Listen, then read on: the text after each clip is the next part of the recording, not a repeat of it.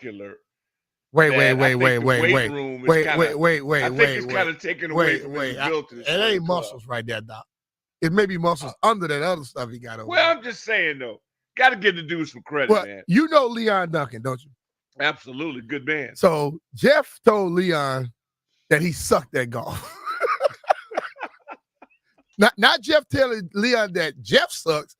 Jeff told Leon that Leon sucks. Oh, so Leon showed up and he beat Jeff on every hole. So he met us on the third hole. So let me see, 5, 9, 13, 15, 20, 23.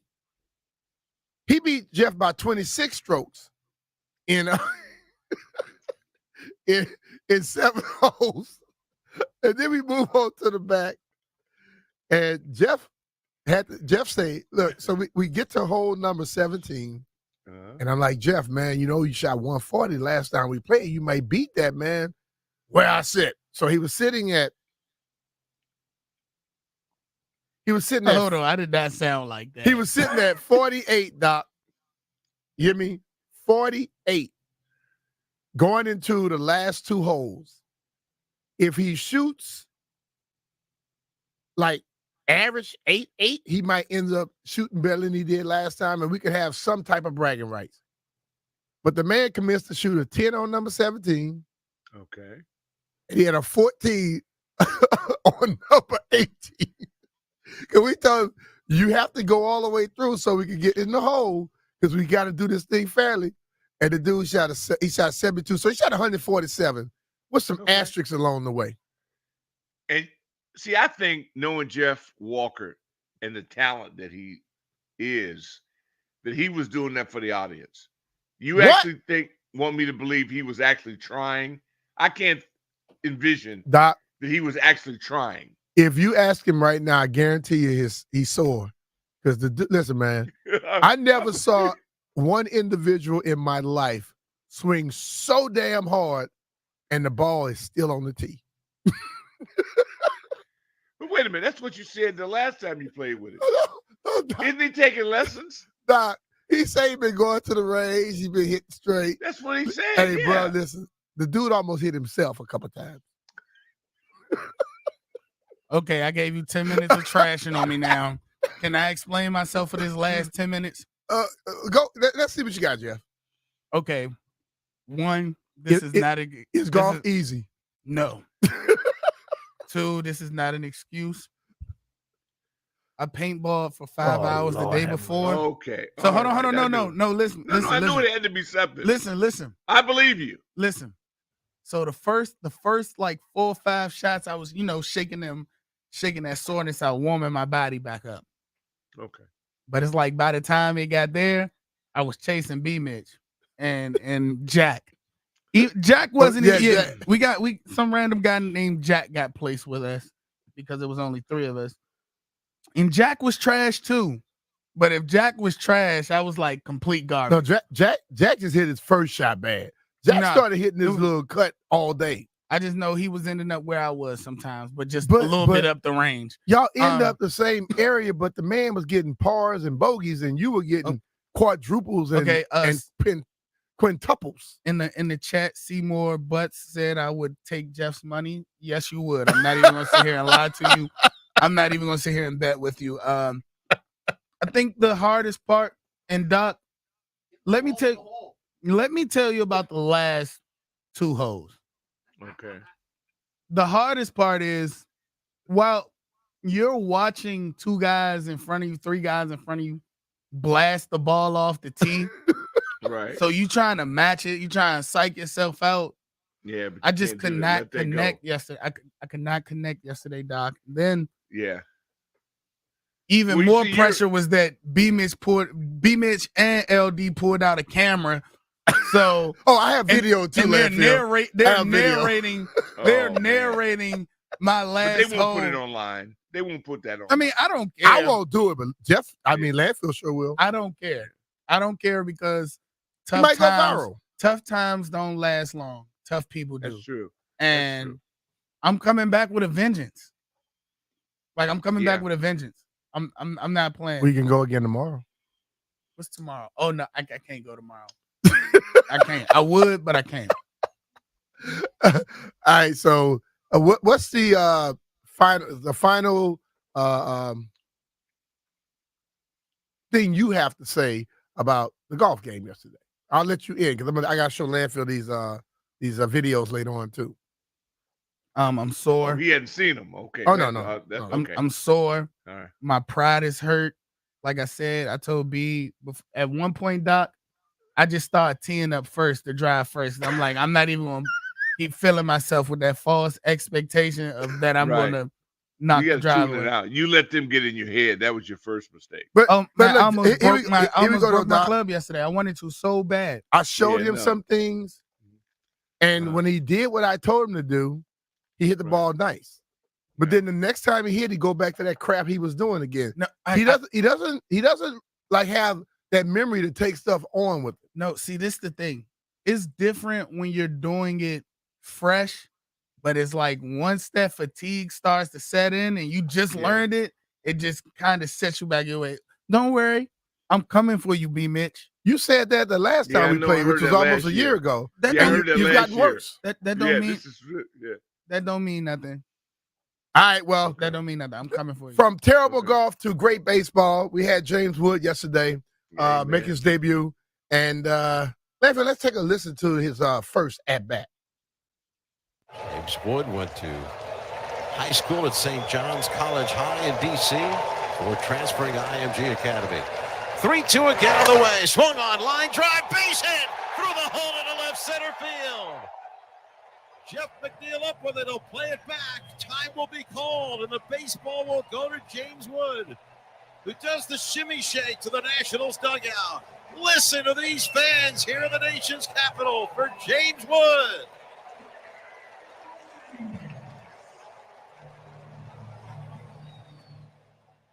That's Charlie. Great moment. Charlie Slow's on the call right there. We had him on the show yesterday, and the whole thing about it is, you saw him. He was 1 for 4. Also had a walk. He drew a walk.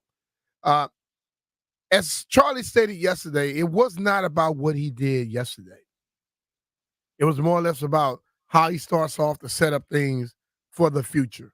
And I think the way he hit the ball, that exit velocity of that first hit to get his single, it was what people expect. I think as he settles down, gets more comfortable, he will start to just settle into what he knows how to do. He can crank the ball, and I think the ultimate thing is that they have a lot of young guys on that squad that can play. And I think the future is bright for the Washington Nationals. I was just so proud of the fan base that to have an ovation, for them to recognize they showed their high baseball IQ, and that this town is more than just a one trick pony.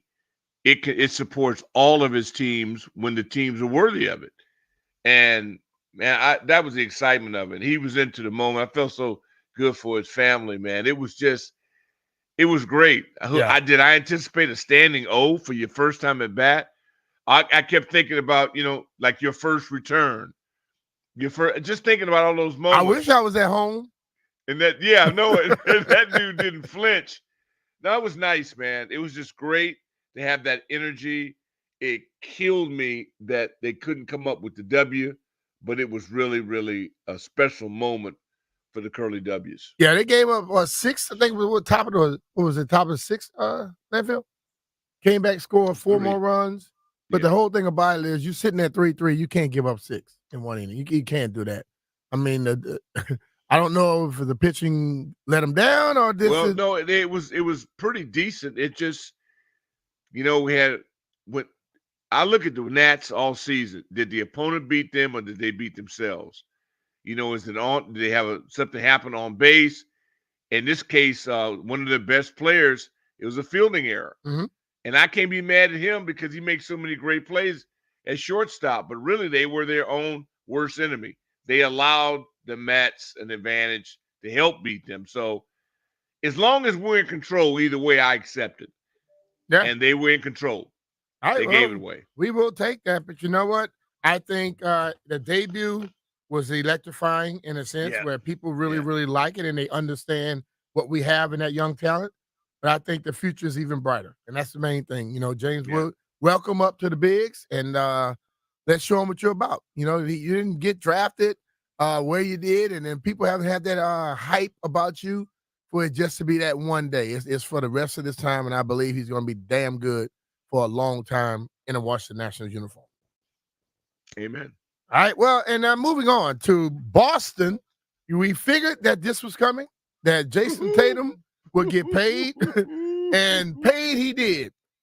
5 years, $314 million, $62.8 million annually. That's how you get it done, man. You go out to get your championship right at the time when you need it, and you stepped up. I understand that Brown was the MVP, but Tatum in that last game came to play, and he got taken care of, dog. Cheddar. What do you call that? Is there another level you have beyond cheddar? Skrilla. Skrilla. Okay. As an old school saying, he got all the Skrilla, man. But he's making over 60. I think Brown makes over 60. I think just signed one yesterday for 30 plus. The kid White, which means he get half shaved more often. Don't have to worry about letting that starting in the backyard come back. Don't grow that back. Don't grow that back. Dude. And the team's up for sale. What is the real salary cap in basketball, or is there one? That's three people right there making over $150 million. Yeah. Yeah, it's a moving target. It's unbelievable, man. So, it's a moving target. I don't know. I don't get it.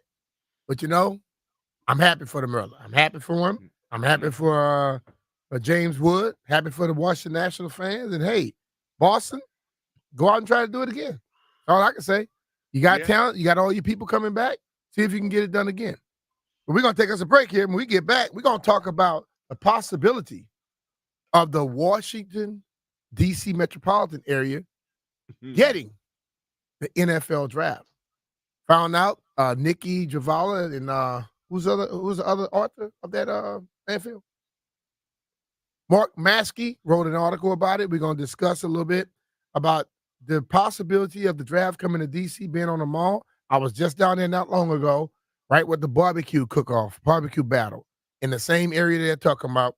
We're going to take a break here. When we get back, we'll be discussing the D.C. area hosting the 2027 NFL draft. But hey, it's Brian Mitchell here. Are you tired of those lackluster cooling systems? Well, it's time to switch to Ruud and feel the difference. Thanks to the IRA Act, you can score up to $2,000 in tax credits on select heat pump systems. And Maryland residents, there's exclusive rebates from Ruud just for you. Personally, I've upgraded to 3 Ruud 18-series inverter heat pumps to stay cool at my house. Ruud keeps me comfortable whether I'm chilling at home or hosting game day parties. So beat the heat this season and visit Ruud.com. That's RUUD.com to see why they're the MVP of cooling. And remember, if it ain't Ruud, it ain't right.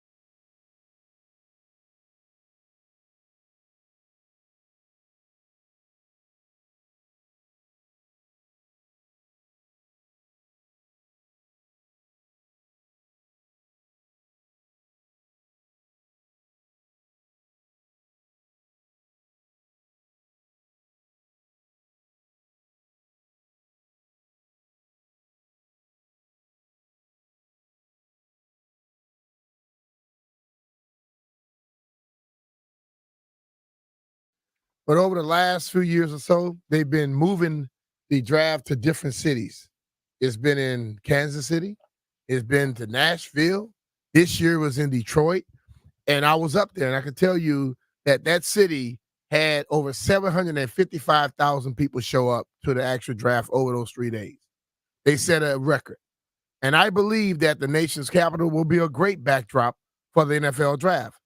And so does Events DC, because they Mark Maskey and Nikki Javala, they uncovered, they just went out there and asked, and they got proof and letters and things that were going on that they've been communication between Events DC and also the NFL, trying to get the draft down on the mall right around 3rd and 4th Street between Jefferson and I think Madison. And I think it'll be a good spot. I was there, like I said, just a couple weekends ago for the barbecue battle. And why wouldn't you want to have NFL draft in the nation's capital? There's been a lot of things here. I understand with all of the controversy with Dan Snyder, you wasn't going to get much going on. And now with Josh Harris and crew around, and I think it's a possibility. But the NFL likes to do things 2 years prior. I think there's some type of deal with the permits that you can get that they won't let you do that to like a year prior. But for something like the NFL draft, and people will be coming in town, don't you think it's about time they make some type of adjustments or amendments to allow that to work maybe a little sooner, Doc? Amen. It's just the lead into a Super Bowl, Final Four. Everything big should be showcased with the backdrop of the nation's capital. Mm-hmm. I remember doing the Super Bowl parade down there on the mall, man. Oh, yeah. I mean, it's not a better backdrop, I think. When we were in Nashville, it was outside. They had like all the stuff around it.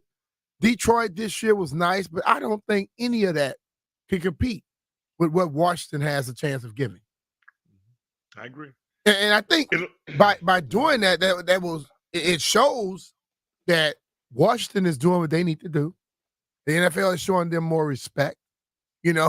All of that stuff I would have to believe, because at first that we weren't getting anything but negativity. Didn't deserve it. Mm-hmm. And so with this ownership group, the NFL is genius. They support their weaker franchises. They picked Detroit a few years back. Detroit became respectable. They earned it. Uh-huh. They rewarded them. And so they don't want deadbeats. They want lively, enterprising investments. And that's exactly what the Harris Group has brought to the table. So let's roll. Yeah, and I understand, like DC, you start thinking, but hell, no matter where you go, you gotta have security around. All those things need to be there. And hell, security is daily in DC. It's nothing new. You add up a little bit, you put some plain clothes and stuff walking around, and like today, well, I can't talk about that one. You get plain clothes walking around and things of that nature. It would be good, but I just think that this area should be hosting that type of thing. Whatever. Like the NFL is big, but I understand we got a lot of we got soccer going on now. Soccer is the biggest thing in the world when it comes down to sports.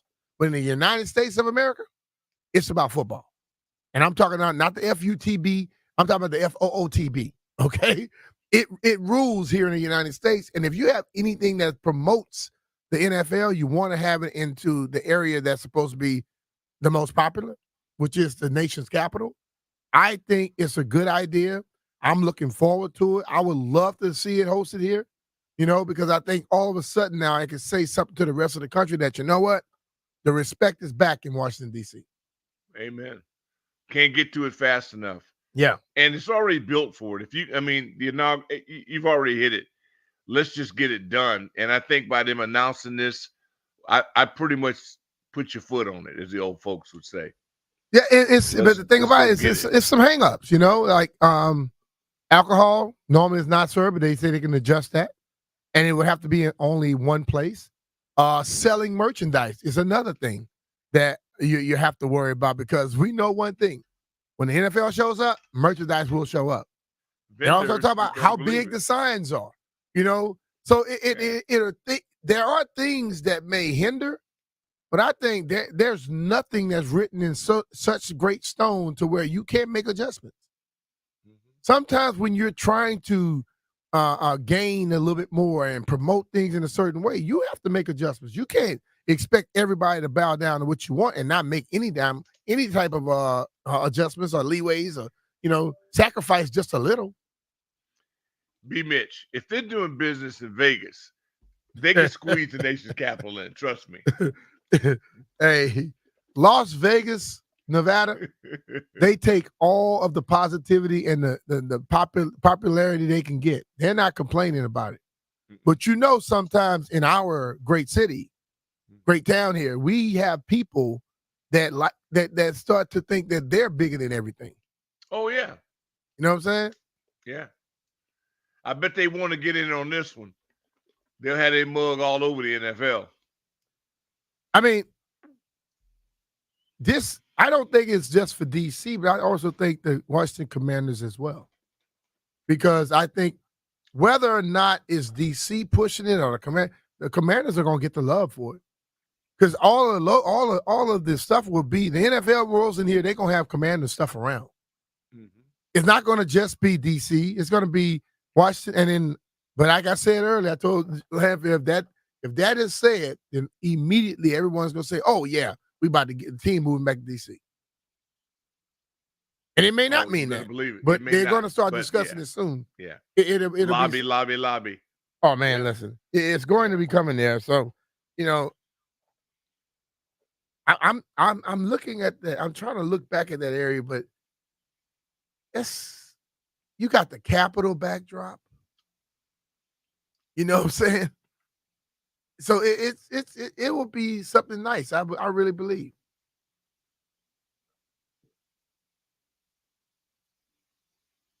Will you participate, Doc Walker? Well, I have to check with Brother Smoot. Ooh. Because wherever Smoot is, I want to be on the other side of the town, because it could be some issues. Why that? Man, Smoot is hilarious. It's going to be, no, all kidding aside. Yes. Mm-hmm. I wouldn't miss it for the world. There's just certain things you just have to be a part of. Because I remember the last time we had the NBA All-Star game here. Mm-hmm. And, dude, that was it was a blast. And a lot of those things aren't fit for public consumption, but it was a blast. And I'd love to see that happen again. Right, I'm going to read this little paragraph. I was talking about the restrictions that happened there. They said there are restrictions on commercialization along the mall. Merchandise sales are prohibited, and logos of draft sponsors would have to be no larger than a third of the size of the NFL draft logos. Alcohol, while generally prohibited on the mall, may be allowed, but only in area designated by the MPS. Find a way. I mean, if people are going to be consuming, let them consume, because, they'll find a way anyway. There are rules for concessions. To protect the turf, there are weight and height restrictions for temporary structures and event time limits on structures that block light for the grass. Don't understand completely about it. You need so much light because grass, you know what it does? Once you take stuff out, it grows back. Yeah. Is that down in Detroit? Do we have a special grass or something? If it worked in Detroit, I think they can squeeze this in. Yeah, they got a number of different landing spots. Yeah, I'm looking at the pictures from Detroit. I was there in Detroit. And listen, I would have to say it went like without any serious situations going on. They had that little, we got subways here, but they had the little rail system above ground. You were able to get around. Where we would park almost every time or get picked up by the Ubers and things of that nature. It was in a spot that was close to everything. I just, look, man, we've had so many things from Million Man March to, every year you have the inauguration and things of that nature. They can handle this in DC. Yeah. I don't think it would be too big or nothing, but I think that you can make some concessions to be able to get something at this big and this magnitude in this town. It shouldn't be in such that we're gonna, look, we don't have to deal with that. Yes, we do. We need all the stuff we can in this city. This city has been lacking for funds and things like that. You need to bring that into the town. All of these hotels here, they will love it. All of the restaurants that need some uptick, they would love it. Parking, oh hell yeah, they would love it definitely in DC. So I think when you start well, towing if you don't park right, but if you look at you look at the benefits, I think they outweigh the things that could be negative. It's a no-brainer. We're gonna definitely talk to Nikki Duval. We're gonna have her join us at 1:00. Talk to Nikki about this because she was the person investigating with Maskey. Nikki they both wrote this article together. And Nick, when she comes with all the information. So I'm looking forward to it. I hope the powers that be and the people that make all these decisions get together and make the right decision. But the question I would start asking to people listening out there, I know we have our chat box. Everybody like to talk on the chat. Can't constantly. I just think the way that you communicate, where you got to put the @ in the person's name, is a little weird. You know what I'm saying? You should be able to just hit their thing and directly respond to them, but it doesn't work like that. We'll get that update later on. But I want to ask you all, would you want to see the draft here? Will it be something that you look forward to? Would you participate? And does it matter? Would you go at all? 800-636-1067. We're going to take a break. When we get back, take your phone calls. If the NFL draft is held in D.C., would you like it? Not like it? Would you go? Won't you go? We'll be right back.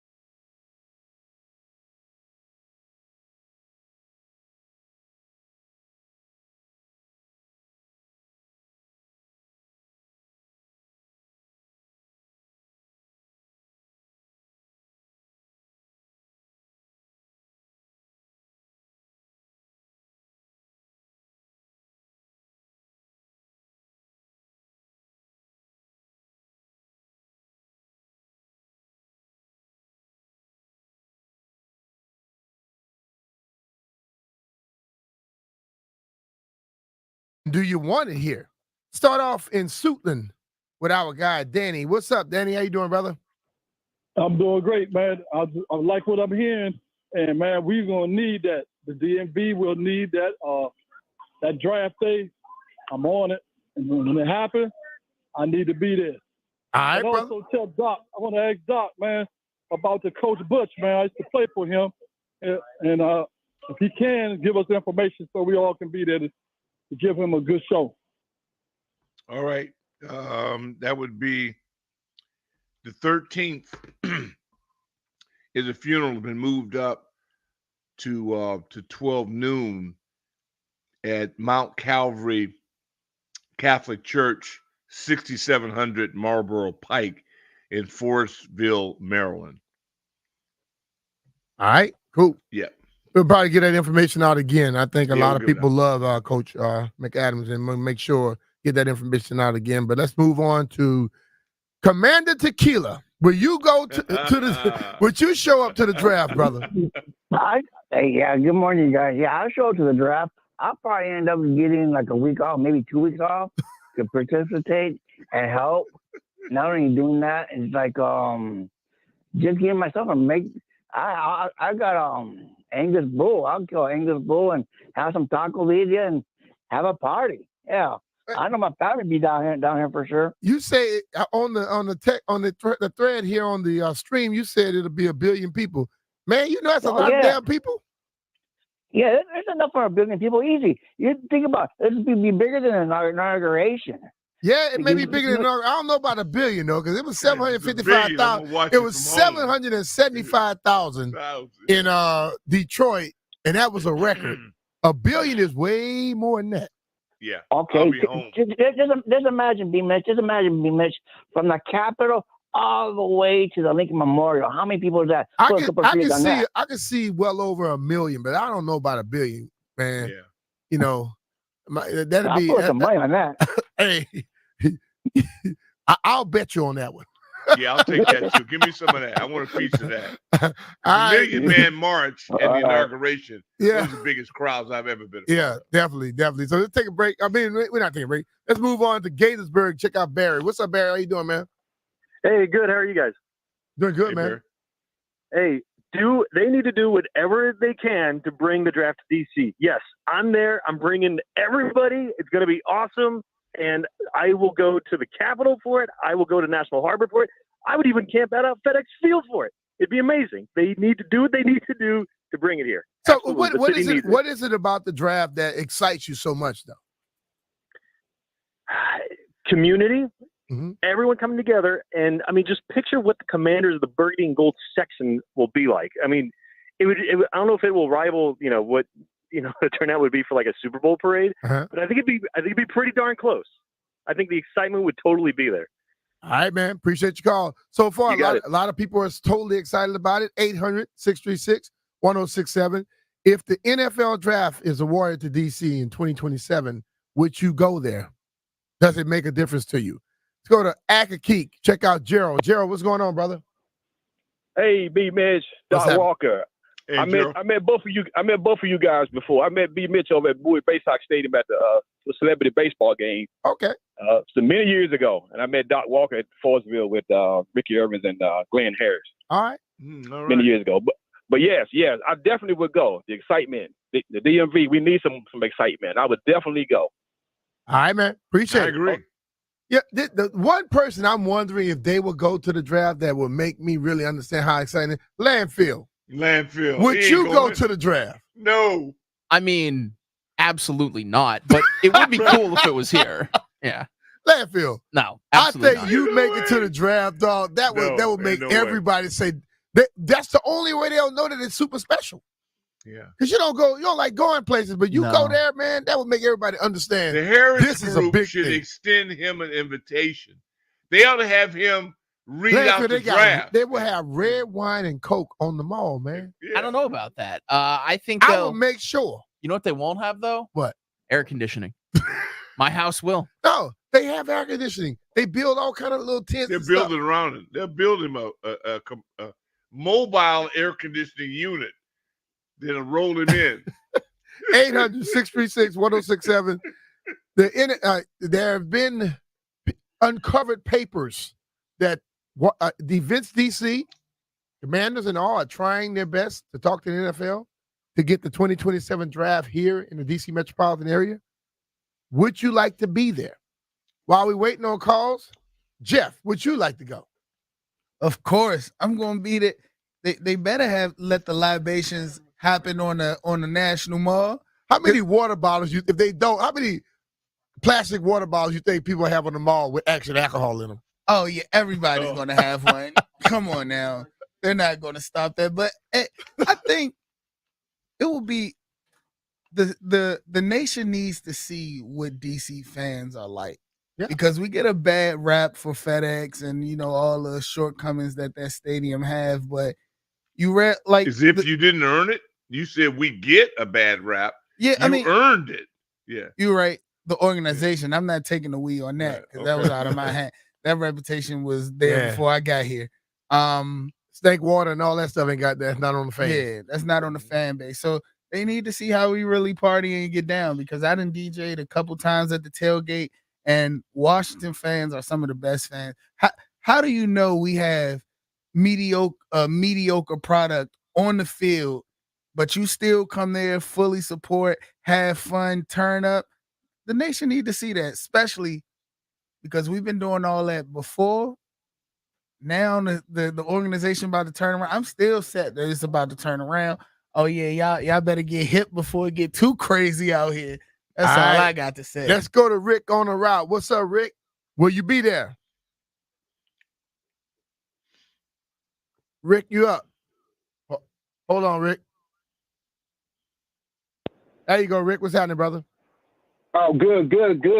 Hell yeah, I would go. I mean, just imagine. We got players and fans from 32 teams coming to DC. We don't ever get that. That'd be extra lit. All regimes, all regiments of all 32 teams combining down here. I think it'll be a lit event, and I would definitely go. It'll be a highlight that's never been done here, and I think it'll, spark way more, towards the DC and the community fan base and everything to come out. And obviously you're going to see all the bandwagons come out also from all the teams. So, it'll be a great thing to see, and I think it'll be lit. All right, man. Thank you, Rick. Agreed. And I'd say this. Agreed. There's been a lot of sports events in DC, and I know Events DC, that's what they want. They would like to do sports events that bring people here to put people in beds and people in restaurants and things like that. I don't think there's anything that's ever happened here will produce more than that would. So if you care about your town, you would love to have it here because all these people combining are coming together in one area.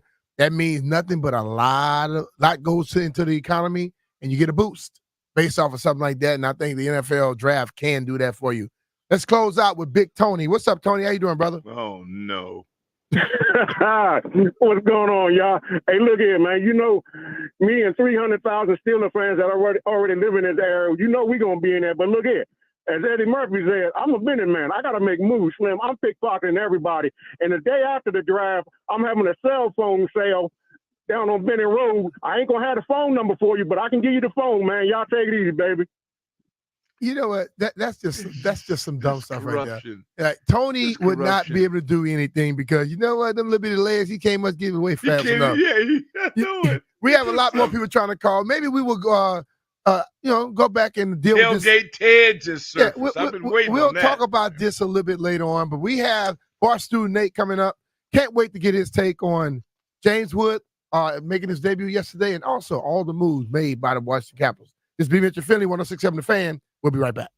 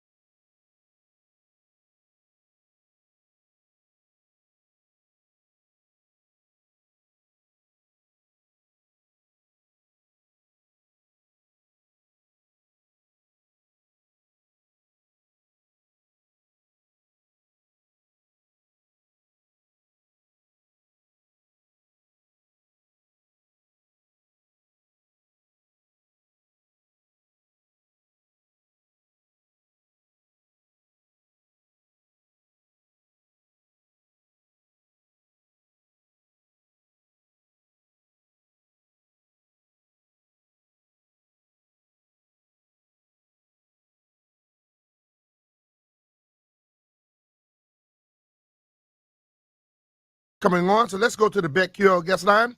Sports betting has come to Maryland. Don't place that first bet without checking with BetQL. BetQL analyzes every game to find you the most profitable betting opportunities. Get 3 free days of BetQL access by downloading the BetQL app or visiting BetQL.com. Let's go and bring our friend Barstool Nate on. What's up, Nate? How you doing, brother? Nate. That was a beautiful ad read. Man, that was wonderful. July 2nd. I think you peaked in the ad read game. We're gonna mark this day down. Nate, stop. No, that was great. All right, we've been having people call in. I know I want to talk to you about some Nats and also the Cavs, but yes, sir. We found out that DC is trying to get the draft here in 2027. Is that something you would participate in? Would I participate in the NFL draft? No, I don't think I would participate. Mean be here drinking, Nate. Well, here's the thing. Have you seen those videos when they have it in downtown Nashville and they pack 300,000 people? I'm not about those crowds. But see, I was in Nashville, but they had a lot of whiskey bars. I didn't have to stand next to all those. But you're a VIP. That's the difference. No, I was hanging out with the people. I like to be with the folks, dog. They roll out the red carpet wherever you go. You're not normal. I would have to be packed into the 300,000 person Nate, crowd. You would be with me. You would be with me. Yeah, if I can get my status up to hang out with you at the 2027 NFL draft, I assume they'll have it on the mall in front of the monuments. It'll be beautiful. Then absolutely I'll be there. I'm not going to stand in the middle of the crowd, though. That gives me way too much anxiety. The second you have to pee, you're dead. All the noise you talk, you have anxiety. But my question, though, wouldn't it be an unbelievable backdrop to have the NFL draft in the nation's capital? And 100%. And they've been talking about, maybe they meaning like people on the internet, about doing an outdoor game on the National Mall for hockey. I do think the mall is so underutilized across all sports. And we just saw the NHL draft out at the Sphere in Vegas, and they really have kind of, I don't want to say changed the game, but it made it just look so cool and so different. And it made people care about the NHL draft, which, I don't know if anybody, outside of hardcore hockey people have ever cared about it. But putting a cool backdrop on something people don't pay that much attention to changes everything. The NFL draft people already pay attention to, but having it in DC with all we have going on there, maybe a new stadium will be in the process. Washington sports right now are way on the up and up. So I do think the second they get the stadium deal done, everything changes. World Cups, Super Bowls, big concerts, NFL draft, everything changes. So yeah, I will be there with you in 2027. Walking up the stairs of the Jefferson Memorial. We're talking to Barstool Nate on the BetQL guest line here on the B Mitch and Finley show. And Nate, speaking of DC sports, we had James Wood made his debut yesterday. What were your thoughts? Huge. I got back into baseball. So as a kid, I loved baseball. I kind of fell off, and then I got back into baseball with Strasburg and Harper and Rendon, and how they built that World Series team with the young stars. And then obviously Soto. And then we have Soto. We fleeced the Padres for this just absolute haul of young star prospects. And so far, so good. C.J. Abrams should be in the All-Star game this year. Mackenzie Gore is a starting pitcher. And then there's Robert Hassel, who's still down in the minors, just mashing. Yarwin Susana, who is in Double-A, and he's, averaging more than a strikeout per inning. And then James Wood, who is a future Hall of Famer. He is 6'7", 235. He should be catching balls up, down the road for the Washington Commanders. But instead, he's just mashing up at Nats Park now. I think it's awesome how good the Nats are going to be in the next 2-3 years. I think it's exciting. And really, that Soto trade was just an absolute franchise saver. There was people at the time who said you can't trade Juan Soto no matter what. You just have to keep him. And they 1,000,000% made the right call by shipping him off to San Diego for a little over one season, getting so many guys back. And this Nats team, give them 2, 3, 4 years, could be a World Series team once again. Did yesterday's crowd blow your mind? Standing ovation when Wood came to bat, because it blew mine. it's cool, right? When people realize like we could be a part of something right now. We're seeing James Wood's debut, and then of course he gets a hit in his first at bat. Cool things happen in Washington with young players. We saw it with Strauss-Smith, we saw it with Harper, we saw it with Soto. Pretty good track record in Washington in the last decade of just really elite young studs coming in, and not just coming in, being good, being really good, being all-stars. So hopefully James, he's young. I don't want to say he's raw because he crushed the minors, but things happen at the major league level. It ain't the minors anymore, but I have high hopes. I think people have good expectations for him. Everybody says he's a great kid. He's learning still. It's exciting. It's very, very, very exciting. Well, Nate, we also had a lot of moves yesterday with the Caps where they trades and signing people. We know that you are a hockey expert. That's what I call you because you always want to talk about hockey. Your thoughts on those moves that they made? And I saw your post about, now my name completely slipped. TJ Oshie, and that is kind of worrisome. That's the sad part of all of this is, so TJ Oshie, after this last season, basically said his back pain is so bad and it does not go away, and he ends up sleeping on the floor because he can't even get to his bed. And it's just really, really sad. He's given his body to hockey, and the last 10 seasons, if you can believe it, last 10 seasons in Washington, won the Stanley Cup here. I will build him a statue with my own two hands in Washington, D.C. He's just that important to the team. It's Ovi, it's Backstrom, it's Carlson, and then it's Oshie, right? Like, he is just part of what made this team special. He's given everything, and it looks like he's going to go into retirement.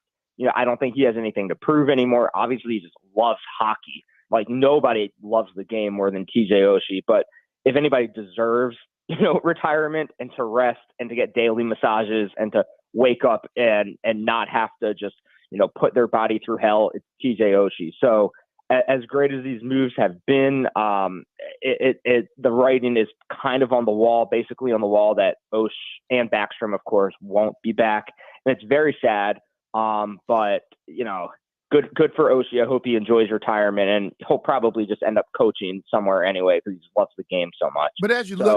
But when you look at it though, Oshie being injured, Backstrom his thing, but that nucleus is getting a little older. They're gonna have to start rebuilding anyway. I understand Ovi chasing the record, but you still want to be competitive.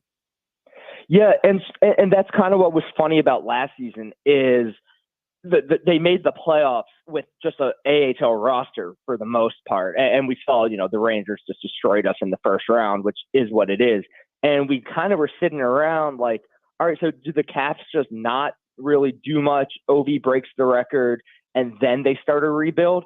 But this offseason has been crazy. I mean, getting Pierre-Luc Dubois from LA, he's a guy, B Mitch, that you would hate because he has all the talent in the world. He just, when he's out on the ice, he'll just disappear at times. He doesn't have that work ethic that you want out of a skilled player.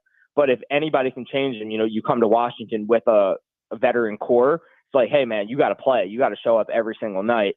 And then to get Matt Roy, who's just this great defenseman, also from LA, for 7 years. I think it's like 5.5, 5.7 per year. I think that's a great contract. We're getting a big defenseman in his prime, which we needed so badly last season. Just anybody who can just be out there on the penalty kill and shut down first lines. And this kind of dark horse trade that we made on draft day, getting Logan Thompson from Vegas, who was very good last year. And, we don't know exactly what we have in Chucky in goal. He played great, but he was kind of like a journeyman up and down AHL goalie until he just got red hot last season. So if he, doesn't, live up to what he did last season, we have this great goalie now in Logan Thompson. He's also under 30 years old. And that only took like a second round pick or third round pick. So yeah, the Caps made some moves. We got a defenseman from Ottawa who's a first or second pairing defenseman. It's good stuff. I'm really happy with what the Caps did. Did not sit back and just let the team get worse. Got exponentially better. It should be a playoff team once again this coming up season. Like, I'm very excited. Well, you got me pumped up. They're making moves in the right direction. And it's hard, man, departing from guys that have won you a cup. We've gone through it with the team football. It happens in every sport, but because of their Hershey Bears, they got a system. And I think it pays dividends when they stick to that and don't fall in love with the past. Yeah, it's tough too, right? Like, it's tough to see old guys ride into the sunset, but it's great when you just replace them with young, exciting, good players. And they, you still have your guys like Ovi and Tom Wilson and even Connor McMichael, who I think is going to be 24, 25 this season. He just re-signed another 2-year deal. Nick Dowd is still here. So, yeah, like it's a good combo of holdovers and new players and young players that came up in the system. I've said this a few times now. It's a good time to be a fan of every Washington sports team. Like, obviously, Jaden and Terry and the new ownership and coaching staff with the football team, that can't be, understated how exciting like this upcoming season is going to be in the next few. And then the Nationals, as we just talked about, just so many good young players. The Ovi chase is going to be super exciting. He either does it this season or next season. And then the Wizards, who I love, but, it's tough being a Washington Wizards fan because they just haven't really done anything for so long. Finally have hit the blow up the team button, starting completely over. Alex Sarr, he looks awesome. I'm very excited to root for him and, just watch them build the next couple seasons through the draft. So, yeah, like we're in a good spot in DC. It's not, the most, it's not going to win prom queen, the way that all these teams are building and chunking together pieces, but it's exciting. But Nate, that's a lot of stuff about the future what we're expecting to see happen. But in a few weeks, we're going to be seeing the Olympics come along. Have you been following the Olympics, and what has sparked your attention? We look at Sydney McLaughlin, world record after world record she seemed to be setting. Watching the swimming, looking at the gymnastics, looking at track and field. It's a lot of exciting things to be looking forward to. What are some of the things you're going to be paying attention to? Bro, I always say this, that women's gymnastics every 4 years is the most exciting, like, spectacle in sports. You can get a Michael Phelps. I think swimming is also awesome, but, just women's gymnastics, like the whole country falls in love with these women every 4 years and just like rides or dies with the Simone Biles. And you remember like the Michaela Maroney with the face and just all like, they're so good and they're so fun to watch. And we all just sit there like our jaws on the floor. Like, how is she doing this? So obviously excited about the gymnastics and the swimming. And then, as you said, track and field. I know you're a big track guy. I'm a big track guy too. I don't really talk about it, but I love following the track and field and watching it. And then obviously our basketball team should just absolutely dominate every other country. This is probably seems like France going to be a contender, man. Everybody going to the draft coming from France. Yeah, I mean, France, I don't know where this French basketball skill came from. It's kind of crazy, right? Something must be in the water. Yeah, I mean, we got to get over. I got to get over there. Maybe I'll get the height.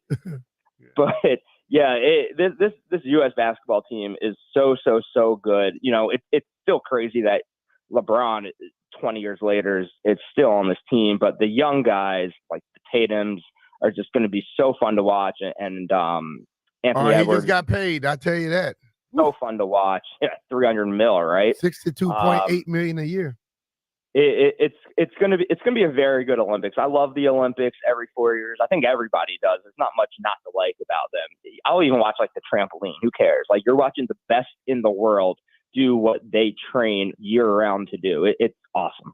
Yeah, I think it's a great thing watching them right now. Listen, man, you trained for 4 years to get to an event. I saw the young lady running in the 800 meters. She got tripped up, and she was probably one of the favorites to win.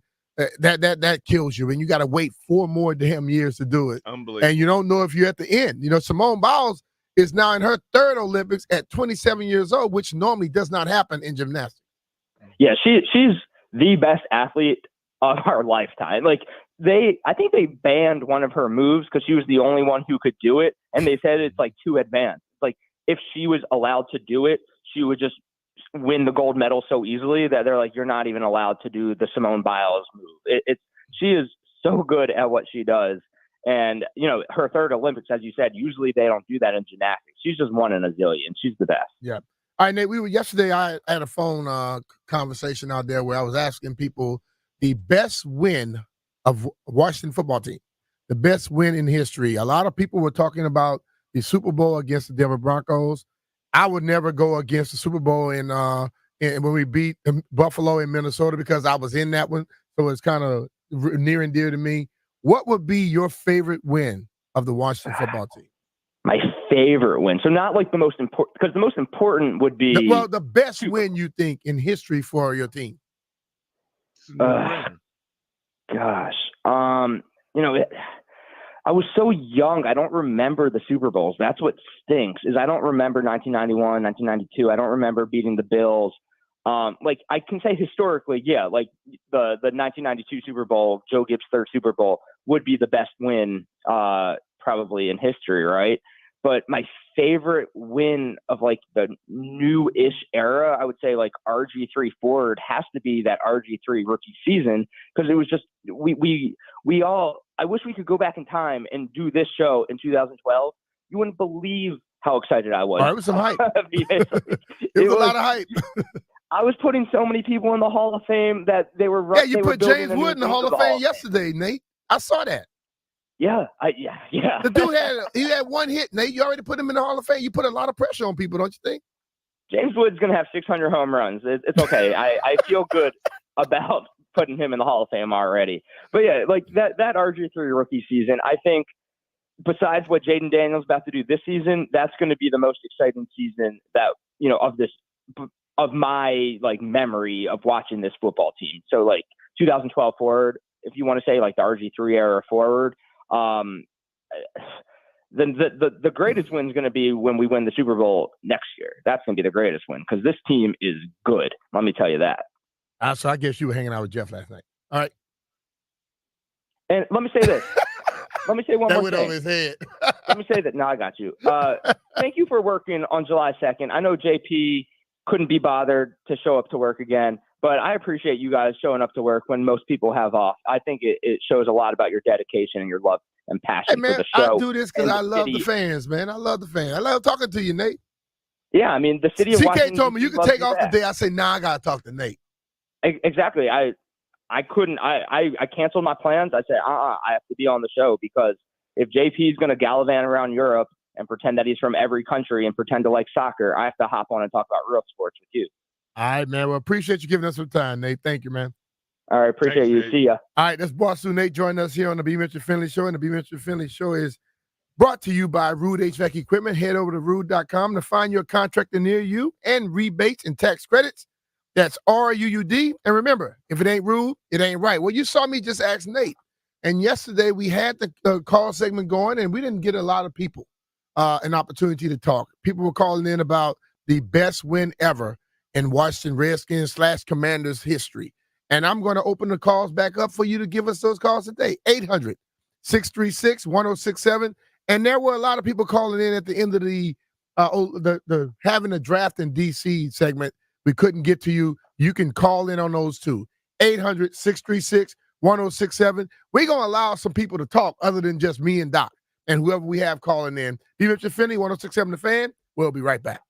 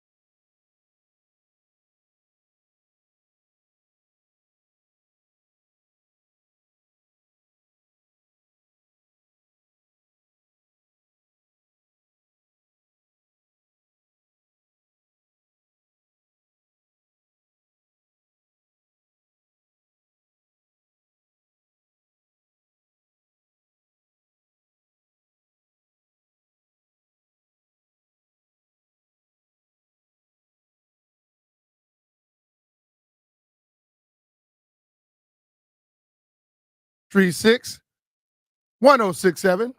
we're asking you two questions. The favorite or the best memory you have, best win in the history of Washington football. Also, we are asking, would you participate? Would you go? Does it matter to you if the draft were to come to D.C. in 2027? We're going to go straight to the phone lines in Fairfax, and let's check out Richard. What's up, Richard? How you doing, man? Hey, I'm good. I'm calling because you were talking about memorable victories for the Redskins, right? Yeah. Mm-hmm. Or Commanders. Okay, I'm a little older, so I'm going back to when we beat our arch enemy, Dallas Cowboys, 1972 at RFK Stadium to go to the Super Bowl. I remember Charlie Taylor running down the field with the winning touchdown, the place going nuts, and that's the most memorable game for me. All right, I appreciate that, Richard. I think what I love about these type of segments is that we get people in different eras, and some people, like young people, don't like to go back into the past. They can learn something about the history of the franchise, you know, because you go back then. I was back in Louisiana back in those times. So I think it's great to get people, you know, like Doc and Richard. Well, Richard is Doc, to make sure they can teach us some stuff. Yeah. That was a good one. Let's go to Woodbridge and check out Sean. Sean, what's going on, brother? Hey, Mitch. What's up, brother? What's happening, man? We're doing well. Hey, look here, man. Hey, well, the most memorable has to be a Super Bowl because that's the biggest game, biggest game of the season. Uh-huh. That Miami Super Bowl, you guys gotta really look at this emotion. If John Riggins don't run that ball back, we lose. John got that football, man, and just really ran over folks. That's just that's Redskin football, man. That's memorable stuff. You know what I'm saying? Uh-huh. He beat us if he don't get that ball in there. And it's just, sitting there watching that. You know what I'm saying? Oh, man, them bring back the days. All right, man. Appreciate your call, man. I think that was it. All right, 800-636-1067. Best win in Washington football history, and also the draft. If it comes to D.C. in 2027, would it be a good thing, and will you be participating? Let's go to Dallas and check out my man, Two-Pick. What's up, Two-Pick? How you doing? I'm good, B. How are you? I'm good, brother. All right, first I'm going to hit y'all with something real quick, okay? I need y'all to look up the name Eugene Bass down here in Fort Worth, Texas. 54 years old, killed by his son, soldier. It's ridiculous, but I've been dealing with that for a little bit. And then I'm going to answer both of your questions. The best Super Bowl, that Doug Williams Super Bowl, that second quarter where the offense just exploded, the defense clamped down, gave him back the ball. And then if the draft came to D.C., I'm absolutely there. There's nothing like repping your city. Oh, yeah. Appreciate it, brother. I'll tell you this, man. Oh, man. Listen, I know I said earlier, Super Bowl 26 is going to be my best because I was in it. But it's kind of damn hard to go against a team that scored 35 points in one quarter. Because when you look at that, that tells you everything was clicking. Your offense was clicking, your defense was clicking, your coaching was clicking, special teams was clicking. Everything was on point. Because it's kind of hard to score 35 in one quarter, especially when you got a sucky defense on the other side. And you're playing against the other team in the NFL that's in the Super Bowl and you score 35 in one damn quarter. That might be one of the best wins in all of sports, to be totally honest with you. After your quarterback got hurt. Think about that. Yeah, that was a remarkable one, man. Super is right, but hard to beat that first one. I know I'm biased, but especially after the 72 game, I agree with the caller about beating Dallas in that game. Charlie Taylor scores, but they lost to Miami. To avenge that loss and to win the first, it's hard to beat that. But I agree, they're all classics. All right, man. Appreciate it. Let's move on to our next one. Let's go to Andre in Upper Marlboro. What's up, Dre? Hey, what's up, fellas? Hey, Doc, I'm taking you back. That game when the Diesel went around the left side and that defensive player pulled on his jersey, he got away. That was the victory right there. That was Miami, it. Yeah. The game I just referenced, yeah. It's hard to beat the first win of a world championship, especially when you avenge that loss against the undefeated Dolphins. But they're all great. So, Yeah. we just they all great. nitpicking. And it was something special about that season, too, because, Doc, y'all, that last game of the season or the last time y'all played Dallas, y'all beat them at RFK. And my uncle took us to where y'all would come out that ramp. Man, I got your autograph, Neil Okowitz, Monty Coleman, Dave Butt. I might go on and on, but that victory in that whole season was it for me. All right, man. Appreciate it, bro. Man. I'm liking this because we're taking a walk down memory lane here. And Doc, you was involved with some of these things, brother. All right, let's go to my man Larry in D.C. What's up, Larry? What's up, B Mitch? What's up, Doc? What's up, player? Hey, I met both of you guys. I met B Mitch at RFK, and I met Doc at the NBA All-Star game that was held here in D.C. years ago. Oh, that was a ball. Mm-hmm. My best memory is with RFK, when the stand was rocking, he had to call D.C. police out and put a tape around us. They had with my man Dexter Manley had crushed the quarterback for Dallas. That's my best memory. Yes, that's a good one. All right, bro. Yeah, I remember that. Hey, B, one thing. Yo. I'm a Louisiana guy, too. Where you from? I'm from New Orleans. You knew one of my guys from Picayune. Who's that? You knew a guy from Picayune. They used to call him Head. They called him Head. That's what they called Round me. Head. Picayune. You remember that, huh? They used to call me Head because I have a small head. Yeah. Yeah, but he was one of your buddies from Picayune, Mississippi, man. So, yeah, just taking you way back, man. Oh, yeah. That's back to the 80s. Appreciate you, brother. Appreciate the call. Yep. All right, let's go to G, the mechanic. What's up, G? What's up, guys? I love you guys. Appreciate you, brother. Yo, man. Man, I'm going to tell y'all something. I think the biggest play in history was made by Joe Theismann. Now, I'm going to go back to the second quarter in our first Super Bowl when we were struggling. We was struggling before we got hot. Now, I know 70 chip was a bad play with John Riggins. But early in the second, Joe Theismann going back to a pass, the ball gets tipped in the air. Kim Bocamper, one of the baddest linebackers back at the time, was on his way to catch that ball and going for the touchdown. And Joe Theismann came out of nowhere and batted that ball down. We would have never got the 70 chip if they would have scored that touchdown early in the second quarter, because that would have changed the whole momentum of the game. So I think, and I was on my seat. I was scared that whole game, man. I was petrified until 70 chip. But that play was huge, because if Kim Bocamper would have scored, they'd have been up on us, and we would have been playing behind for the rest of the game. All right, man. Yep. Appreciate it, brother. That's true stuff. They go deep, boy. They go deep that to happens. plays that happen. It wasn't the end of the game. It was what happened early in the game. Oh, it was Charlie Tin Hitch, versus press coverage. Never forget it. All right, let's go to Fairfax and check out Ram. What's that, Ram? What's up, B Mitch? What's up, brother? What's up, Doc? What up, player? All right. Hey, I'm 69. So I remember that game. We beat the Cowboys to go to the Super Bowl, in 72. And we lost to Miami 14-7. Then also, but the best one was, like Doc said, when Riggins hit that left side and went down the sideline, scored that touchdown. You know what I mean?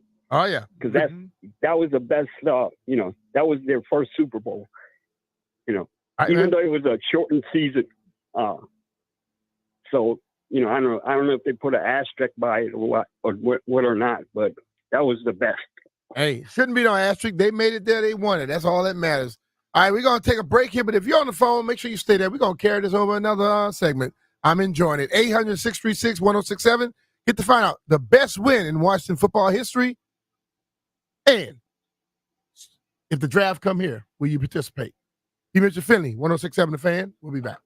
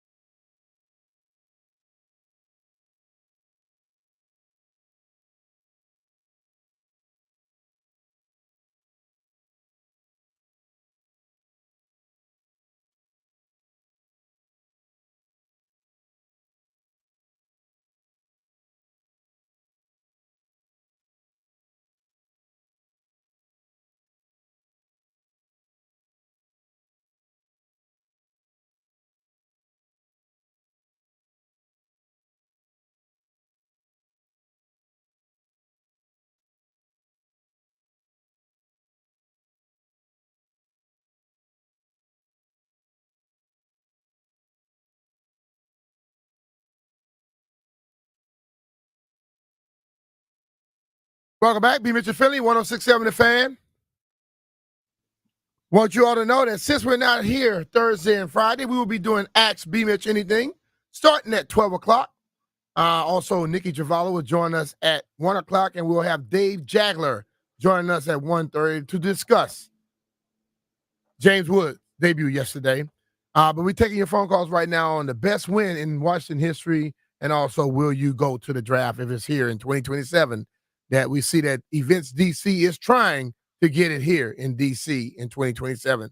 Let's go right back to the phone lines and start off in Indian Head with Brian. What's up, Brian? How you doing, brother? How you doing, gentlemen? Thank you very much for taking my call. I appreciate what both you gentlemen not only did for the city and the sport, but the example that you set for the young men that followed behind you, and you continue today. Thank you. My biggest memory of a win was the final game at RFK. After the game was over, I actually got to walk on the field with my dad and kind of look up and see, what you guys see, the vantage point that you see looking from the field up was a great experience. And all I remember too, I was young at the time, but all the police surrounded the goalpost so nobody would pull them up. But God bless you guys, man. Have a good day, and thanks for taking my call. I appreciate you, man. Thank you. Oh, yeah. I remember playing that game. Hey, it was a lot of stuff going on right there, Doc. I remember. Oh, yeah. Let's go to Arlington. Check out Hicks. What's up, Hicks? Hey, what's up, guys? How y'all doing today? Doing good, man. What's up, Hicks? I would say the one game that I was at and I stayed till the very end for, and I saw with my two eyes, was Sean Taylor returning the Dallas field goal block at the very end of the game to set up a return. I mean, the stadium had kind of cleared out, but the people that were there were hugging, and I mean, it was just the best game ever. And so, yeah, that sticks out in my mind. And if the draft came around, I probably wouldn't make it because I'm a teacher and a coach. I probably got too busy to do, man. And two girls at home, so I can't really be making it out. Hey, we're gonna cancel school and all that stuff one day for you. Get you there. There you go, man. You do that for me, and I'll make it out for sure. I appreciate that. Take care of yourself. All right, guys. Have a good one. You all too. Right. From Arlington to Gaithersburg, Mike, what's your favorite? Yeah, I have to say what's his name? Doug Williams Super Bowl. Oh, yeah. Because like you said, the 35 points. I'm not a Redskins fan, but you know what would be the second biggest win in Redskins history? What's that? Daniel Snyder being forced to sell the team. You know what? You hit it, and I knew I was waiting on somebody to say that. I think, look, I've been waiting for it for 2 days, and finally, bam, there you go. Good call, Mike. Thank you, man. Go to Tim in Culpeper. What's up, Tim? Hey, how you doing? Doing well. Good. Hey, Doc, I got to meet you in Gainesville with my dad, one of the last events he done with Alzheimer's. Oh, man. That was a pleasure. Couple of favorite moments. I've been a lifelong Redskin Commander fan. I was at, like the previous caller, I was at the last game at RFK, first game at Rowjohn, way back there. But one of my favorite games were all three Super Bowls, the counter trade with Riggo, Doug throwing his butt, and, another game is Darryl Grant, stomping into the end zone, fumble recovery or interception. I mean, I have a plethora of memories, grew up with you guys. One of my favorite games is the Skins Cowboys. I think it was Thanksgiving, and Danny White goes under center, and Tom Landry standing on the sideline saying, "No, Danny, no, Danny." That was my favorite game. All right, man. Appreciate your call, Tim. Thank you, brother. Let's go to DC. Check out C. What's up, man? Hey, Brian Mitchell. How you doing? How you doing, Doc? Hey, C. Good. My most favorite memories was when Darryl Green was a rookie and he ran across the field, chased down Tony Dorsett. Yeah. Oh, yeah. And that was a great one. Huh? That was a great one. Yeah, and also one of my favorite memories is watching Jack Kent Cook land that helicopter on the practice field. I mean, he had swag. All right, man. Appreciate your call. Jack was the dude, man. All right, we're going all the way to Chicago. Dominic, what's up? What's your favorite? Hey, Brian. You let JP when he get back, let him know I just got back from Dubai. I'll tell you about that in a minute. He hung up on me last time before going to Dubai. All right. Hey, Doc. Yo. My sisters ran into you, Gary Clark, and Santana at some event about a month or so ago. She said DC she talked Prime. to you. Said, yeah, huh? DC Prime. DC Prime. Yeah, she said, I went to Doc. I told him you're gonna want to fight me after I say this, because she one of them people that believe in them soft ass fans. Yeah, hard on them like I am.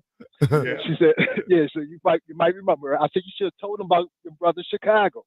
Last time I talked to you, we made a bet. It was about Burns Steakhouse, and if Ron Rivera had put, I hate to say, Dwayne Haskins back in the game starter, you said you would buy me a meal, pay for my dinner in Burns Steakhouse. And I said, okay. Also, I want you to come to Chicago and bowl. You said you don't bowl with Smooth Bowl. But anyway, that never happened because, it never happened. The bet never. Yeah. So I say that to say, I just wanted to say that, man. You're still my guy. I haven't talked to you since then. But the baddest play ever, it has to be John Riggins, man, because that's all grit. That's all grit. Bowser made a heck of a play, but that's all grit what John did, man. Especially when they slow it down, he turned that corner, they speed it up, and that boy fast, big as he is. Oh yeah. I don't know. Yeah. So that's to me, that's all time favorite. And Brian, those greens at the United Emirates Golf Club. Oh, special, man. You gotta get out there. All right, I definitely will. Appreciate your call, brother. All right, man. Be All right, good. let's go to Brandywine. Check out Hank. Hank, what's going on, brother? Hey, buddy. My two memories is like the previous caller said when Dale Grant got the ball in the end zone. Dexter made Danny White cry. I was hoping it would give Roger Staubach, but can't get everything. and when Darryl Green, I think it was a championship game against the Bears when he pulled his rib cartilage or whatever he did, his muscle jumping over that defender. That really stood out. And hey, I met Monty Coleman and Mark Saref coming out the outhouse at the Blues Festival at the Equestrian Center, and they still shook my hand. All right. All right, man. All right, Appreciate your call. Good thing Monty didn't break Hey, it. Yeah. it's amazing the things that went on back in the day. Anybody care about no damn hand sanitizers back then? No, Let's go to Bones in Southeast. What's up, Bones? Hey, my main man, B Mitch, Rick Doc Walker. Shout out to Jeff. Hey, man, I'm tell you, man, this was at RFK, man. This was a very memorable moment for me, man. Because the Burgundy Gold was playing them old rusty Dallas Cowboys, man, and they was on the 1 yard line trying to go in there and score, and they gave the ball to Walt Garrison, right? And my main man, Kenny Houston, man, put that forearm on him and stood him up at the goal line, man, and stopped him from scoring, man. That, to me, was one of my most memorable moments of watching the Burgundy and Gold. Hey, man, I love you guys. Thanks for taking my call, man. All right. Appreciate you, man. All right, we got Jay and DC. We got Jupe, Andre, and Steve. We're going to take a break here, but we get back. It will be still. I'll let y'all finish up these, but then you get to ask me anything you want. B Mitch and Philly, 106.7 The Fan. We'll be back.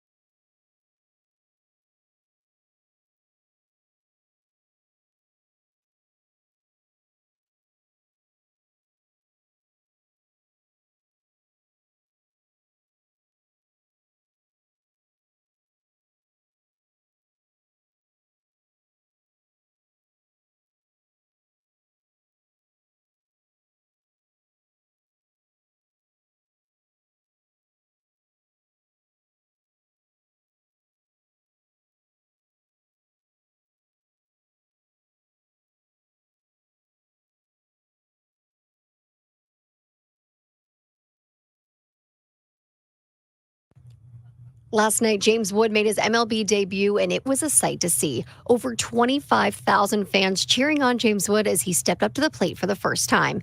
In his first major league at-bat, he also collected his first hit.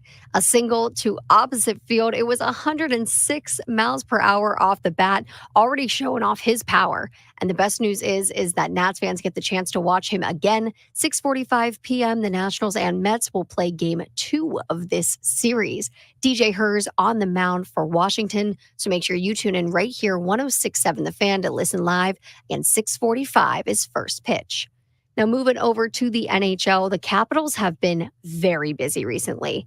They signed defenseman Matt Roy to a 6-year, $33 million contract.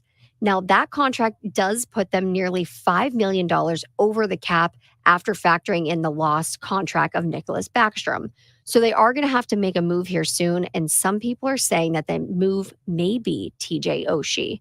The Capitals also added a little bit more depth. They acquired left-handed defenseman Jacob Chikrin from the Ottawa Senators.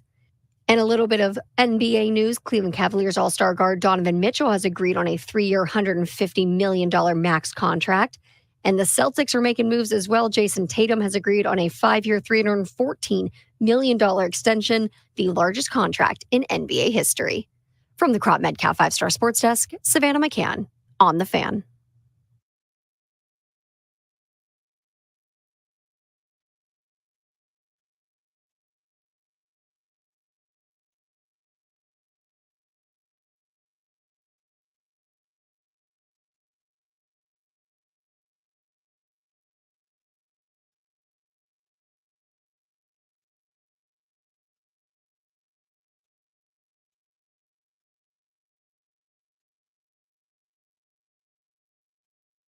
What time is it, landfill, right now?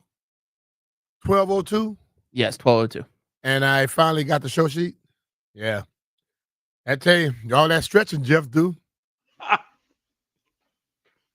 don't know, man. But it's time for Ask B Mitch Anything. Also, we're going to finish it. I just got it, Doc. Walker guy, boy, I tell you. But we also Hey, going to man, finish he it. got a lot on his plate. He's no ordinary dude, man. Oh, he's not ordinary at all. Dude is- I dude noticed is that a yesterday. star. He is not ordinary. We're going to finish up your calls on the best win in history for the Washington football team. And also, now we get to Ask Me Anything. And go to Jay in D.C. What's up, Jay? How you doing, brother? I'm doing pretty good, fellas. How y'all doing, man? Doing well, man. Jay. Hey, so I want to comment on the best game in history or best win. All To right. me, it's the 87 championship games against the Vikings. Only because I was there. I don't remember. I was about 8 or 9. I don't remember all the games, but like I said, what I remember most is that stadium rocking and that crowd. Like I said, I could stand still and you just bouncing up and down because I'm on that lower deck. My uncle took me and my cousins, and we were split up. So it was, we had to scout the tickets. I mean, so you had 2 sets of tickets. So we didn't sit together. But it didn't even matter. It didn't even matter. We was in there. We got the win. And I remember, I don't know, I remember too many players because I was only 8 just getting into football. But I remember Vikings dropped that ball on the goal line. It was a pass that they threw, and they dropped it, which could have tied the game. And then, man, the crowd went off. All And right. we stayed after the game, man, to get autographs. I met Manley. I met Charles Mann, got the autograph. Gary Clark. Manley, when he couldn't get to him, he ran to the car. He wasn't feeling it, so he got out of there. But nonetheless, man, that was the greatest win for me. Like I say, we was there. And last thing, as far as the NFL draft, would I go if it came in?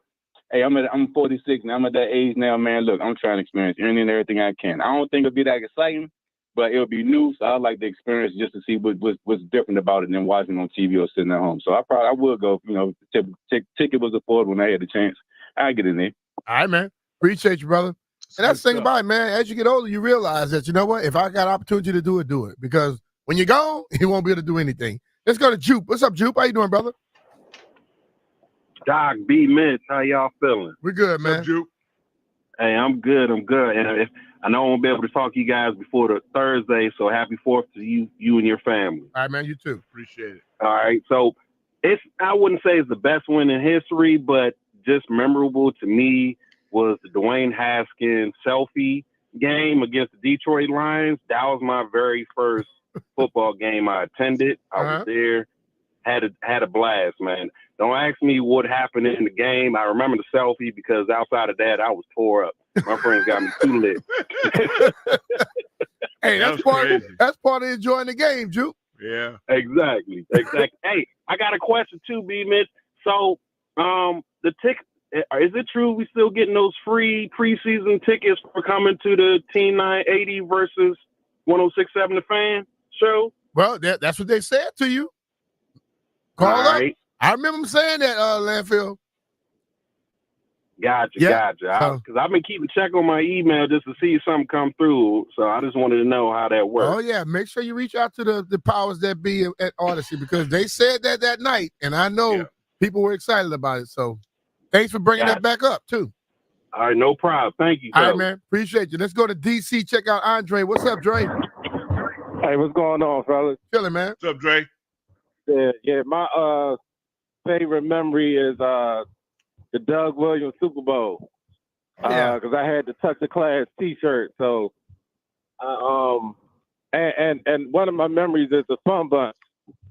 That was a good memory too. Oh yeah. Yeah, I think that game though is a big one, man. Because I was sitting at home in Louisiana watching that game, going, "What the hell just happened, man?" Like a blur. Yeah, man. Timmy Smith he was running wild too, man. Oh yeah, definitely. That was out somewhere the other day. Guy called me Timmy Smith. I said, "Hold on, dude, we don't all look alike." He calls you Timmy Yes. Smith? Y'all had the same shoulder pads though. Yeah, they did. Hey, man, you got to Timmy protect Smith's yourself like out 50 there. pounds heavier. Hey, than B. Dre, Mitch you got to now. protect yourself when you're out there, man. Take care of those shoulders. Appreciate you Man, calling, you gotta brother. go to the Hall of Fame, man. Thanks, Definitely. man. Hopefully one day, bro. We'll see. All right, man. Springfield. Let's talk to Marlon. What's up, Marlon? Hey, gentlemen, how you guys doing? What's up, Marlon? So many memories, like I said, from George Allen. I mean, up to the president, or at least up to you guys, anyhow. And Dre just stole my thunder, because like I said, so many memories.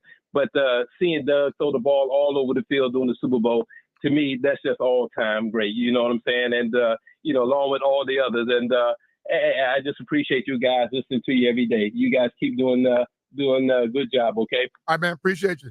I think when you hear the whole backstory of all that stuff and watching Doug limp back out there and finishing up that game, it makes that game even better, to be totally honest with you. Let's go to Bill. Bill, what's going on, man? You're up, Bill. All right, Bill's gone. Let's go to Wayne in Pennsylvania. What's up, Wayne? Hey, B Mitch. My favorite, October 8th, 1973. We're beating Dallas 14-7. 24 seconds left in the game. They've got 4th and goal at the 4-yard line. Craig Morton hits Walt Garrison at the 1, and Kenny Houston, a man half his size, picks him up and throws him 5 yards backwards from whence he came, and we win the game. All right, man. That's a good one there, Great too. game. I remember you telling me about that one, Doc. Yeah, I saw that from home, brother. Yeah. On a Zenith, black and white. Yeah, that was. Hey, man, you better stop doing it. Jeff don't know what you're talking about, man. Jeff know what I'm talking about. Jeff, you know what a Zenith black and white is? Jeff. My bad. I was editing. You know what a Zenith black and white is? Zenith. Why have I heard of that? It's a black and white TV. Oh, nah. I've seen that name before, but not. You ever heard of that? I heard of a Zenith like boombox, but yeah, they have boomboxes too. Yeah. You ever heard of a horse? Landfill? A horse? Yeah. Yeah, horse. Okay, good. I just want to make sure. Hey, I just want to make sure people don't have. Everybody thinks that the world that they had like electric cars and stuff. No, it started off with a horse. Y'all don't talk about Zenith. Yeah, Man. I rode a I'm horse. proud of that. Yeah, okay. I used to ride horses, so I take you that way. Okay, where'd you ride it to? Ride it? No, I ain't ride no horse to Oh. school, but I used to I work for didn't this. know that. I used to work this guy, and I had to go like check the property out. Oh, seriously? Okay. Yes. So you are an experienced And we horseman. own horses. We own horses, cows. We had all kind of stuff in my house. Okay. Don't tell Big Tony that, for God's sakes. Yeah, that's good. What you say, Jeff? I was about to say, yeah, but my mic wasn't up. I've seen horses and stuff. I used to go down to a farm in South Carolina to visit. I'm sure. my I hope family. you've seen a horse by now. Dog. Yeah, They're on I'm talking TV about everywhere. in person. Oh, In okay. person, bro. All right, let's go to Carlos in Savannah Park. What's up, Carlos? How you doing, man? Good. How about yourself, guys? Happy Good, man. Tuesday. Same to you, bro. Good. Listen, I would definitely. I had massive FOMO when I turned on the ESPN channel during the Nashville draft, and it showed the crowd on Main Street or whatever street you call it, far as the eye could see. And I'm just like, damn, there is beer that I am not drinking. There is women that I'm not talking to that is there. And I'm here in Maryland. And if you have it on DC, I guarantee, Mitch, I guarantee you, there'll be at least a pupusa stand. Every 5 stands will be at least one. And I will make sure that happens. Guarantee that. And then my favorite memory, victory, a Redskins victory. And listen, man, I'm a diehard DMV. But when it comes to the Ravens, love the players, the fans. You can kiss my bumper, all right? When Kirk Cousins came in overtime and sent those boys back to Baltimore, and then when that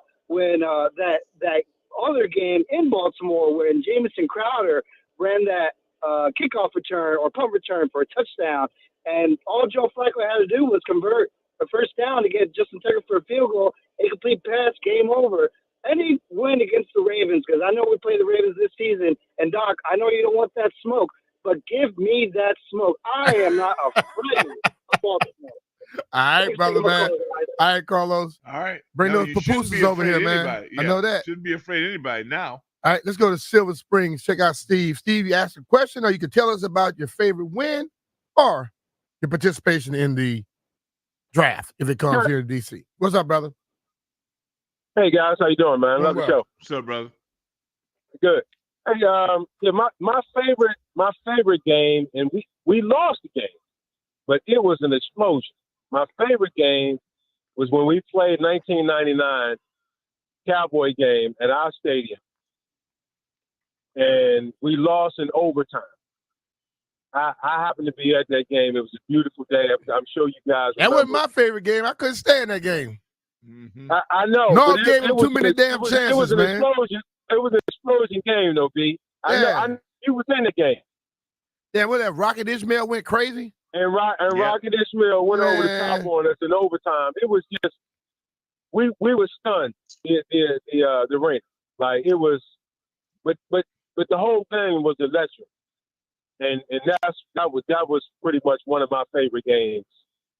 Of all time. Yeah, you just brought back a bad memory, bro. Yeah, that was not fun. Well, I had a problem with North right there. I'm like, dude, look, you are with us now. Why the hell are you giving them chances? We are killing them. Keep going at them. Yep. You know, and he started being like passive and stuff. Man, you go for them. Right. Bro, when you up, you began to lift.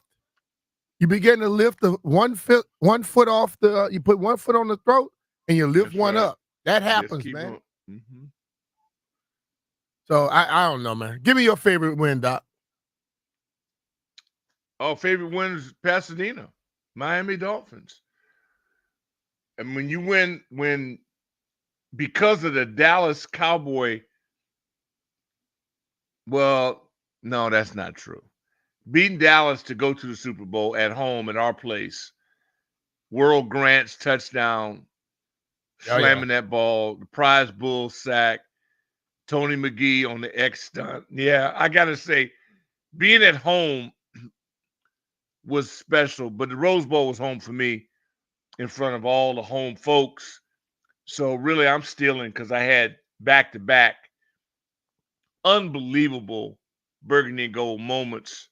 You just can't duplicate it because the NFC Championship game and the Super Bowl were really two home games for me personally. So I ain't mad at none of it. I think a lot of it comes down to personal preference because I can be honest with you. One of my favorite wins was going back home to Louisiana, playing against the Saints, balling out. Yeah. You know, mom came in and cooked up some stuff for the folks, and everybody was ready what was to go. that? What did she cook? Man, they had fried turkey. They had etouffee. They had all kind of sides and stuff. It was unbelievable. And I was like, man, I hope they didn't feed us too much. Man, we balled the hell out the next day. Yeah.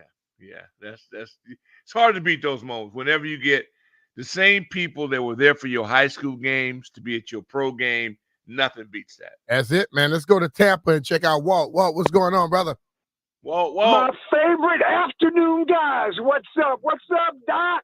What up, man? Baby? Hey, now B Mitch is gonna be in Tampa, so tell him what you've been telling me, because he'll be there. Okay, B Mitch, my wife is from the Philippines, Cebu City, and she makes the best. Now, you probably had it, lumpia and pancit. Are you familiar? No. You will be when you get to Tampa. All right. And once you eat it, you're gonna be running me down trying to get some more, at least get the recipe anyway, because you can burn yourself. Well, me and Santana, we like to go out and experience stuff. So yes, we will try it. Yeah, he been telling One me on the more weekends. thing, too, if y'all want now, I got some Polaris slingshots if y'all want to cruise around too. But that's another story. I'll talk to y'all about that when you get here. Are you going to be in Miami? Because I'm going to go down to the preseason game for Miami. Yeah, the plan is for that too. Hey, I'll see you then. So let's get on subject though. Hey, Doc, I told you I was going to run you down, man. You thought I was joking. I ain't joking. I thought about, man, I've been around since George Allen. All right. But I would say the player that gave me the most wows was Darryl Green. Oh, yeah. Darryl Green just did things, man, nobody else has done since. So Darryl Green was my special moment guy, but I had a bunch of them. Hey, thanks for taking me today. I'm gonna slide on out so y'all can do your thing, and I'm gonna listen. All right, man. Talk Appreciate this you, Walt. weekend, Walt. All right, good deal. Doc, man, we doing Walt's the show here, and weekend I warrior, can't get man. these dudes to pay attention to the phone. They all in the what's it called? I think it's a special person out there. You I'm gonna have just leave it a at that. celebrity. You have a celebrity. No. Staff, There's some man. special things going on. Hey, nah. Must be Russell. Nah, that Chris what Russell must be there. I just seen some phenomenal movement by a police force, and it was pretty entertaining, dude. I just seen some nice guns, some tactical equipment. Oh, they make sure everything is right. Yeah. But Russell just showed up? Yeah, Russell showed up. Okay, all right. Yeah. He's a guy, man. You know, no doubt about it. I mean, I'm just saying, the Rooster. Man. Yeah, having his own division. Well, I was talking about food, Doc, and I was sitting here as people were asking questions, and I did some etouffee this weekend, Sunday. And I really didn't have a chance to eat it because like I cooked it, left for people when they coming home, and I finally had my first set of it, and Maya she put the etouffee over some angel hair pasta. Oh yeah, angel So hair. more, bro, let me tell you one thing. I still got it, Doc. Yeah. hey, my man was just saying, was Walt was saying, Walt, yeah, man, I can burn. I thought I had lost. I thought I had lost my touch. I thought I had lost my touch, bro. It's still Walt's there. Good dude. I got to on do the weekends. He hits me up. I say, man, you got to hit B Mitch. He'll be down there, man, because this sounds good. This dude sounds just like you, and he's serious about what he's doing, and he wants to share. Oh, don't worry. So I said, I got to make sure y'all get hooked up.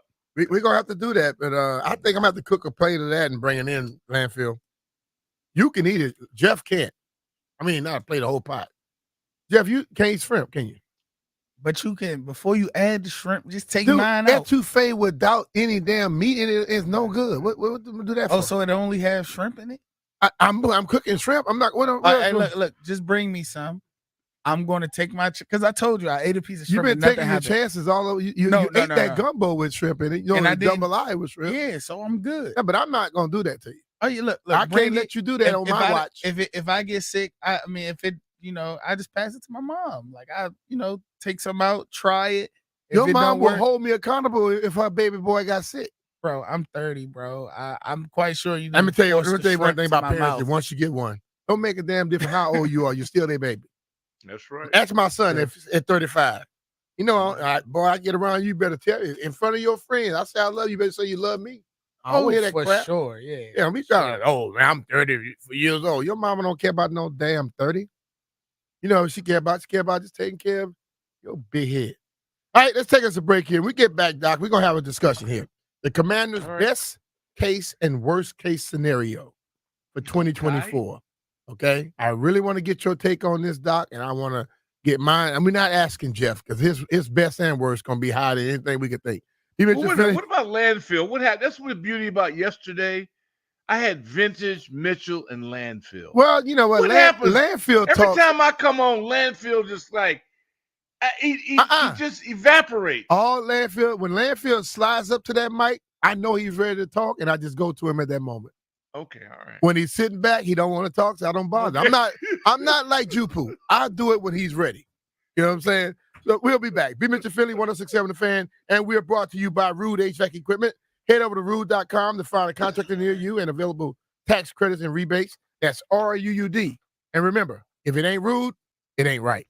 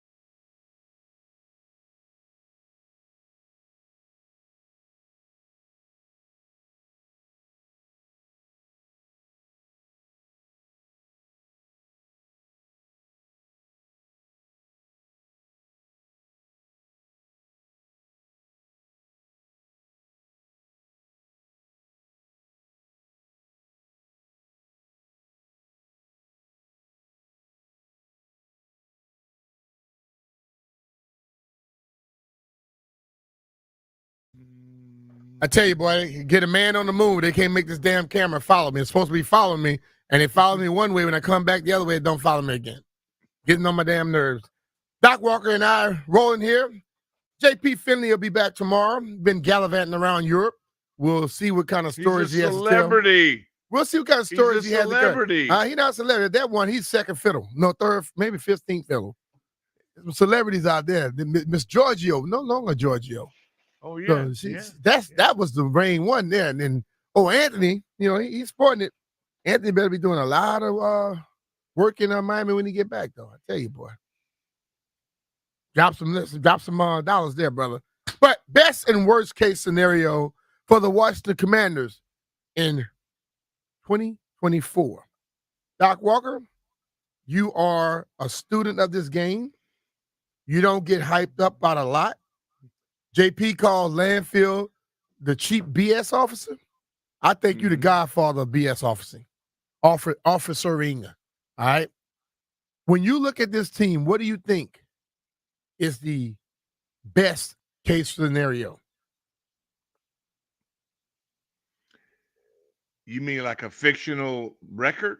I'm saying, what if you look at them and you see all the different things coming in and out? What you think the possibilities are based off of your acumen and also your experience. We know, like we're not most guys where they sign one person and be, we're going to the Super Bowl. But the ultimate thing is, I know it's some ifs and ands into it, but if they go out and Jaden Daniels hit, and a lot of these guys that they sign to these one-year deals come in and play like they're capable of playing, what's the best case scenario? That you would be a playoff team. Mm-hmm. That you would be in contention for your division. You're just going to be in the mix. I think it's sinful for a professional team not to be in the mix. Yeah. This is not like college where you're recruiting or you got NIL or you don't have. No, everybody's equal except for acumen, intent, and effort. So I think we now have the acumen, we had the effort is up, and the spirits are lifted. So now it's just up to, do we stay healthy at those key spots, quarterback, left tackle, corner, and can we actually go out and be competitive? And I believe that we will. Every indication says that we will, and I expect it, but I've expected it over the years. But it's different this time because these guys are not BSers. Yeah. They're not used car. Not to get you. I love some of my best friends are used car salesmen, but they're just not con men. This is a legitimate effort by some used car salesmen are con men. So Yeah, but not all of them. Some of them are some the people in all levels of our life. Some new car salesmen are con men too. Yeah. Well, let's just say that they don't tell you that car just came through a damn flood. That's true, but I think the whole society is not void of con men. So let's just call it straight. Yeah, there you go. But in this case, I feel very comfortable bragging about the potential of us not to suck. And see, for me, I'm with you on that. Like, people have been asking me what I think, and my first thing is I can't tell you right now. Because I haven't seen anybody in anything other than T-shirt and panties. Okay, that's right. And I said that way to make sure you understand. When people are running around in shorts and T-shirts, that's not real damn football. Right. So I can tell you people are fast, tell you some people in shape, but I can't tell you a damn thing about actual football. So when they start putting on pads and things, and I would say this, if the things that I'm expecting based off of what I've seen thus far works out the way that I've seen and heard it will, I believe that, like Doc said, they could be a playoff team. Okay, and when you say a playoff team, people go, "Oh man, no. It doesn't take much to get into the playoffs. Could be the last. You could be 9-8. You could be 10-7. You got 7 spots to get into the playoffs now. So I think that's possible. And I think the ultimate thing comes down to I'm not like the typical person that talks about football. They always say, "Oh man, it all boils down to the quarterback." Mm-hmm. I played quarterback, and might not be at the NFL level, but I did. Okay. Mm-hmm. But it doesn't make a difference what your quarterback does if the people can't block for him. If the people in front of him can't block for him, he can't get the ball to the guys like a Terry McLaurin. He can't get the ball to a guy like Jahan Dotson, if he goes back and be how he was his rookie season. He won't be able to do much if they can't run the football effectively with Brian Robinson and Eckler. So ultimately, it's going to come down to what that damn offensive line does. Okay? And when you flip it over, it's easy to say, oh, man, that secondary got cooked. But if the coach kept lining them up in the same dumbass coverages all the time, and people kept attacking the same dumbass coverage every week, partially their fault too, the coaches. But if your secondary has to cover for 5 and 6 seconds, they're not going to do it. The NFL receivers are too damn good. So for me, everything boils down to the big dudes. If the big dudes can play super competitive, kick-ass football, this team can win 9-10 games this year. I think that's best case scenario in my book. Now, worst case scenario, we could look bad worse than we did last year. If everybody come up here just reading the Clippers and feeling good about themselves instead of going out there and understanding that there is no one on this football team that played well enough last year to be resting on their laurels.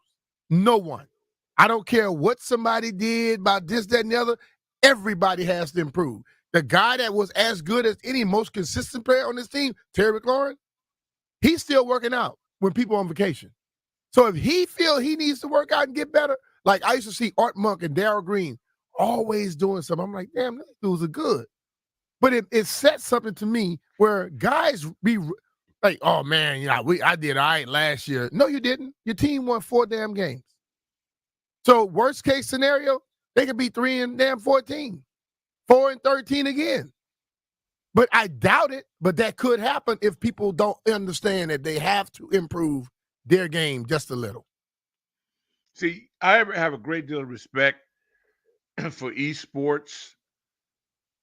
I didn't grow up with it, but man, I have a great deal of respect for it. We have sports fans that have genuinely are competitive, and they do it a different way. And so these young kids now get faked into thinking they're popular. They're really not, because these people are making money off of whether you win or lose. Whereas I grew up in a generation where the only way you were recognized is if you won. That's different now. So these cats are being sold on a different platform. So the coaching has got to be even better now to keep these guys motivated. Because let's face it, we've had some guys here that have been unapologetic. They just took that money and really thought they had accomplished something. And they've done nothing. They're in last place and walking around driving convertibles. I'd be in a truck in last place. These cats are a whole different sphere. We have to get rid of that element, and I think they've done that, and now get back to where the only way you can feel human is to win. And so it takes a minute, but I think they got the right people now, and I can't wait for it, because having all these arrogant losers around, it just drove me nuts. Yeah, and like my thing is, I can go off of what I see. Okay, I know what it takes to win. I know what it takes to lose. And I also know when I'm seeing people work towards what it takes to win. And I believe that these guys right now and the staff, I think the people above the staff, the front office, even ownership, they give a damn about winning and what they look like. Yes. I think others before felt that we can just show up. It's burgundy and gold. We've been to 4 Super Bowls. We won a world championship way back in the day. We won 3 of them. They were resting on the laurels of what they had seen before, but had absolutely nothing to do with. Okay? George Allen was here. Bruce Allen didn't do a damn thing. He just had his daddy's name. Didn't automatically mean he was going to do something. Okay? The ultimate thing now is people that are coming here now, they understand. And let's be real. We say, oh, they spent $6.05 billion. You know what the person that spent $6.50 thinking? I got to make about $12.10 billion. You see what I'm saying? I got to do that to be able to recoup what I spent, because they didn't buy this team just to be walking around with their chest out. See, buying a football team did not make them big men. They own hockey. They own basketball. They own soccer. They got a real damn business. So now they want to win. In business, you don't buy and invest to be steady. You want to improve, increase. And I think that's what they're trying to do. And I believe that mindset now has started to filter around every person in that damn building. It's no longer just, I'm big dog because I own the team in town. No, they try to make the team in town better. You know, they looking at the possibilities. One man spent $800 million and sold it for $6 billion. They spent $6 billion. You think they're not thinking about trying to sell it for $20 billion if they want to sell it later on? B Mitch, anything is possible. Steve Ballmer bought the Clippers. They couldn't be a bigger joke. They were a bigger joke than this clown show was. And guess what? Now they on the verge of running Los Angeles because the Beverly Hillbillies couldn't even attract. They just lost Klay Thompson. I say lost as if they ever had him. And his father is a part of that. That kid said he'd have been the dumbest thing he could have ever done in his life, going backwards. They are a sinking ship. And that kid they can't even attract a guy at the last phase of his career to go join them now. And that's exactly what has happened here. So, I mean, it's just, listen, man, I think one thing about sports and the thing I know about competitors, a real competitor really doesn't care what you say to him. If you tell him he's great, doesn't care. Tell him he's not great, doesn't care, because you know what? He's not judging himself based off of the opinions of those that really don't know what it takes to get there. Don't have so, but there are people out who act like they're competitors who try to react to everything a person says about them. So if I say you're great, you stop working. If I say you're bad, you say, oh, I don't care what you say. You still don't work. But the real competitor works no matter what you say. So ultimately, what it comes down to is I am seeing now people that are influencing others by saying, hey, you may have thought you did enough. You didn't. When I heard Bobby Wagner telling offensive linemen, hey, man, you're giving away tips. Don't do that. I noticed you were going to pull based off of the pressure in your hand. Well, that person probably thought, oh, I'm fooling them. Like, I know Ernest Biner taught me to stay even when I'm in a 2-point stand, weight even on both feet. And I thought I was, but if I'm going to the right, I always had a little more extra pressure on my left. I didn't think I did, but he was able to let me know that. Yeah. So as I begin to learn, I begin to get it. So now I'm looking around, I'm putting weight from right to left. I am now throwing as much as I can to confuse the hell out of you. But you have to learn those things. And now you got people on this team that can help out guys who thought they were getting the best info and they weren't. Now they can get it from some people. Kenny Houston, at the end of his career, you know how humiliating it is when you consider yourself young and spry, and there's a guy at the end of his career and you cannot run past him, and you're trying to figure it out, and he pull you to the side and say he knows exactly where you're going because you're telling him with your eyes. You know, everybody has a tendency to look where they want to end up. And Kenny Houston told me one day on our ride home, he said, you got to stop looking to where you want to end up. Throw me off. So this is what older people, that's why a guy that gets rid of all of his vets is a fool. You know, you need a good mix of youth and enthusiasm.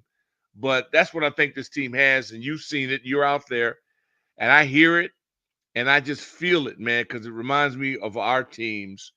They got to get along, and it's not about money. It's about pride and the fact that if you can live with yourself, having lost to the Giants 4 straight times, then you don't deserve to wear this uniform. Well, hey, man, strong leaders are not worried about guys with opinions that may be veterans. We've seen people get rid of those when they come in a building. Strong leaders go out there and get veterans with an attitude or with an opinion. You know why? Because they want to know, and it helps them get better. So right now, I'm looking at this thing where I did the thing yesterday on leaders and bosses. We had a boss before. Got some leaders now. We'll see how it goes. B Mitch, Finley, 106.7 The Fan. rolling with my man, Doc Walker, and we're going to take us a quick break here. We get back. I've been watching a lot of Olympic trials, and I just want to bring some more spotlight on it because, listen, I have enjoyed myself thoroughly. And I just want to talk a little bit about the best Olympic trial events. What has excited me a lot? What has excited Doc? We're going to find out when we get back. And at 1 o'clock, Nikki Javala will be joining us. And 1:30, we'll have Dave Jagler, and then we'll hit Hurley Lift. I don't know why we're doing Hurley Lift first, Landfill. None of us are going to be here the rest of the time, so we're going to have fun with it anyway. B Mitch and Finley, 106.7 The Fan. We'll be back.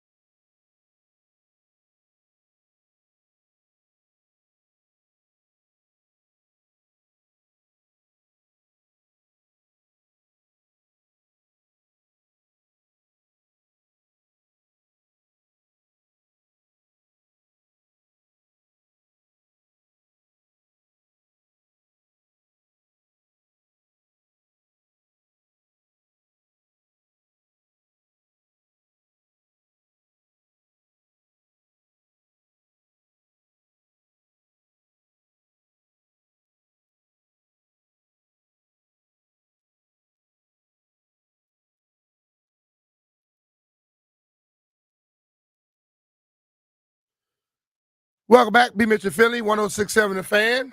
B Mitch and Philly show is brought to you by Rude HVAC Equipment. Head over to rude.com to find your contractor near you and available tax credits and rebates. That's RUUD. And remember, if it ain't rude, it ain't right. Doc, the Olympic trials have been going on, and we see people who've been working 4 years, some people more than that, trying to make it to a place they want to go. Katie Ledecky has been outstanding, one of the best Olympians in history, or probably top two, to be honest with you. The only person close to her, or maybe above her, is Michael Phelps. When you start looking at all the awards and medals that they've won. A young lady I watched the other day in the 50, the open 50 breaststroke came to the end. I think her name is Simone Manuel. She came from behind right down the stretch in like the last 10, 15 meters and ended up getting to the wall first, winning that thing to make sure she'll be going on. Watching Sydney McLaughlin, this young lady, like every time she step on the track, it's another world record. You know, was it Anna Hall? I think it was. I think that's Benjamin St. Jude's wife's sister. I'm watching all these young ladies, watching Lyles, watching the little kid Quincy Wilson. Dude, I have been thoroughly impressed by it, and the showmanship of a lot of these young ladies and men out there is great as well, because we've gone to a point in this world where we want people to have success but not celebrate. People in the business world, people in the corporate world, people in politics, when they win something, what do? They have a damn party. Why do athletes have to be stoic? People say act like you've been there before. When somebody wins a election for the second, third time, they don't not throw a party. They still throw parties. They've been there before. Why do we make athletes have to go out there and be so damn stoic for a society to feel good about themselves? Because they can. Because they don't understand I don't buy what goes in. I never will They buy don't it. understand it. They never do. Never will. And you hit it earlier in the show. Can you imagine training 3.5 years for one game? What they do, what they put forth, and I know this is every 2 years there's some major competition, but that discipline alone, to me, I've always been in absolute awe of. One pull muscle, one strain, and they could keep you out of sync. Yeah. So for the Mary Lou Rettons and the Simones, it's beyond anything I can imagine what that's like. Like what I see is, and when I look at the professional sports as we see them in this country, a lot of people are in college. What they're doing in college is basically what these Olympians are doing for 4 years. They're trying their best to get to that point. But once the Olympians make it to the Olympics, do they stop working out? Hell no. They work even more because they understand they want to peak at certain times. So when the draft comes around, I would say when I got drafted, everybody was there. It was selling you that silver medallion, NFL medallion. I said, I don't want that. They said, what do you mean? I said, I haven't made the NFL yet. I got drafted, fool. When I make it and I make my money, and I'm gonna buy something of my own that's gonna be different. But I have never worn an NFL medallion because everybody did. And you know, most of the people that wore that NFL medallion were the people that didn't make it, the ones that got cut, the ones that were satisfied with getting drafted. I was never satisfied. I wanted to get 1 contract, 2 contract, 3 contract, try to get as many as I can. Like Jumper Getter said, as long as they're paying, I'm playing. You know what I'm saying? So pay-per-view. It comes down to what I've been seeing. I'm telling you, I will be stuck to the TV for the gymnastics, track and field, the swimming. I will be checking all of it out, man. Because I mean, there are all types of stories out there. Yes, we're going against the rest of the world. But there are still, when you are on a team with somebody, do you just automatically assume they're better than you, or you want to be better than them? Because in gymnastics, there's the all-around competition. If I'm one of those young ladies who Simone Biles was the person that ignited my attention, do I not want to see if I could beat her? I'm not going to sit back and just wait. If I just saw the young lady Simone come back on the 50 meters. And let's be real, not a lot of African American swimming, but she has been doing it for some years now. I would want to be the next person that she ignited to go out there and do better than her. Yeah, just like the Williams girls in tennis. Yes. Anytime you go out of what people expect to be your quote norm, then you are a trend setter.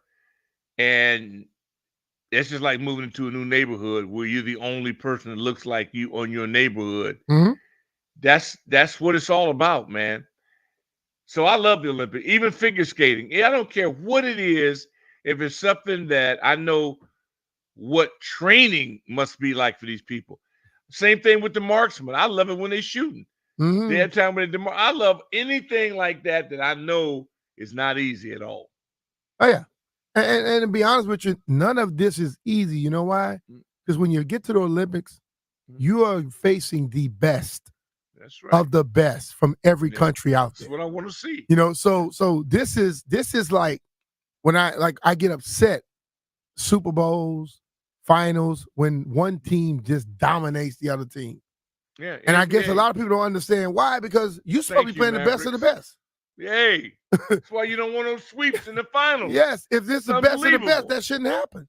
Right. You know, so ultimately we'll see how it goes, and I will be glued to it. Sure, it's gonna be a lot of people, and as we go through it, we will be going to discuss a lot of it, because listen, Olympics, when we face the world, I notice we come together as a country. Brian, yesterday you mentioned that your girls mentioned in the concussions, and I'm so glad you did that.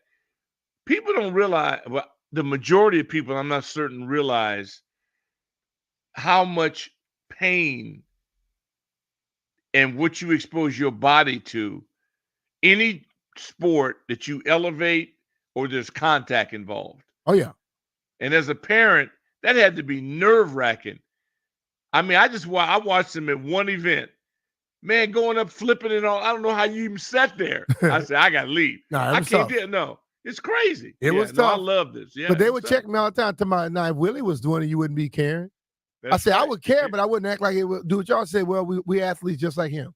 Right. So, That's right. Bria shut me down real quick. All right, let's take us a quick break here. We get back. We mentioned earlier about the possibility of the NFL draft being here in D.C. in 2027. Let's get more information on that. Nikki Javala, join us when we get back. B Mitch and Finley, 106.7 The Fan.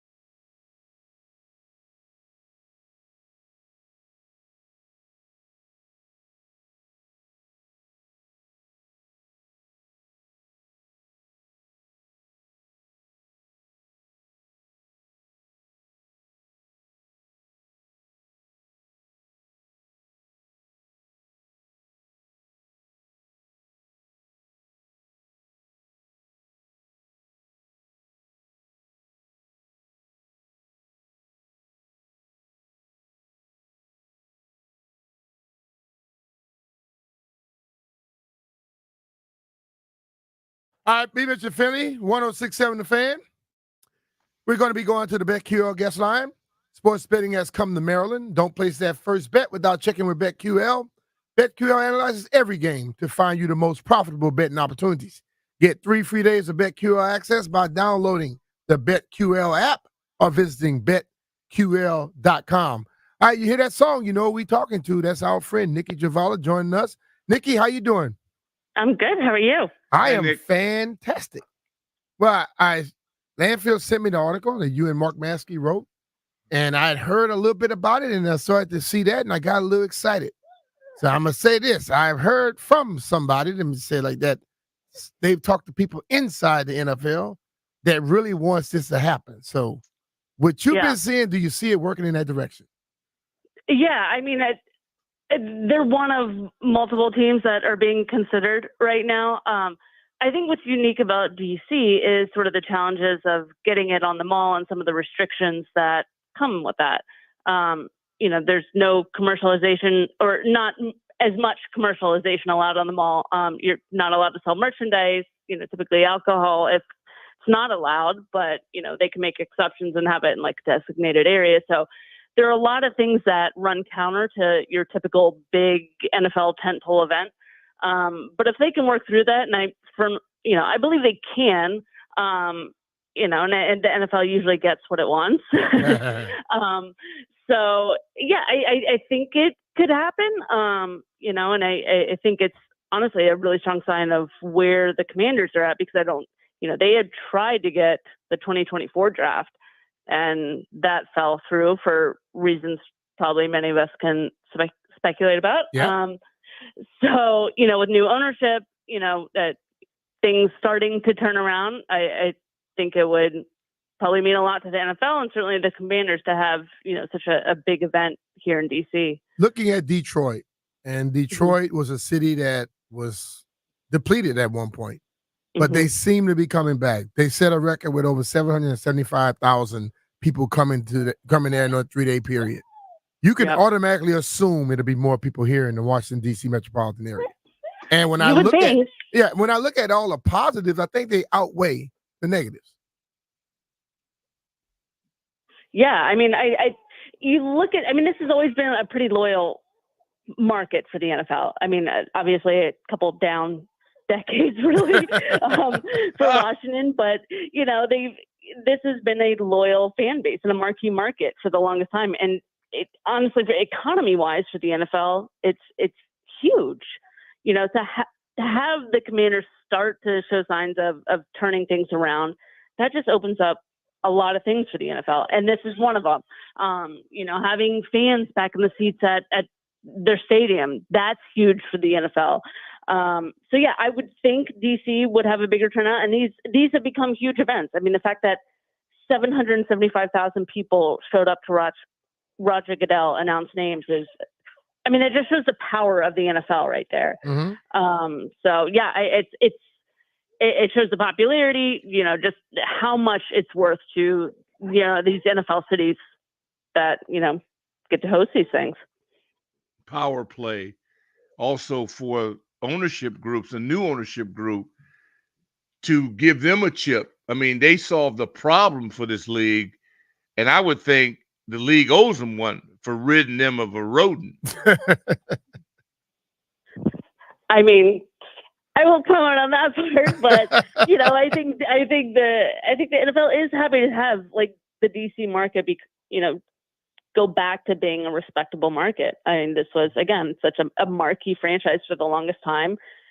Economically, it's a huge market. I've heard people compare it to China just in terms of how much it can do for the NFL financially. So yeah, I think the NFL is thrilled that things are starting to turn around in DC, and it is a testament to what Josh Harris has done. He wasn't, they paid a good amount to get this team, no doubt. I mean, he'll have to pay a good amount going forward to get things in shape. But yeah, it's huge for the city if they really do get back on track. We look at the things that are limited, like on the mall and things like that. But Events DC is heavy into this thing. And we've heard a lot of talk about how DC was not getting a lot of income with the parking and a lot of people not coming into the city. Well, hell, for 3 days, I guarantee you could probably you could chalk up a lot of parking, hotel rooms, food. And if you allow drinking for a moment on the mall, you might sell more booze than you probably sold in a long time. Because one thing about NFL fans, they drink. Oh, yes. And even if there's like a one designated area, even if they have to work around sort of the rules and restrictions of the National Mall, the NFL will find a way to sell things. Yeah. They always do. And I think Detroit, I think they originally estimated like $165 million in economic value that the draft would have. And I think right after the draft, those expectations were exceeded. So, that's a huge infusion of money to go back into the city. Mm-hmm. It's hard to calculate a lot of these things because there's direct and indirect cash flow from it, but that's a lot of people coming into the city. And I just think, to have a draft, you think about just some of the views, to have it on the mall, to have, yes, if there's parts of it on Pennsylvania Avenue with a Capitol in the background, my goodness, that would be incredible. What's your gut tell you? I think it'll happen. I do. I think, do too. Yeah, I think the NFL wants DC back, and I think they would very much love to hold a tentpole event here. Just in kind of reading between the lines, I haven't been told that directly from anybody, but I don't think you need to be told that from anybody. It's a major market. So yeah, I think it'll happen. We'll see though. There's still a lot of hoops to go through, and they may not even announce it for another year. And they're still deciding between a number of other cities. Yeah, and they like to announce things like maybe 2 years ahead of time. And when we look at a lot of the things that hold you back in DC, where they don't allow certain things to happen a year prior. Exactly. That's a huge hang up. That's why I believe those things can change as well. Yeah. You can make concessions for a major event like this, and that would be a damn major event. Yeah. And going through some of the emails and documents we've obtained, there were conversations about that. I mean, that, MBS says the National Park Service, which manages the mall and the monuments, they don't accept permit applications a year out. The NFL typically likes 2 years. I mean, they just announced Pittsburgh for 2026. Mm-hmm. And they do need that time because they're such huge events. But, again, as you said, there's always a workaround, right? Oh yeah. So yeah, we'll see. I think it would be really cool to have it here. It would be a lot of congestion downtown, so I feel for everybody that lives in the vicinity, but it would be pretty epic. Well, I sure hope we get some good news. We could use it. And I think the Packers, if I'm not mistaken, are next year. Yep. Yep. And that would be just a good way to follow that. By then, we should be back at least in position to be respected again. Yep. Packers, then Green Bay, and then Pittsburgh. And then, initially there were conversations about 2026 and 27 to host a draft, but the NFL went with Pittsburgh for 26. So yeah, 2027 is next up. Oh yeah. Are there any other things that are going on in the business sector? Because what I like about it is that the business stuff we've been discussing is normally positive, not like the other stuff we were dealing with. I know they hired a lot of new people and things of that nature, but they purchased a product that was damaged, and they have to put it back in place. And I think they've done a damn good job doing all that.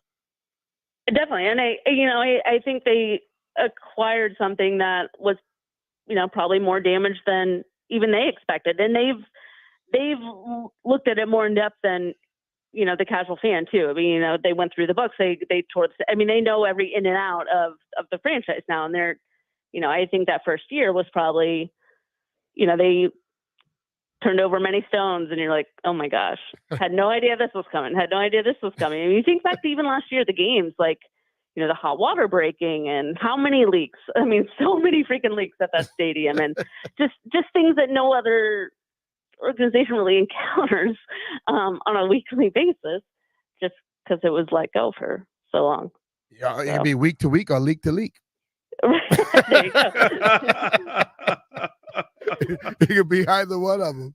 Exactly. But getting back on, like going on to the field, Nikki, and like Doc and I were talking just a moment ago about the best case and worst case scenario for the 2024 season, basically. And my stuff is, I know we always go to the quarterback, but I go to the people that block for the quarterback. Yeah. If that offensive line can be above average, they have a chance, because they can be, Jayden could be unbelievable, and if his offensive line completely sucks, he's gonna probably suck. Yeah, I think it starts with the front five totally. Yeah, it always has. I think last year maybe too much attention was focused on how many sacks was Sam Howell allowing versus the offensive line. Well, either way, it's a huge number of sacks, and the offense is trash. Totally. The scheme did nothing to protect it. The play calling did nothing to protect it. I mean, they were all over the place. It wasn't just Sam Howell or the O-line or this and that. All of it sucked, right? Yeah. But I think now that you're starting to, you feel like it's more buttoned up now. Now you feel like they're starting to try to develop guys, at least from what we've seen in the OTAs and minicamp, and hopefully we see more of the same in training camp. So you hope you really start to see real progress, not incremental progress like it feels like it had been the last 4 years, but real progress. And it has to always start with that front five, and the left tackle spot will always be one of the premium positions. And it's not the fact of the matter is it's not settled there. They don't have a marquee name there. They have Cornelius Lucas, who's been a pretty good swing tackle, and has been in the league a long time, and to his credit, did so as an undrafted guy, and a really young guy that people really know little about. So yeah, I think this. I mean, who knows? They could be like the Texans were last year and really light up the league. I think the more realistic expectation is, they show significant progress, but also show that the work is not done. You can't totally fix a 4-13 team instantly. And they did a lot of work in year one, but that left tackle spot, if it's still an issue, is one of them. Yeah. And you can always help your offensive line with tight ends and running backs like it used to be done. And this last group refused to do that. And so there are other ways, and you just got to hope that they coach them up. It's not just the personnel. The scheme has a lot to do with it. Yes. They talked about doing it a lot with the scheme last year, never actually did it. Well, I'll tell you, I do this. Like, I hear people talk about certain things, then I watch the tape and I watch the game. Yeah. I never saw nobody chipping and helping. Never. Yeah. So you tell me, and I saw that it wasn't just last year, it was previous years too. Yeah, I don't know. 4 years. I know Norv did it. I don't know why the hell Scott didn't. And then last year it didn't happen with Eric Allen. I thought they would. Yeah, and they really didn't. They didn't have the personnel. They didn't have the scheme. I mean, they had one decent blocking tight end, I would go so far as to say. Yeah. And that was it. Yeah. It's a weird. bad deal. You can't How many cover it blitzes up. did Sam get, drilled on? I mean, countless. Yeah. Oh, yeah. I felt like the backs blocked really well in the early going, and then you could just kind of see it wane as the season went on. Yeah. And then we refused to pressure people defensively. Yeah. So it was just this will be down as an example. 50 years from now, they'll be bringing this up as a test example of what not to do, and one of the worst examples of incompetence ever. Sadly, I've seen worse, but. Well, really, where? Tell me about where was worse than what we've just experienced. Denver had a few down years there for a bit. Oh, yeah. Okay. You mean outside of this? Okay. My bad. I thought you meant here. Yeah. Okay. No, I mean, there's been some. Yeah. But no, I mean, it's getting Tatum Daniels. You hope he really develops and shows much of what he did at LSU at the pro level. I mean, that'll always be the most important position on the field. If you have a good quarterback, you're going to go as far as he goes.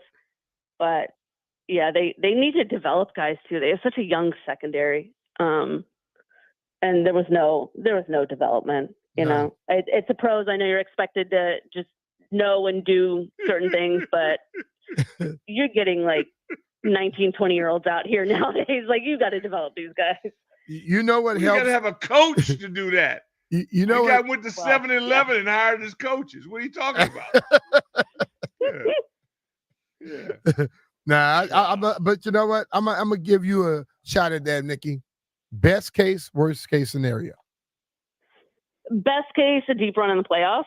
All right. I mean, yeah, Super Bowl. I'd say deep run in the playoffs. Worst case, repeat of last year. I think I think last season there was a ton of optimism by myself included, especially for that secondary. I thought they added a ton of depth, started quality guys, and it was awful. So yeah, it's a huge range for them. They could go either way, just because they're a total unknown, and I think being an unknown has its advantages too. So. All right. Well, Nikki, I forgot. I don't know if I told you I have a little 3-month-old grandson. You did tell me. So yeah. My daughter sent me an email, a little video just now. He's starting to crack up laughing. So, oh yeah, isn't that the best? Listen, every day now is something new with this little dude. Totally, it's the best. It's the best. Oh, yeah. I sit and stare at mine for like that's what I do most of the days now. Just stare at him, watch him laugh and smile. It's great. And they get to the point where, you know what, when you used to them making noise, they begin to just chill out and they go like, "Mom, I got you. Don't worry about that."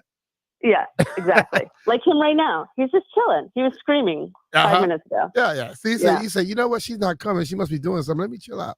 They pick up early. If only he would do this at 3 a.m.,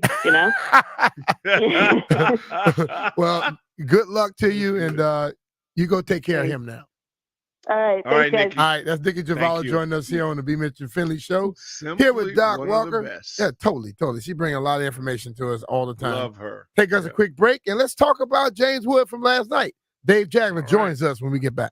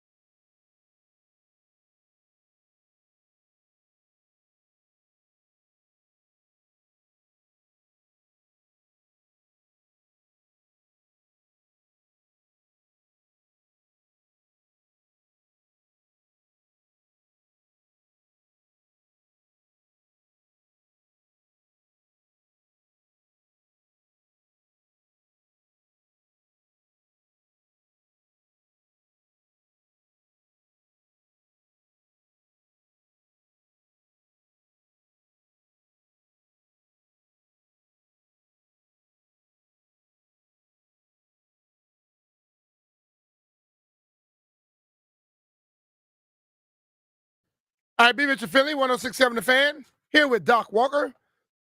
Let's go to the BetQL guest line. BetQL, sports betting has come to Maryland. Don't place that first bet without checking with BetQL. BetQL analyzes every game to find you the most profitable betting opportunities. Get 3 free days of BetQL access by downloading the BetQL app or visiting BetQL.com. Well, you hear me all the time when they have to call for the Washington Nationals with Charlie Slows. Dave Jagler joins us right now on the B Mitch and Finley Show. Hey, Dave, how you doing, man? I'm good, B Mitch. How are you? I am doing fantastic. So we had James Wood come out last night, have his debut. How you think he fared? Thought he did great. I mean, obviously all the attention was on him. Standing ovation first at bat. To me, showed tremendous poise. I mean, a slow heart rate for a 21-year-old on the big stage. He didn't come out, hacking at the first pitch out of the strike zone. He worked a very good at bat, got the first hit out of the way, hit a rocket. Ironically, the exit velocity was 106.7 miles an hour. So, wow. We love those numbers on this radio station. Maybe he did that for us. Yes. And he obviously showed well. I mean, you look at his last at bat. It was in extra innings, and they were down by a couple of runs, and he knew the situation of the game. He could have swung for the fences, but a home run wouldn't have tied the game. So he had a very patient at bat, drew a walk, and that brought the tying run to the plate. So to me, he showed great baseball IQ, great maturity, and showed maybe the moment was not too big for him. So I think even though for the team it was not a win, for the organization it was a huge win with how he performed. And I think the whole Dave, thing. Go ahead, Doc. No, out in left field, where he probably has spent the least amount of time, he still didn't look like a fish out of water. And the guy just seems like he's a natural, no matter where you put him on the diamond.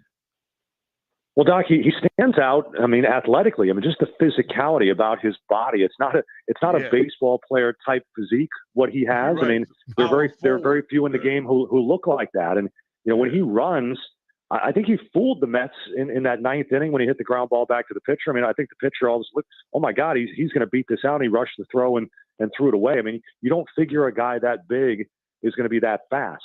And it doesn't really look like he's that fast because he covers so much ground with the long stride. So he's very graceful and athletic with his movements. And so it may not look like he's running hard, but he's running very fast.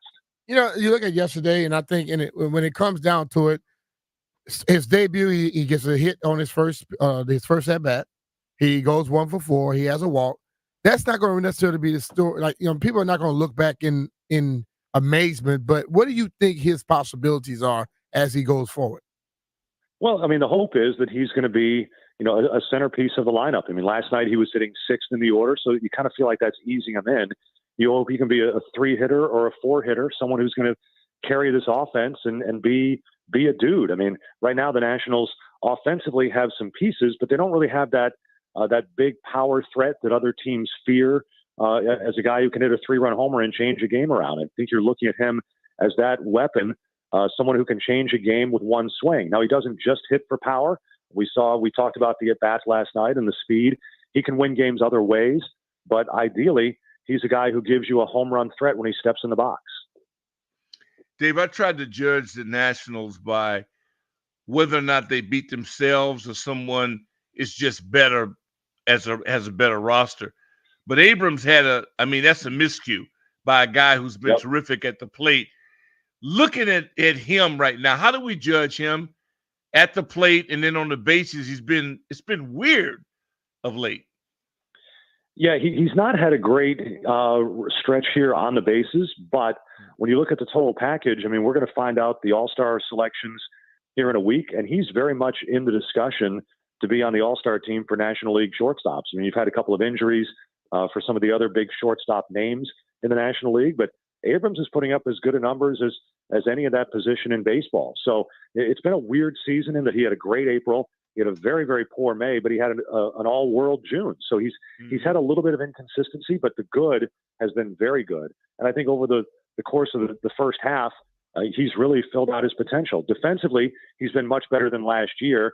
Last night's error notwithstanding, the one area where he has taken a step back is base running. He leads the league in pickoffs. His stolen base percentage has not been good. Last year, his stolen base percentage was at the top of the league. So that's one area that's regressed, but the totality of the game has been a big improvement. And he's he's a young player. I mean, we talk about Wood being 21. Abrams is only a couple years older. So he's still relatively young compared to the rest of the league. So when you look at the big picture, his growth has been tremendous this season. We're talking to Dave Jagler on the B Mitch Finley show. Dave does play-by-play for the Washington Nationals. He and Charlie Slows. And Dave, when you look at this team, and we've seen moments where they look brilliant. Other moments they show their youth. You know, are they ahead of schedule in a sense? Well, yeah, I think so, B Mitch, because I mean, not a lot of people figured they'd be in contention, and they've fallen off the pace a little bit here the last week. But a few days ago they were in wild card position. So yeah, I think you'd say they're ahead of schedule, and the key for that has been the improved pitching. The last couple of years, the Nationals have been at the bottom of the league in team ERA and most home runs allowed. They've flipped those numbers. They've been middle of the pack in ERA, and they've been at the top of the pack as far as fewest home runs allowed. And a lot of that is with the younger pitchers. Jake Irvin has emerged. He's a potential, dark horse all-star candidate. Mitchell Parker, who's going to pitch in this series tomorrow against the Mets, has been a huge find. And the guy who's going to pitch tonight, DJ Hers, wasn't expected to be here now, but due to injury, he has, and he's had a couple of good starts. So this is kind of the next wave of starting pitchers that hopefully will carry this team to a championship. That was why they won the first time, was starting pitching. Mackenzie Gore's had a much better season, and all this is happening with Josiah Gray being injured much of the year, and Cade Cavalli, who's the top pitching prospect, not having pitched yet, returning from Tommy John surgery. So the hope is that the pitching can maybe even be better in the second half. Yeah, I was going to ask you about Josiah. It seems, did he have a setback in his last outings in the minors? Well, in terms of results, absolutely, because he had the previous start 6 innings and I believe 1 run, and the last start was 3 innings and 7 runs. And you can't judge rehab assignments totally on results, but it was a little bit alarming, I think, Doc, that the velocity was down. So, I'm sure they're probably going to have him make another rehab assignment start and hopefully get that velo back.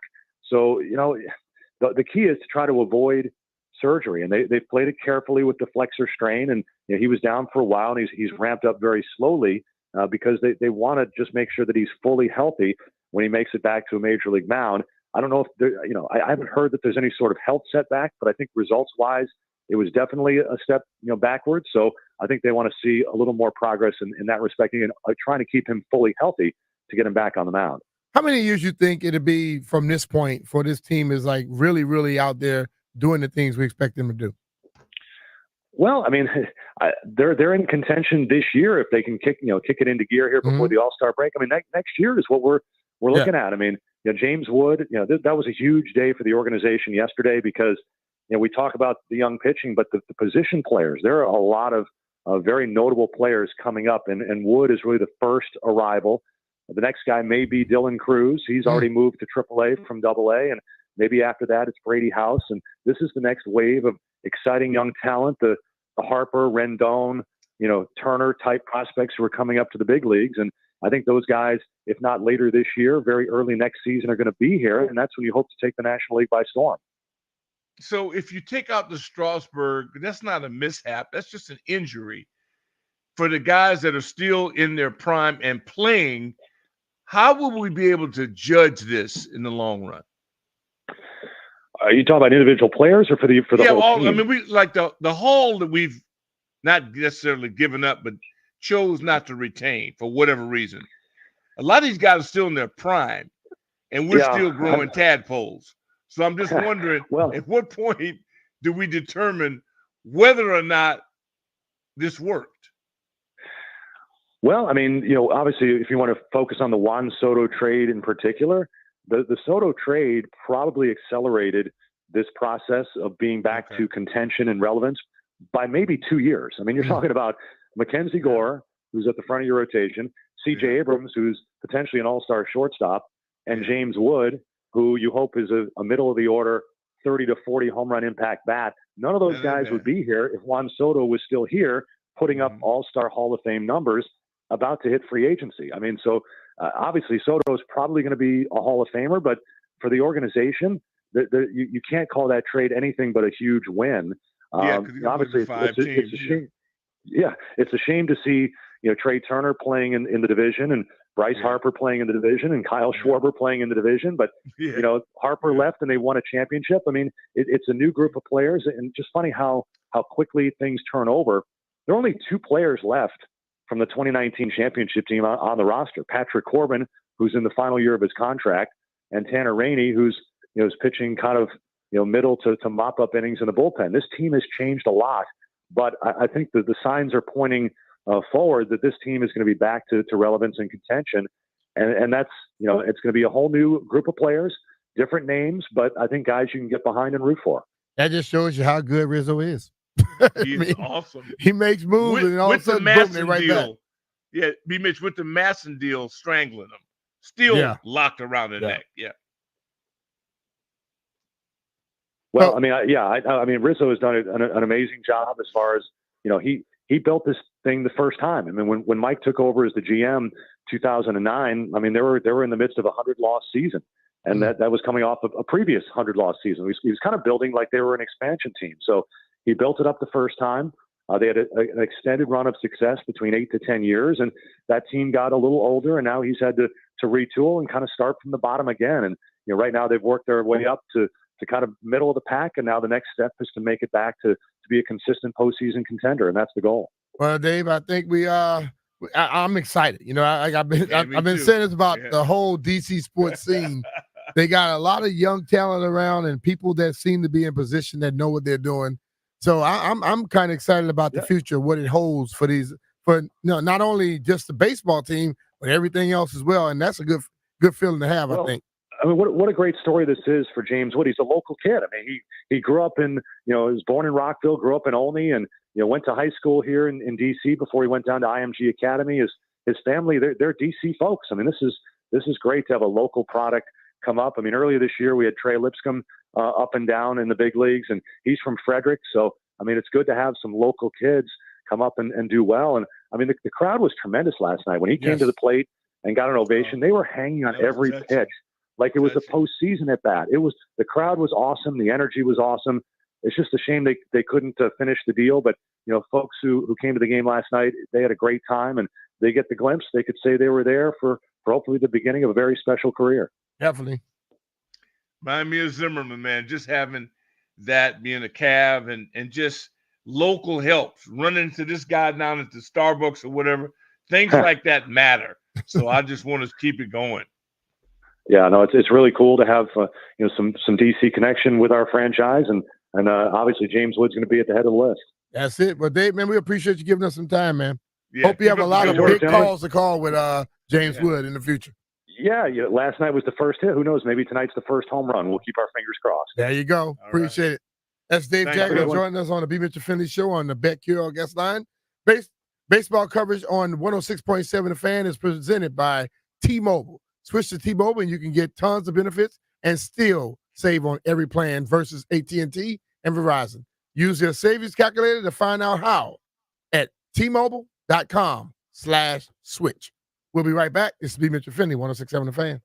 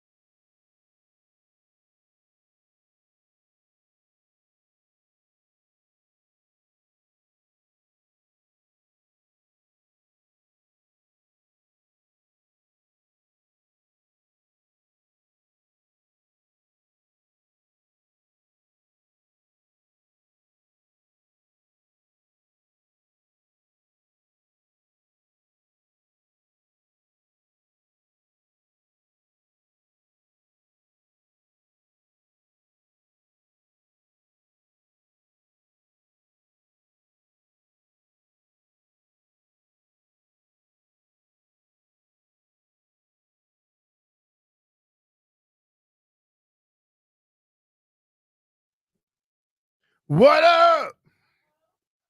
What up?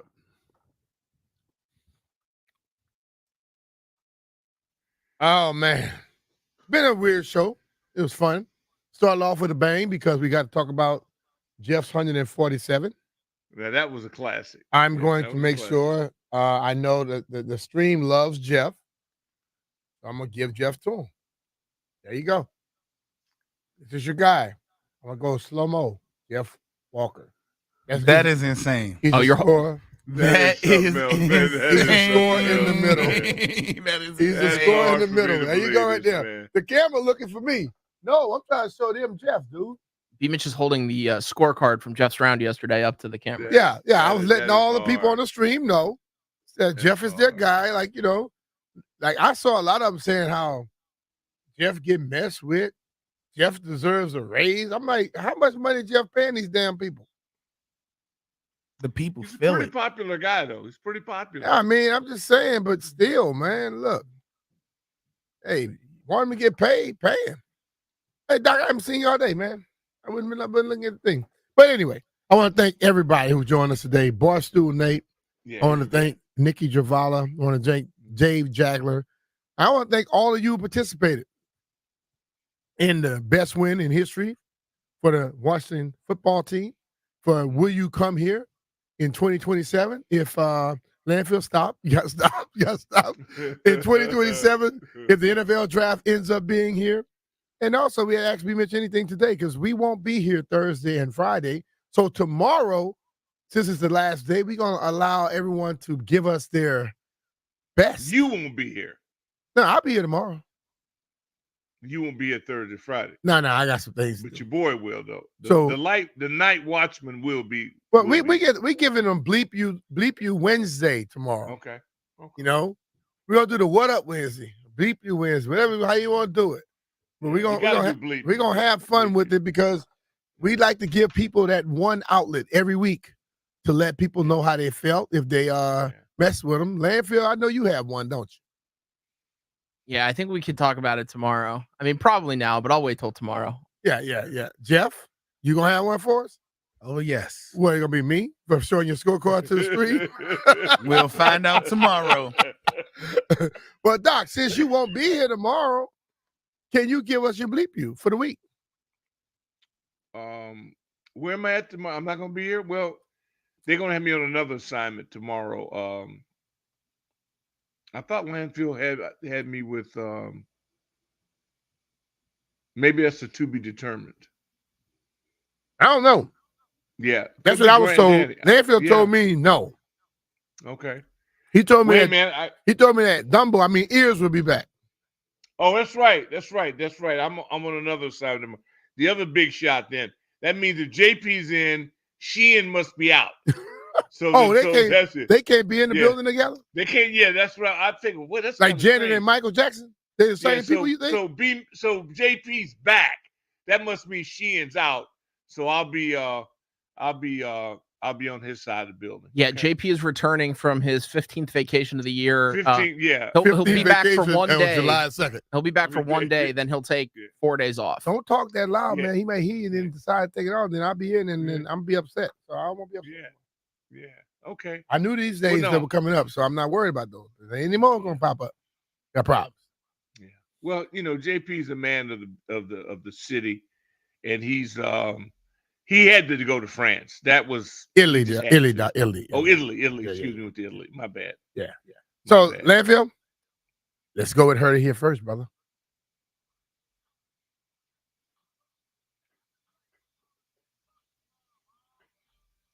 Got around. But her here first. All right.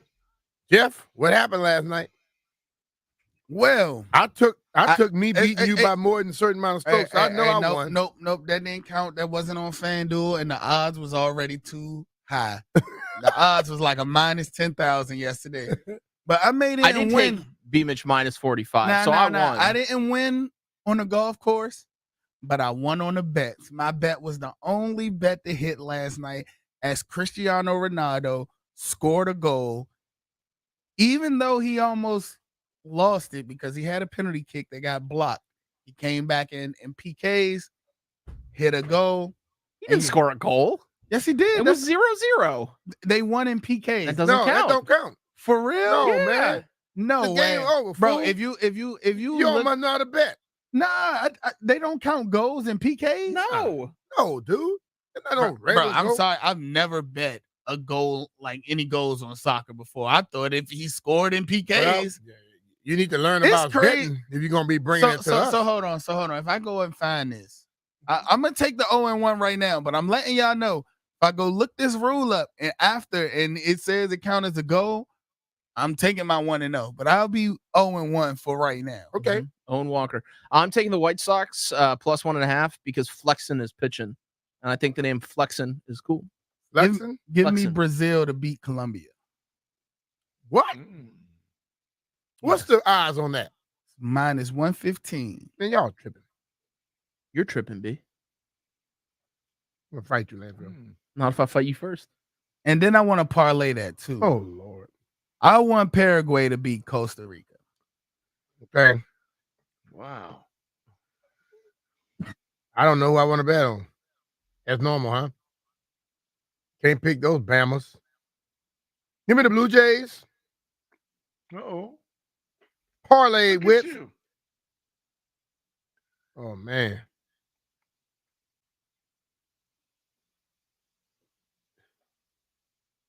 I'm going to take them with the Pirates.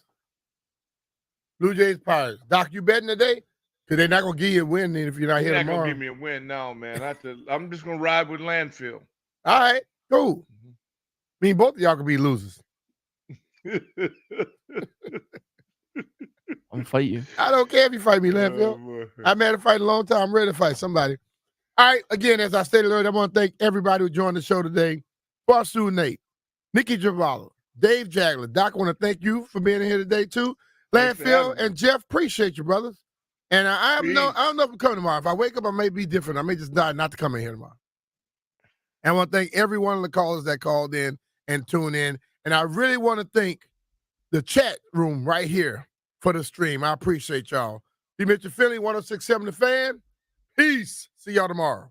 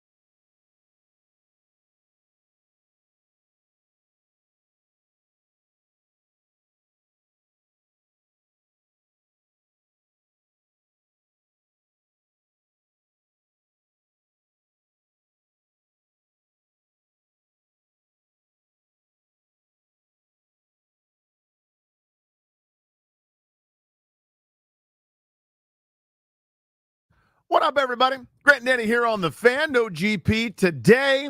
Just me, Danilo Huhe, hanging out with you. Ryan Clary, Darius Dameron on the production. Ryan's out grabbing a sandwich. When he comes back, we have something for you. He said something before the show that I can't get over. I won't get over. So we're going to hammer it. I might do it for way too long, but just know that it's unbelievable. If you felt old a minute ago, wait. It's going to get worse. We had some fun yesterday, didn't we, though? Washington Capitals made a million moves. We'll get into those. We'll talk about them. I'm going to tread off the beaten path here at 3 o'clock.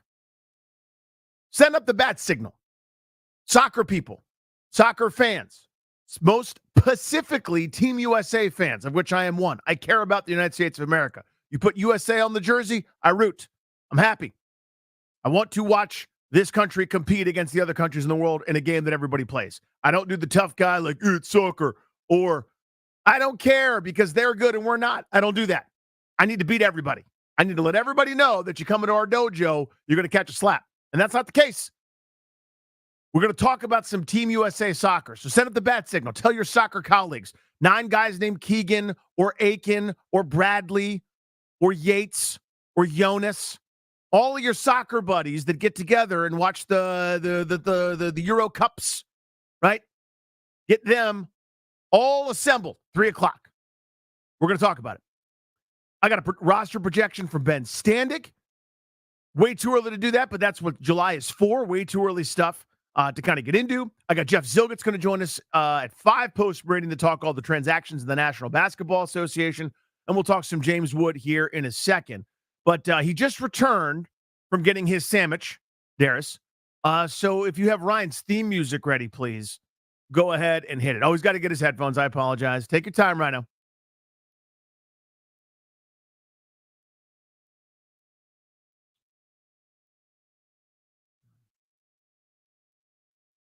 I like the way cool. That one's awesome. Ryan Christopher Clary, welcome back. Hi. How are you? I'm great, buddy. Before the show, I don't know how we got onto this subject. The random assortment, wide array of topics that we end up discussing as a program as guys that spend, 30 hours a week or more in a room together. Stuff gets weird sometimes. Yes. That's normal. So we somehow talked about my wedding, which is 14 years ago now, right? In 2010. And Ryan said, where'd you guys get married? And I explained to him, it was a venue called 632 on Hudson in New York, where my wife and I were living at the time. And we were, we traveled, kind of back here to DC. We loved the Outer Banks. We thought of a place down there. We looked at venues up there, ultimately decided on this place called 632 on Hudson. And what made the story cool is the woman who bought it. I'm not going to bore you guys with all the details, but the woman who bought the place when it wasn't a particularly great neighborhood, now it is, by the way, it was an old can factory that she eventually had converted into a space. And the way she was able to get it converted was she got a knock on the door randomly. This is a knock on the door. Here we go. And it was for location scouts from a fledgling television network called MTV. And they were scouting locations for a program called The Real World. They paid to use the space. They paid to renovate it how they wanted it. Then they paid to renovate it how she wanted it when they were done. And they paid for her to live anywhere around the world, just the deal of a lifetime. And so I'm going on explaining this. And I was like, so ultimately, what's kind of neat is we got married in the Real World house. And Ryan said, Darius, back me up if I get this quote wrong. What's the real world? I don't know what that is. Right? Is that how it went? That's what he said? That is how it went. And it pained my soul. Yep. And hurt everybody. So Ryan, I ask you, you're so good at explaining everything. Yes. MTV's The Real World. What is it? So, okay, I did get a little bit of context clues because this is not exactly what you said. Okay. But you basically said that this was a reality TV show and basically this walked so that everything else could run. That's basically as if, or at least what you made this show sound like. Yeah. So when I hear the real world, number one, it's in New York. Obviously, my mind goes straight to the mob. There is some way, somehow, a mob tie to the real world. And now when thinking about the title of this show, The Real World, like kind of what is it like? Yep. They got to have some sort of plot. So the mob's in New York City, and it's basically as if there's some boy named Benjamin. Doesn't really know too much about the real world. Well, MTV had an idea. In New York City, the mob. That's the real world. The real world. Like welcome to the real world. Welcome to kid. the real world, kid. And this is why that is poor Benjamin found out that the real world at that point in time, maybe it was based in the 70s. I don't know. Yeah. Now, did you look this up on the way to get your sandwich? I did not. You promised me to look it up? I promise you on everything. I did not.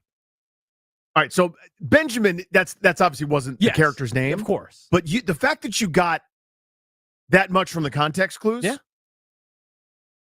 Did you cheat?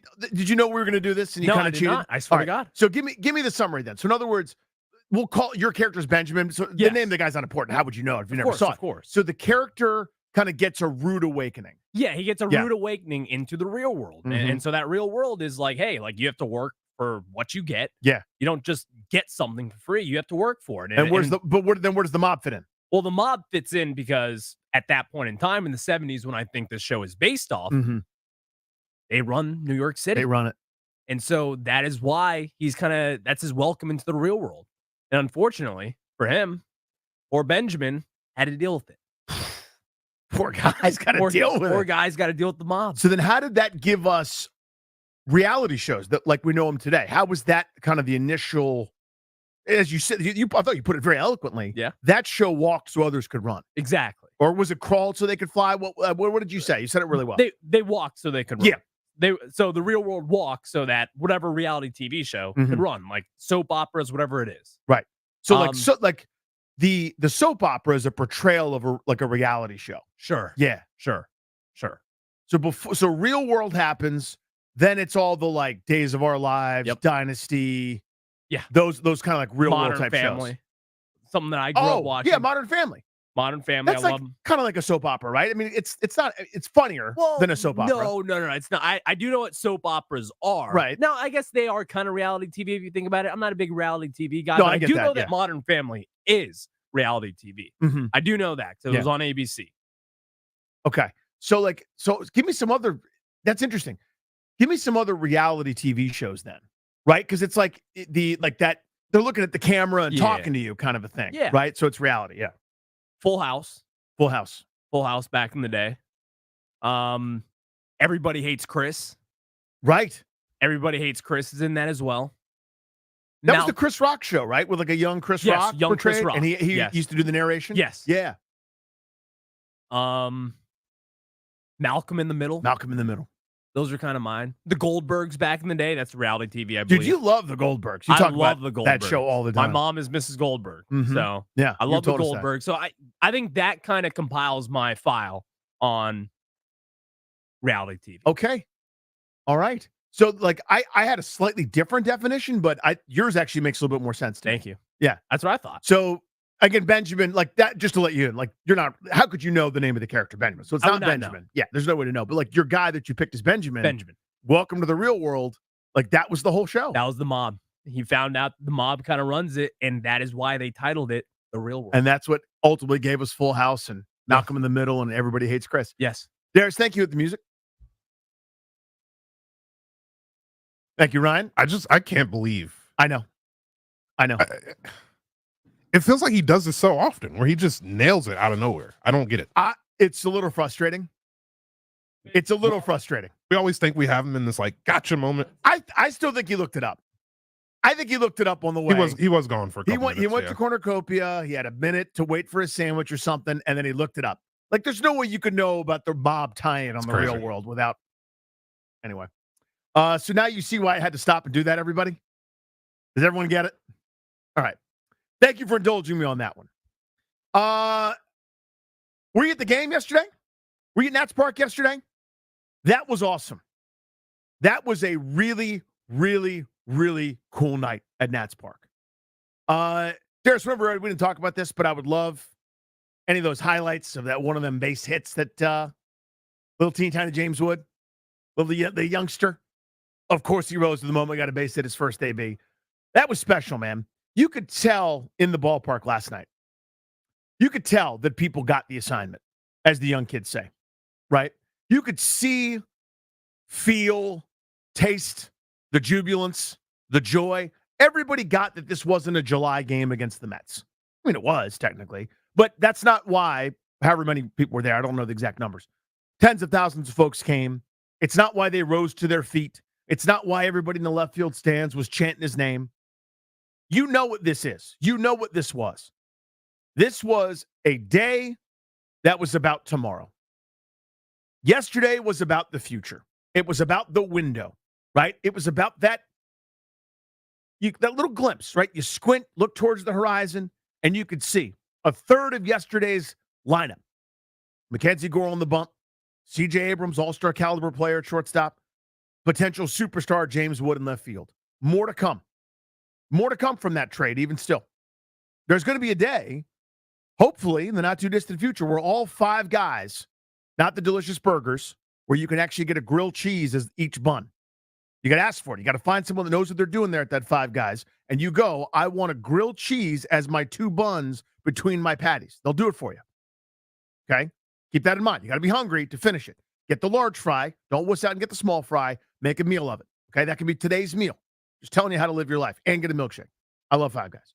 Where was I? Oh, yeah. The 5 guys they got in the trade for Juan Soto. There's going to be a day where they're all in the lineup together. I hope. Fingers crossed.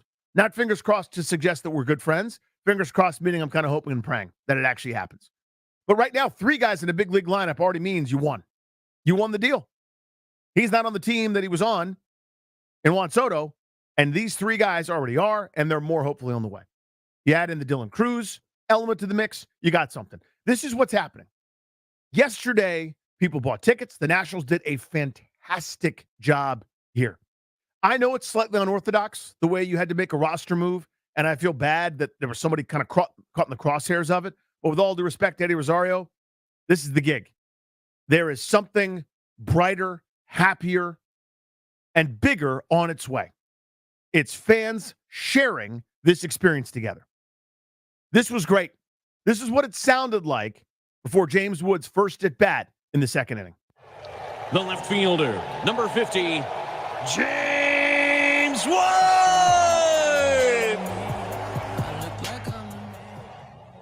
That is quite a reception, a standing ovation wherever you look, all around Nationals Park. Everybody on their feet. For James Wood, his first Major League at-bat. Rarely do you get a welcome like that to the big leagues. And I'm not, the audio is amazing. That didn't even do it justice, being in the ballpark. Would you guys agree with that? You guys are both there. You could feel it, right? The instant that I guess Meneses was sitting ahead of him, right, makes the out. He takes the donut off his bat, starts to make his way before Jerome Huresca goes, ladies and gentlemen, before he starts ripping and rolling. People are already on their feet. They're so excited. They're just so happy. This is what it's supposed to be. These are these moments where it doesn't mean you win the game. And of course they didn't win the game later. We saw what happened. And it doesn't mean they're going to win today or win tomorrow or, finish in the postseason race this year. That's not what it's about. This is one of those nice little rewards. Here's the carrot, right? Here's that delicious, delicious, delicious food item after you've been starving for a while. You don't get a full meal yet. That's coming, hopefully. You're going to have a window where you're kvetching about postseason failure, not about failure, right? You're talking about how a 5-game series went bad in October, a little bit down the line. That's been taken away from us, hasn't it?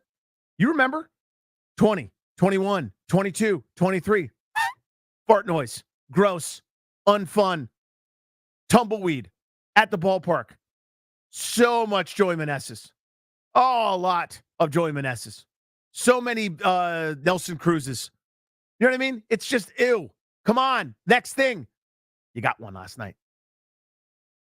And of course, the kid who looks so unbothered, who looks like no moment's too big for him because he's bigger than every moment. He literally is 6'7". He's a mountain who just glides around the baseball field. I love watching him play. I can't take my eyes off him. Of course, he rose to the occasion. James Wood went to high school at St. John's College High in D.C. before transferring to IMG Academy. 3-2 again on the way. Swung on, line drive, base hit through the hole into left center field. Jeff McNeil up with it. He'll play it back. Time will be called, and the baseball will go to James Wood, who does the shimmy shake to the Nationals dugout. Listen to these fans here in the nation's capital for James Wood.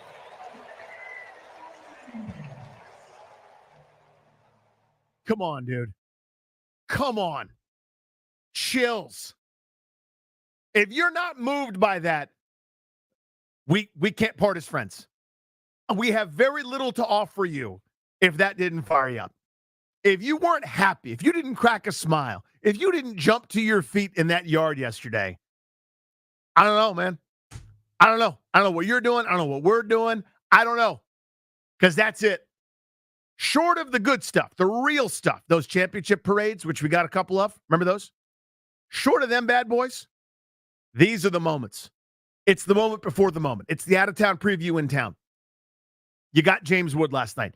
And here's what I want in general. We talk about this with Jaden Daniels. We talk about this with maybe Alex Sarr, maybe Bob Carrington, Bilal Coulibaly at times. Talk about this with the young Capitals, the McMichaels, the Miroschenkos.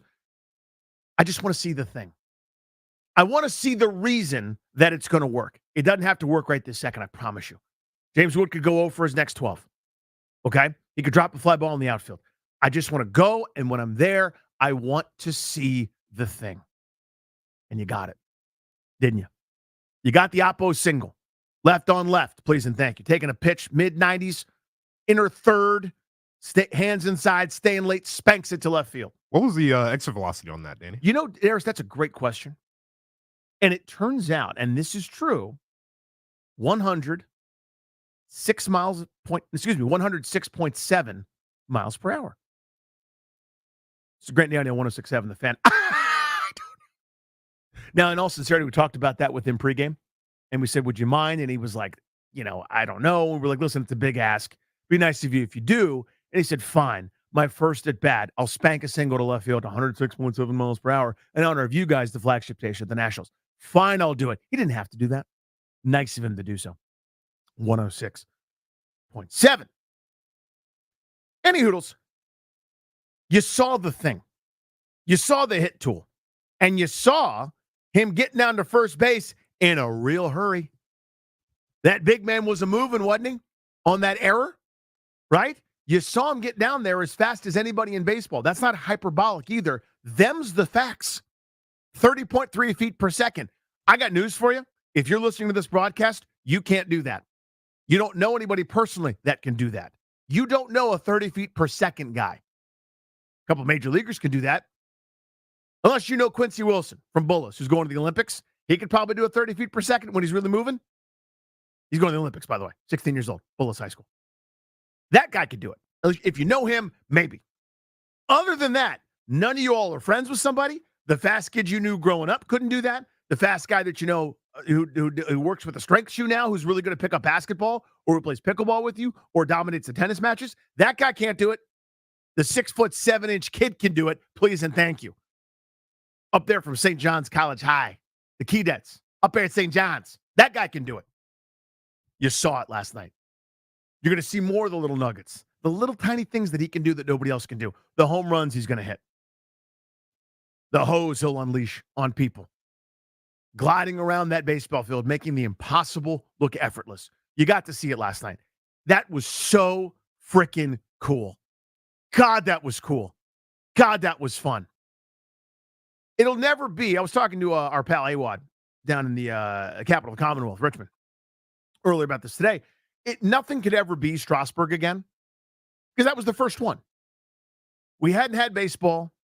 We still only sort of had baseball, right? 5 years in. It was at RFK. It wasn't even an expansion team. They were probably worse off than an expansion team in a lot of ways. At Nats Park, that was that first holy crap atmosphere. Then we had Jason Worth's walk-off against the Cardinals. We had the failures. We had the gut punches. We had the misery. We had the breakthroughs. We had the World Series. We had everything that you could have. Short of those parade-worthy, playoff-winning, the world's watching type moments, that's about as cool as it gets for me. I'll put that right behind, again, non-Juan Soto beating the Brewers. non-Jason Worth beating the Cardinals, those type of electric moments in a postseason type situation. I'll put that coolness right behind Strasburg and up there with almost anything else that we got to see. So here's the question. Instead of doing the normal thing that everybody would always do, which is, where does that rank among DC sports debuts? Give me a debut ranking. Where does the debut rank for you? Give me a top 5 at 806 through 6. Wow. Instead of doing that one, let's just talk about how cool that was. Number one. On the cool DC sports moments, non-championship division. You follow? So you didn't win a World Series. You didn't win the NLCS. You didn't, beat the Penguins at home. Whatever. Among the cool DC sports moments, where does that rank? And give me another nominee. 800-636-1067 is the telephone number. Talk to Ryan, talk to me. Talk to Ryan, then you talk to me. 800-636-1067. Other DC sports cool moments, non-championship division, and where does last night rank? Because it's up there for me. I got a couple other nominees I'm going to throw by you guys, but I want your answer. At 800-636-1067. It's Great Nanny here on The Fan.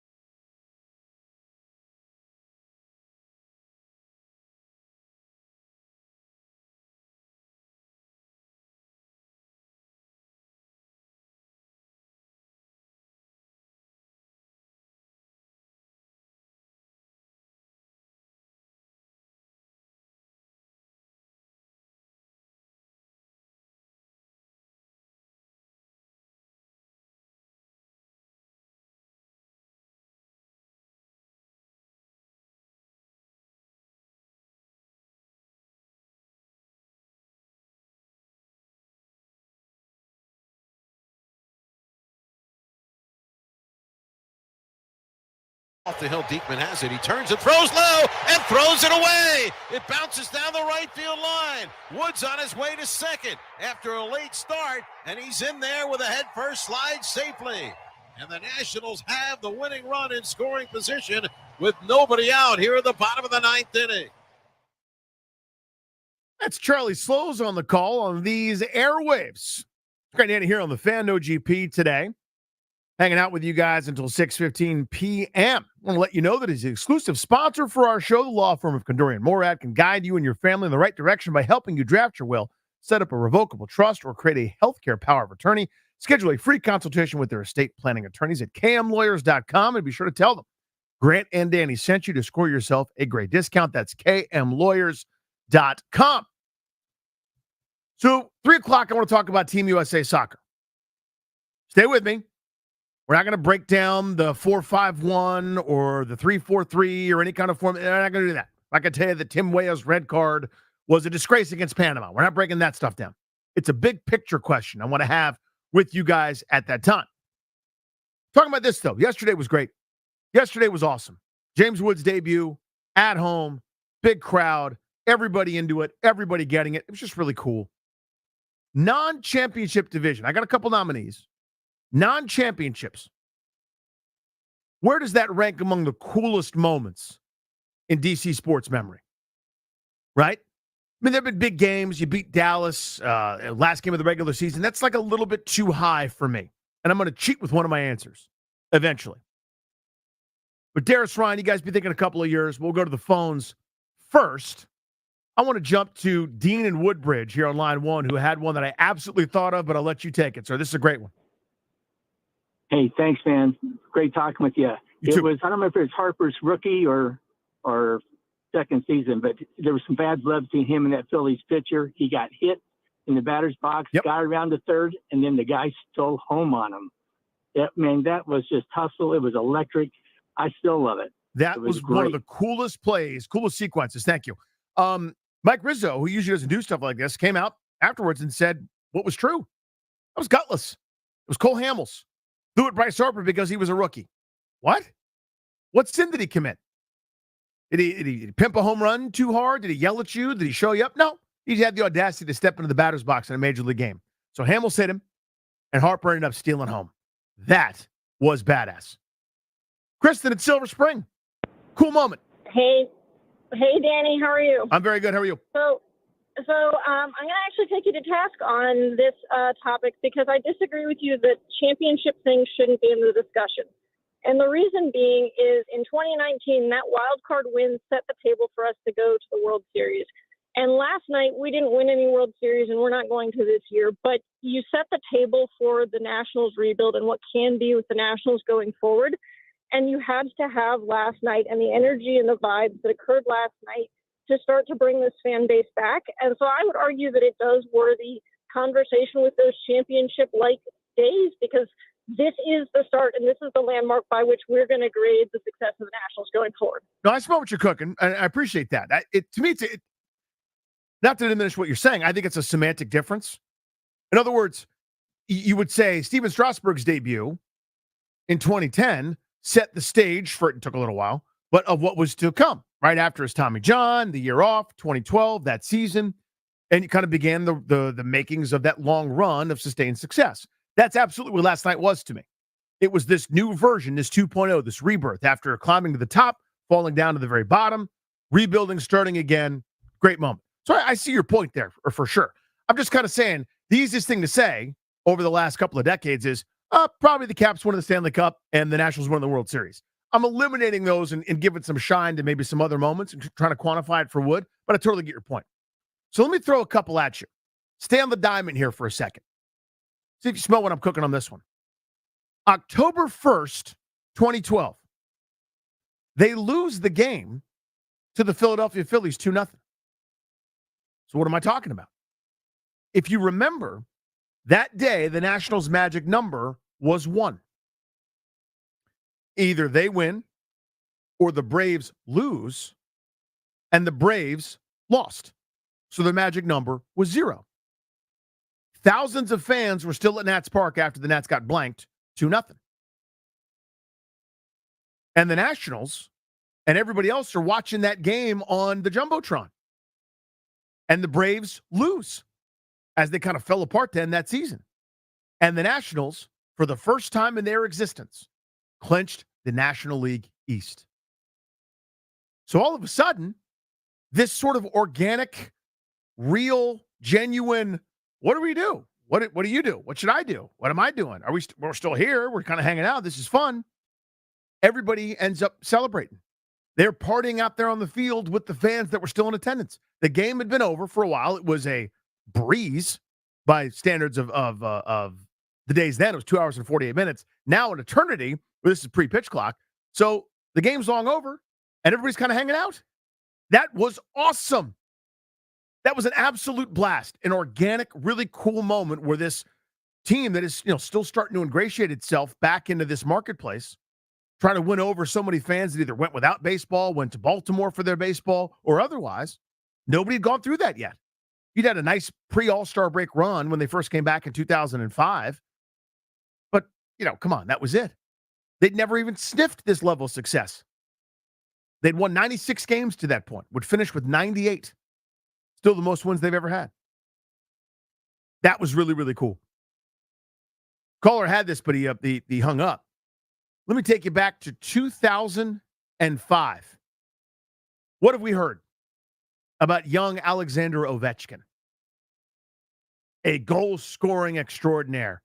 Okay, we've heard that before. We've heard about offensive skills before. We've heard. How about 2 goals in his home debut against the Columbus Blue Jackets? How about skating onto that ice like a bull in a china shop, hitting every single thing, including the glass, checking everybody with a pulse? Didn't matter. You're vending beers, you're going to get a check. You're handing out bubble gum? Check. Novelty stick night? Check. And he scored twice? Oh, come on. That was awesome. That was badass. That was the beginning of the thing for the guy that's going to set the all-time goal-scoring record. That was cool. Let's go to Greg and Chantilly with a good one. Greg, what do you got? I got an old one because everybody always remembers recent things, and it's the greatest event that ever happened. But because of age, they've missed things from the past. And this is the Minnesota Vikings versus the Washington Redskins, November 2nd, 1986. An overtime victory of 44-38 at RFK when it was rocking. So was that the game? Is that Art Monk's touchdown catch? No, that actually isn't. That was I forgot who scored the touchdown on the reception. There was an interception before by Todd Bowles. There was a penalty on the play, but it was called on the Vikings. And with the interception, they went on to score. They could have won in regular time, but they had a field goal blocked in the red zone on a Didier bomb that they couldn't decide whether he caught it or not. That was a critical play. Anyway, it was an overtime victory that led them on to go and continue on to that season, of which we all know what happened. Appreciate you, dude. Thank you. So I think that year, if I've got these years correct, that's the year they lost to the Giants in the NFC title game. That team. I think I've got that one right. But so the Monk touchdown, I remember. I mean, I was just a little kid, but these things are, blazing on my brain. I think that made it a 1-score game when it was Gary Clark in overtime that won it. Right? Yeah, that was they got blasted 17-0 by the Giants in the in the conference championship game. And that, by the way, just to give you guys, because you're both young people talking to Darius and Ryan here, who I can see. The difference between now and then was, I mean, it sucks. You're losing to the Giants. That's Parcells, who's just a jerk, and Taylor and Phil Simms, and how annoying these guys are. And I still hate Phil McConkie to this day. And Mark Bavaro can, well, whatever. Point is, losing that game sucked. But you'd go, we'll be back next year. That was it. That's a 12-win team. You go, we'll be back next year. And you know what happened? They were back the next year. And you know what else happened? They beat Denver's ass 42-10 in the Super Bowl. Now, the Super Bowl, Ryan, is at the end of the season. when you've won all your games, there's only one other team that's won all their games, and you play in that game for the championship, you may be unfamiliar because you've never seen anything like that in your entire life. But my Washington Redskins used to do that on the regular. And if they didn't do it, it was either the Niners, it took the greatest Bears team ever to do it, and a couple great Giants teams. That's who won, and that was it. The rest of the league was cannon fodder for us. We'd walk around the biggest, baddest bullies on the block. Hey, man, here's what play's coming. I dare you to stop it. You lesser than person. I'm going to run right down your throat, bro. I'll see you 5 yards down the line. God, it was great. Not so much now. Anyway, fun trip down memory lane. I want to go through all the Capitals roster moves. We'll bandy about what they're going to be next year. And at 3 o'clock, little Team USA soccer review. And I'll ask you the big existential question. Is it ever going to work? Is it ever going to happen in this fine nation of ours? It's Great Danny here on The Fan.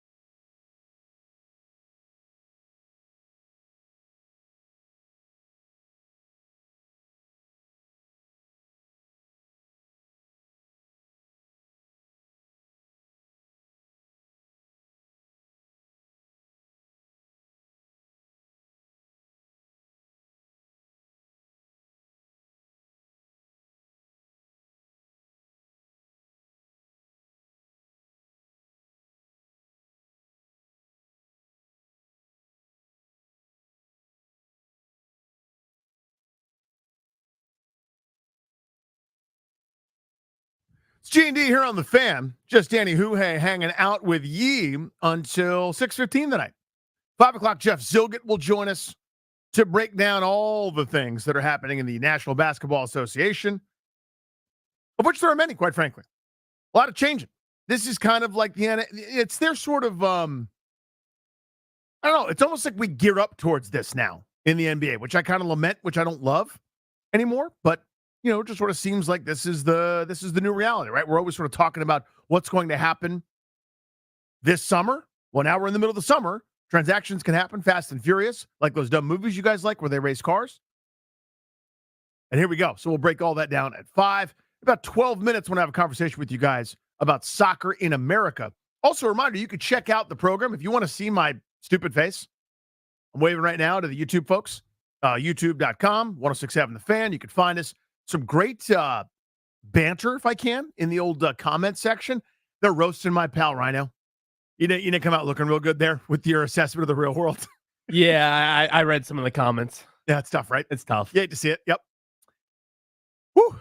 Two people just went Ryan, and like that was the end of the comment. They weren't mad; they were just disappointed, you know. But appreciate that. So if you missed it at the top of the show, you can also grab the Odyssey app, podcast, just rewind function, all that stuff. Ryan didn't know what the real world was, and he asserted, I think I've got this summary right, that it was a show about a guy named Benjamin set in New York City and his dealings with the mob, and stuff got real, and that's why it was called The Real World. So you can listen to him explain that. I want to go through the Caps moves here. There were a ton of them. New goaltender, all right? You've got new defenseman, Roy Chikrin. You've got new forwards, Dubois, Mangiapane, Duhaime, who is a scrapper, I would say, Radish. There's a whole bunch of new players here on this roster. And we had Tarek Al-Bashir on yesterday, who covers the team very, very well, who said it's not necessarily a certainty that it means that that TJ Oshie is going to be off the roster, either long-term IL or retired altogether. And there's still maybe an opportunity. There's still kind of that thin sliver, and you don't have to be under the salary cap right now this minute. I would say I'm fairly confident. I don't know about you guys. It seems like they're behaving like they've got plenty of cap room, right? Like if they didn't have that room, you'd maybe clear the deck a little bit, or there'd be a little bit of something where, you know, you might save a little bit of money here or there on a transaction before you started a spending splurge. Maybe there's a second move yet to come. Don't know. But at this moment, it looks like they're spending based on the idea that they don't have to worry about a couple salaries on the books, okay? And here's what I've said over the last couple of seasons. And it's one of these things that's really harsh, and it sucks about pro sports because these are heroes. These are the Cup heroes. Backstrom, who did everything right for a long time. TJ Oshie, everything right, long time. Evgeny Kuznetsov, great moments, but he didn't do everything right, but great moments, certainly. You're basically talking about three guys that for different reasons were salary cap drains on a roster that was still designed to try to compete. I don't care what sport it is. I haven't done the rudimentary math in my brain, but when you've got basically 30 million of, say, your $60-some million cap, either not performing because of injury, not performing because they're not performing because of whatever reason, I don't care who you are. It's not going to work. That team cannot compete at the highest level. No amount of Joe Snively's, no amount of Alexei Protas's are going to change your fate. You now, all of a sudden, as you kind of look up, have moved to a different era here. You've still got some of the names, John Carlson, Alex Ovechkin, we know them, okay? But all of a sudden, you look up and your top six lines, I'm sure, your top six forwards are almost a completely different cast. Half are going to be new. Tom Wilson will still be up there, but everyone else isn't who they were a couple of seasons ago. You look at defensive pairings, almost all washed and laundered and cleaned. And it'll be John Carlson's the familiar face, but everyone else has been acquired within the last season or two. You look at your bottom six forwards. Again, a lot of change over there. Sort of necessary to program this roster. I haven't seen all these guys play. I couldn't tell you, the intricacies of Mangiapane's game in or out just yet. We'll get a good look at these guys when they kind of get going in a few months now, which is unbelievable. But the roster is transformed. I don't know what their ceiling is. I don't know if they're as good as teams we saw compete for Stanley Cups. I know this. They're better than they were maybe a season or two ago. So that's exciting. Wanted to go through that here a little bit. Team USA lost. And it wasn't pretty. And they went back to a guy that's already lost to lose again. I'll explain all that. I want to ask you if it's ever going to work. We'll explain. We'll break it down. That's next on The Fan.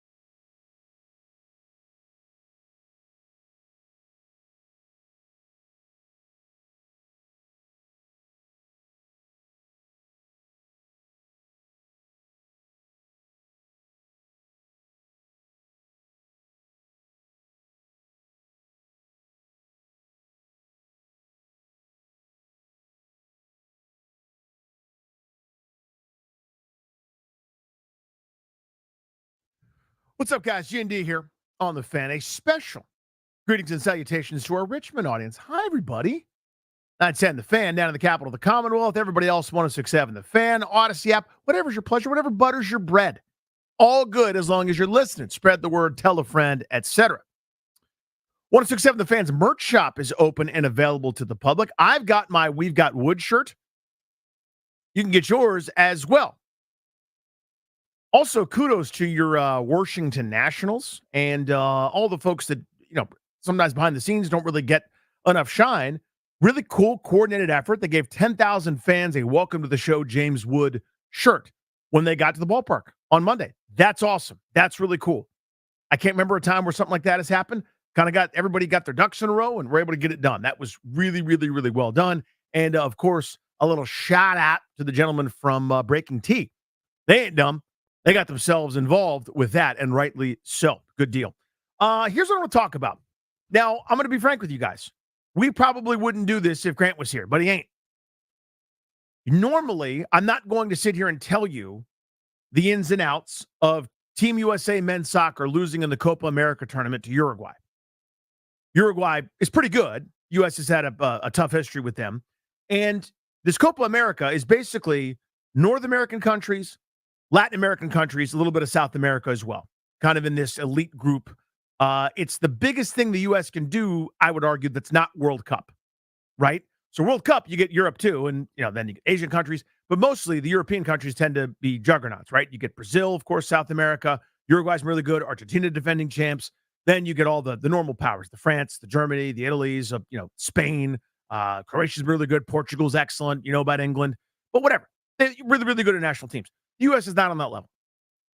But this is a tournament where the U.S. getting knocked out in the group stage is, quite frankly, a disgrace. These don't come around all that often. They won their first match, looked mediocre, to be honest with you, doing it, and then couldn't score for 2 games and are going home. Are done after the group stage. They're not going to beat Argentina, Brazil, some of the other elite, excellent teams in this thing. But they ought to be able to get out of their group and make some noise. And it still hasn't happened, even with this really talented roster. If you read, as I try to follow Team USA. Again, I'm not watching all these guys in their club matches, and I can't tell you about fitness or how informed Christian Pulisic is, or Weston McKennie, or Tim Weah, or what they're doing for their club teams, or how MLS is doing, etc. But Team USA, I care about, always have. You put USA on the jersey, it matters to me, so I follow it. This was as talented a roster as they've had, allegedly or supposedly, in some time, as you gear up for the World Cup in 2026, which the U.S. is going to make, by the way, because we're one of the host countries. Otherwise, I don't know if we would, to be frank with you. The best that Team USA has done since the initial World Cup back in 1930, where they finished third, different time, different place, is in 2002, when they broke through in the round of 16 and got to the quarterfinals before losing.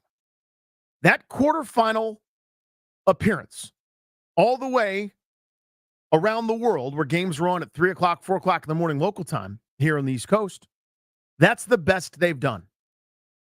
They didn't qualify in 2018.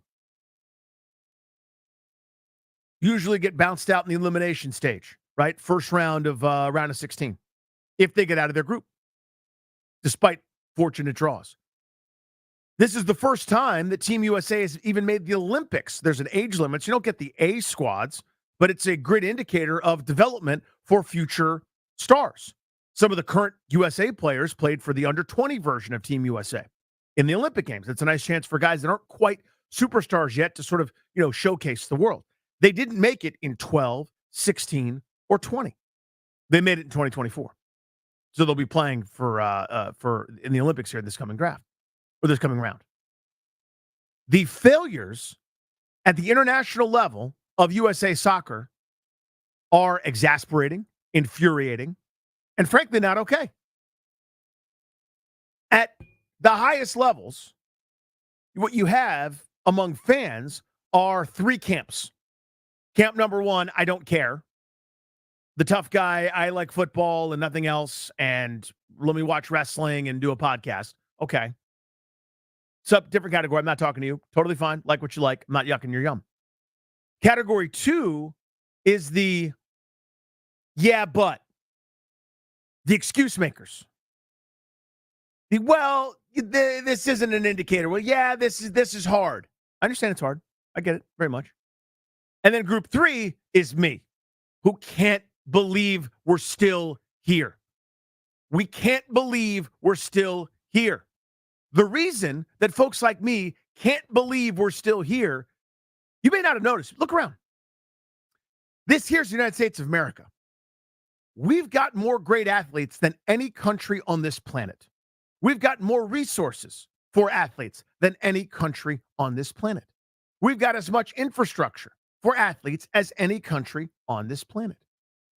We don't have the same soccer systems where they're plucking kids in England, Spain, Germany, France, out of grade school, having them eat, breathe, live, and sleep soccer at these pro academies for 15, 20 years for them to make their debut for whatever team. We're trying to start a structure like that, but it's not. It's really sort of anathema to our academic system and our kind of way that we play scholastic sports. So those kind of systems are at odds.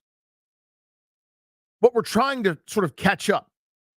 We've been trying to play a game that we didn't invent by the world's rules, and we lose, and we lose, and lose, and lose, and lose, and lose, and lose. And the sport in this country is run by purists. It's run by people that think if we just do a much worse version of how they do it in Europe, the people will come. The people will come. And slowly but surely, the talent pool in the United States has gotten better. You satisfied? You guys good to go? Everybody happy with this? Everybody happy with losing to Panama? You guys good with 0 threats against Uruguay? You good with that? I ain't. I know the talent pool is better. It's as evidenced by some of the clubs that these guys play for. Right? You look at Weston McKinney, look at Pulisic, look at some of their young stars. It was a coup to get a couple of the dudes that had dual nationalities to come play for the United States. For what? To lose in the group stage of Copa America again? It's infuriating. It's infuriating. You're trying the same thing, beating your head against the wall and wondering where the door is. It's exhausting. I have, quite frankly, no hope at all. None. Bupkis. That this will ever happen in my lifetime. I'm not even talking about winning a World Cup. I'm not even talking about that because that's off the table as far as I'm concerned. I'm talking about actually being legit. You know what it looks like when I'm talking about it. Right now, Team USA, according to the international FIFA rankings, I think is 11th in the world. No, they ain't. I'll tell you that right now. They're not the 11th best team in the world. Nope. You tell me right now that Team USA would be favored against Germany? They'd be favored against, I don't know, Colombia? They'd be even split with Italy? My hairy buttocks, they would not. They're not on the same level as Spain, Netherlands, Portugal, England, Brazil, Belgium, France, Argentina. How many countries am I ripping off where this is part of their lifestyle? And I know you're probably sitting there going, why are we talking so much about this? Number one, it's July 2nd. Settle down. Number two, I know that they're obsessed and we're not. Some people are. You got plenty of soccer fans in this country. There are tens of thousands of people that are there in Kansas City watching them play. Tens of thousands of people go to games in Columbus, go to games in Seattle, go to games in Portland, go to games all over the place. In this marketplace right now where you and I are having this little conversation, soccer, international competitions, does better on TV than almost anywhere else in the country. There's interest. You can put your fingers in your ears and tough guy it all you want, but there is. I give a damn, again, because it's Team USA. So here's the point that I'm going to make, then I'm going to ask you guys for some phone calls and your opinions. Okay? Here's the point I'm going to make. The rest of the world, I'm going to use basketball. You know whose game basketball is? It's ours. Invented right here in these United States of America. Basketball is our thing. We're the best at basketball. We play our way in this country, right? Everybody familiar? You know what the rest of the world caught up? They stopped trying to do it our way. You ever seen a FIBA game? You ever seen a pro game in Turkey? You ever seen a pro game in Spain or any of the grown men pro leagues? It doesn't look like the USA anymore. It doesn't look like a bunch of unbelievable athletes that test off the charts jumping out of the gym. You get some guys that are athletic. But now some of that European style has come to the United States. The international game is kind of blended with Team USA or USA basketball. When you get a Jokic, a Doncic, an Antetokounmpo, you get some of these guys that are great shooters, spreading the court, big men that can knock down shots, 5-out offenses, motion. You're seeing some of these influences infiltrate the NBA. The team before the Redeem team, with NBA superstars on it, getting smacked around in international competitions over multiple years. Not because Kevin Garnett couldn't play. It's not because Allen Iverson wasn't great. It's not because Stephon Marbury's a bum. It's because they found a way to compete doing it differently. Different rules, different styles, different everything to match the way international basketball was played. Cut to soccer. What has the United States done? Here's what we're going to do here in the United States. We're going to have the 12th best league in the world, kind of a bastardized version of how they do it in Europe. Everyone's going to come running. Wrong. So incorrect. The whole model is broken. Now, I know I'm treading lightly here, risking offending the MLS fans. Sorry, I don't care about your league. They had a chance to win me over. They failed. They lost. I don't care. I would care if they changed everything. You won't do it because you're a soccer purist. The same way all the old farts and old fogies and old curmudgeons who are sitting there going, I want pitchers to hit. I want the game to take as long as humanly possible. There's no clock. That's what's beautiful about it, said the old out-of-touch person. Sorry, they had to change it to attract the new people. Now, attendance tops 70 million a year, more than every other league combined in Major League Baseball. Television ratings are up. Sorry, they had to change the thing to get people on board. If you want USA to be good, I'm going to lose everybody here. You got to change the way it's done. I will gladly accept the role of soccer czar in the United States, and I'll accept it right now. We are going to change the way we do everything. First, timeouts. Oh, I pissed you off, didn't I? We're going to stop play for commercial breaks. That's number one. We need money. There's not enough money in the sport. I need the kid who's growing up saying, I'm going to be like this guy on TV. I need the fourth wide receiver at Auburn to have never touched a football and only played soccer his whole life. You know how much better of an athlete that guy is than 99.9999999% of the human beings on planet Earth? That's our advantage. Not out European skilling guys, not out touching guys, out athleting people. Bigger fields. Tell those referees, take that whistle and throw it away. The offsides that you guys love, the VAR that you love, we ain't doing it no more. That's right. We spread the field and we've got offense. Goals. You get a bunch of people scoring a bunch of goals on television, you might get some fans excited. I'm not talking about all your buddies named Johan and Keegan and Aiken and Bradley and Jonas that you're watching games at the pub with right now. You got your authentic Portland Timbers flag going to watch MLS games. I'm not talking about that. I'm talking about casual fans. You know, the millions of people that watch football, the millions of people that watch basketball and baseball. Those folks, they'll tune into your thing if you do it right. I'm a soccer fan. Played soccer growing up. It was my best sport. I loved it. They were the first sport, though, to tell me that I couldn't play other sports. So I stopped playing it. I got burned out like a lot of kids did. I loved it. I had to walk away.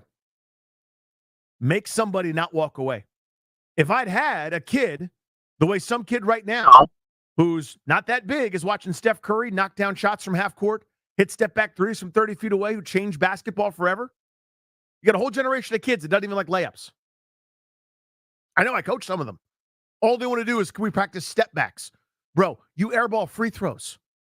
How are we doing a step back? Let's knock down a shot from 3 feet away first before we start hitting step backs. But that's the impact it could possibly have. Instead, here's what we're going to do. The same thing we've been doing. They'll have Bruce Arena come back probably and coach again. They'll probably go back to Greg Berhalter for a third time at some point. The same tried, the same failed non-ideas will get recycled. Some new leader will come in, not shake it up very much, and will still lose in glorious ways. We'll still lose in incredible and galling ways. Stuff happens in international soccer, right? Get a handball that should have been called, and Argentina beats England in the World Cup. You get the Italians a handful of years ago diving their way to a World Cup win. Stuff happens. I'm talking about really being one of the big boys and being elite. It'll never happen this way. Some people might say it's reactionary. I am reacting to my whole life of data. Since I was a kid, I've been told soccer's the next big thing. Soccer's next. Soccer will be one of the big four. It'll bump something else out, or there'll be a big five. Team USA will be excellent. We'll be competing for World Cups. Do the Judge Judy tap my watch gif over here. You competing yet? Did we get that competition, or did I miss it? Were we competing at the highest level, or did I miss that? Did I miss it? Because it would have been really, really fast. It would have been the Flash when he's altering time and he meets his younger self, who then becomes the guy that's trying to kill him, right? They've been real, real quick. It hasn't happened, and it's never going to happen because no one will ever change. So I ask you, that's my spiel. That's my little that's my 18-minute soliloquy. 800-636-1067. Double play at 345. We got one segment of calls on this. I want to take your calls. It's July 2nd, and yes, we are talking about soccer. We're talking about soccer. Soccer? Not football, soccer. Talking about Team USA soccer. Is it ever going to happen? Tell me where I'm wrong. 800-636-1067. I'm not even talking about winning the World Cup. I'm talking about being legit. I'm talking about where it's not another ridiculous setback, where it's not something beyond embarrassing, like not qualifying for a World Cup in CONCACAF. CONCACAF, bro. You can't beat Trinidad. You can't get a W against Honduras. Stop it. Stop it. Think about the gauntlet the European countries go through, the gauntlet the South American countries go through. We can't beat Jamaica. There's like 80 people in Jamaica. They got the same number of people in Jamaica, and I'm talking out of my tuchus here, that we have in like New Jersey. You can't beat them on the regular? Canada's giving you your lunch? Is it ever going to happen where this country is elite at soccer, a true contender? 800-636-1067. My plan, the correct one, will never get adopted. It's never going to happen. I know that in my heart. Because this league sport is run by purists who just think that the model of doing it the way the Europeans do it, except far worse, and have our best players have to go over there if they want to get real international experience at the highest level, is going to somehow translate into Team USA being worth a damn. Is it ever going to happen for men's soccer in this country? 800-636-1067. Your call's next.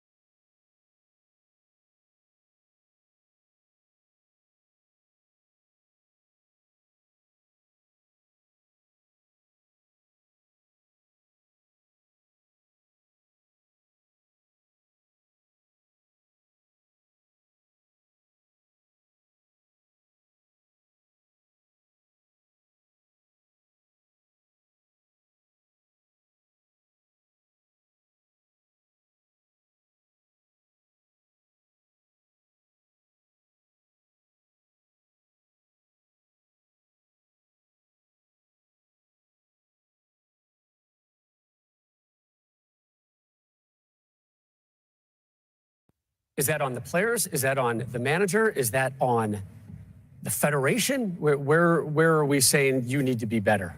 Well, the players certainly need to be better, you know. Do you think this generation of players has what it takes? Like, do you think that they have that deep inside of them? I think there's a couple of them. I think they are better soccer players, but ultimately I don't think that they're better U.S. men's national team players.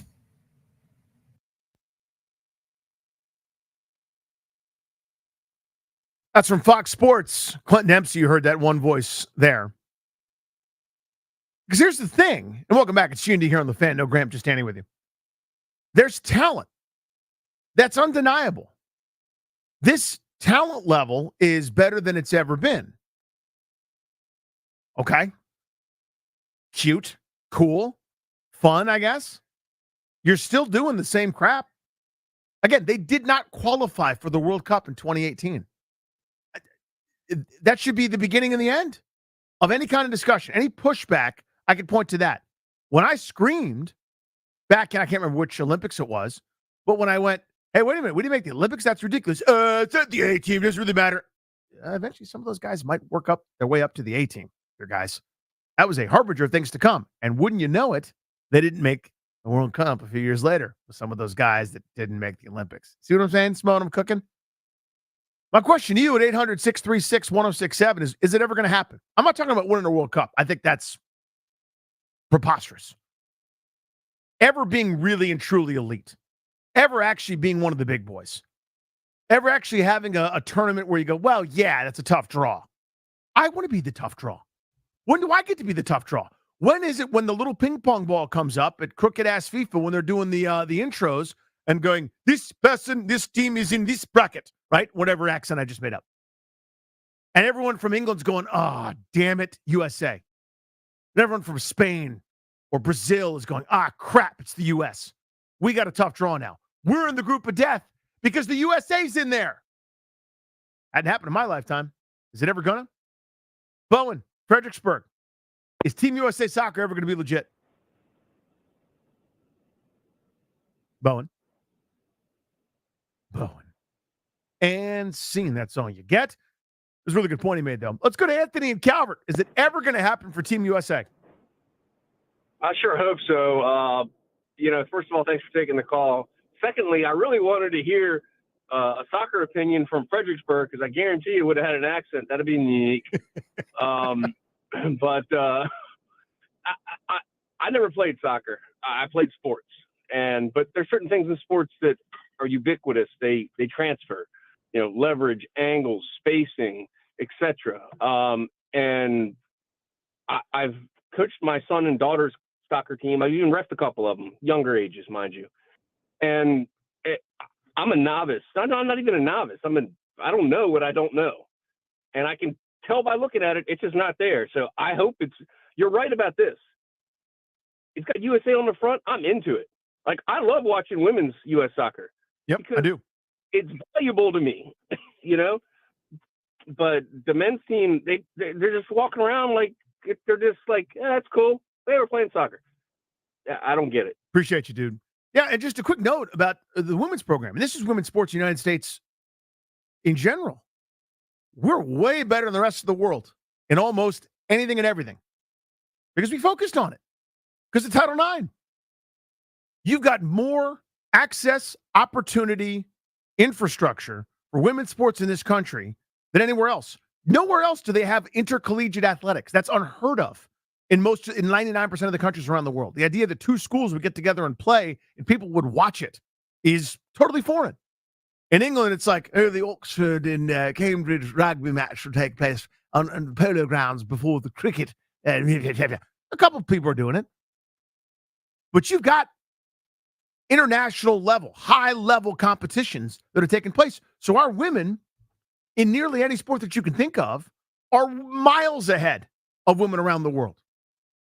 Not the case, though, with men's, especially when it comes to soccer. Recent performance from the women's national team notwithstanding, losing the way they did at the most recent World Cup, but in general, they are formidable. They are elite. They're always one of the favorites, and rightfully so. Will the men ever get there? Andre, Upper Marlboro. What's up, man? You're on the Fan. Hey, what's up, fellas? you guys basically touched on everything and have broken it down for why. I do think we can get better. The why we're not there is soccer isn't a national sport for us. And then we have sports like baseball, basketball, and football. And when it comes to the men, you can make a lot of money playing those sports. So we tend to get detached from soccer. And when you look at the women, you guys touched on it. They have they're better because they have more opportunity, but at the same time, they don't have a lot of opportunity to do other things. So they're able to play soccer, and the notoriety for them is being good, not necessarily a paycheck. And as well as one thing I need to touch on, the only way I think we get better as a whole is just like how when you read about these sports teams over there in the UK and Europe, they have these camps that they invite kids to and nurture the talent from they're like 6 years old. That's what we have to do. So, and until we do Andre, that, I as love a that whole, phone call, buddy. Thank you, man. I got a bunch of people. I didn't mean to cut you off, but a couple more folks on hold. To that point, I don't know that we'll ever be able to truly do that in this country. And here's the reason I bring that up. I mentioned at the kind of the top of my ranting and raving at the beginning of last segment. In what he's talking about is in Europe, they find some kid on a field that's 7, 8 years old. I'm not even kidding you. They go, him, put him in the academy.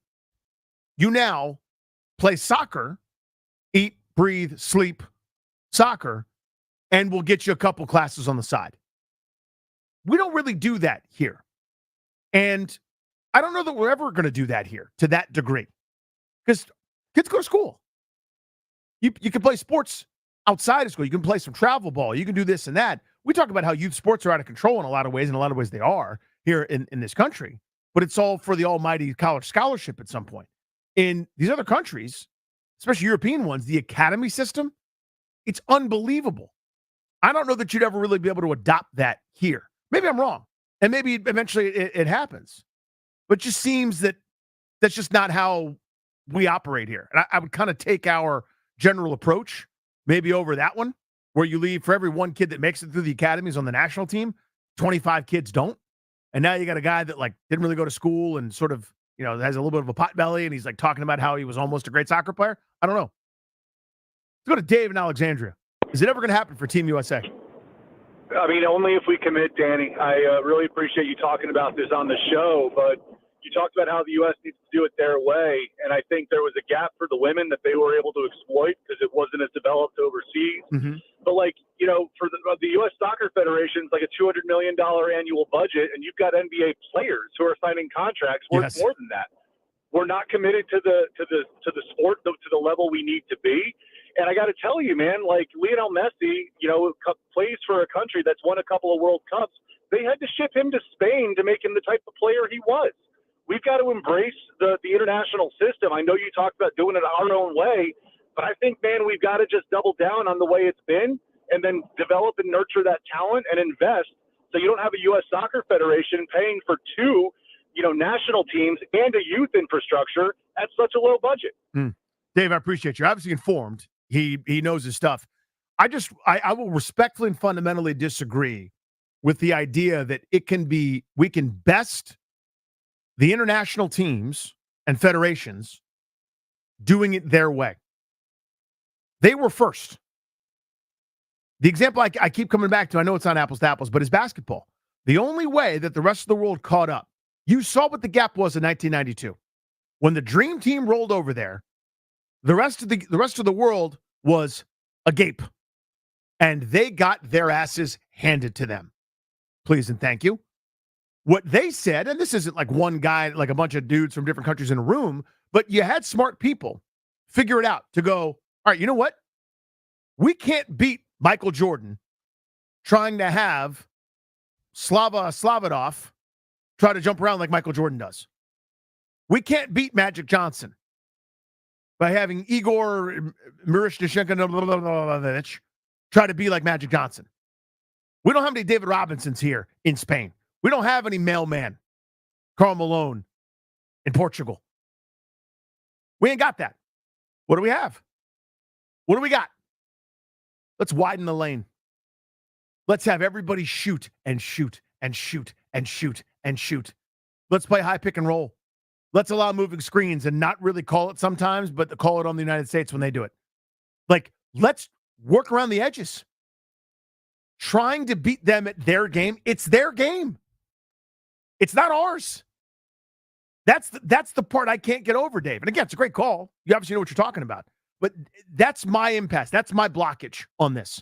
I can't, like, for example, Darius runs a Madden League. And if you do well in that league, he kicks you out. But if I join that Madden League, am I going to try to run the plays that Darius runs? Am I going to try to stream my content and try to do what he does and emulate him and then try to beat him at that game? I'll get my ass kicked. And everyone will have fun in the chat. They'll also be like, yo, chat, Danny's struggling. And then everyone will make fun of me.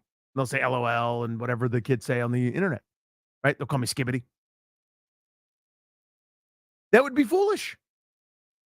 If I'm going to beat him, I need to have like a weird internet connection for him. I got to slow his server down. I got to like have my friends like call him on his phone, interrupt his chat. Like I got to have like something glitch. I need to talk to the people at EA Sports to give me like souped up players. There's no way. I know I'm going too far with this Darius Madden analogy. I'm just busting his chops. But you know what I'm saying? Trying to do what they do better. I just don't see it. Steve Woodbridge, can the U.S. ever compete at the real highest levels?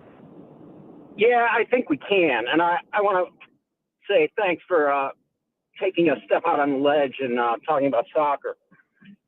Here's the thing about this current team. We've got players who are playing in the best leagues, Italy, England, Belgium, a lot of others. Mm-hmm. And you know what? They're succeeding. They're starting and they're kicking ass in those leagues. Mm-hmm. Why aren't they kicking ass here? Why? It's up to the coach. It's up to the manager to get the best out of these players. And that hasn't been happening.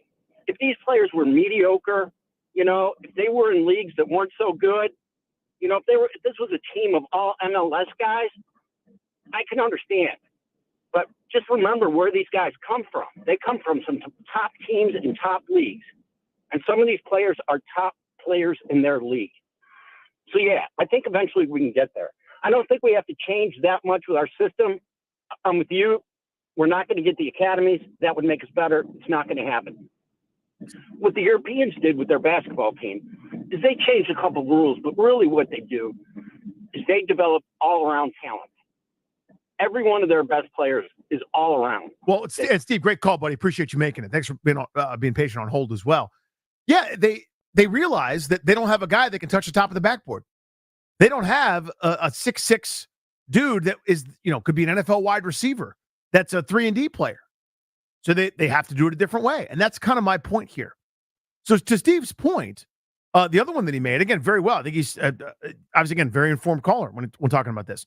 Your Christian Pulisic, your Gio Reynas, your Tyler Adams, your Weston McKennie's, these are international players that are playing in some of the best leagues for some of the best teams. Sometimes they're, key contributors and things can happen with club teams, but it's not as if they're just, as you said, a bunch of MLS guys running around, trying to make it.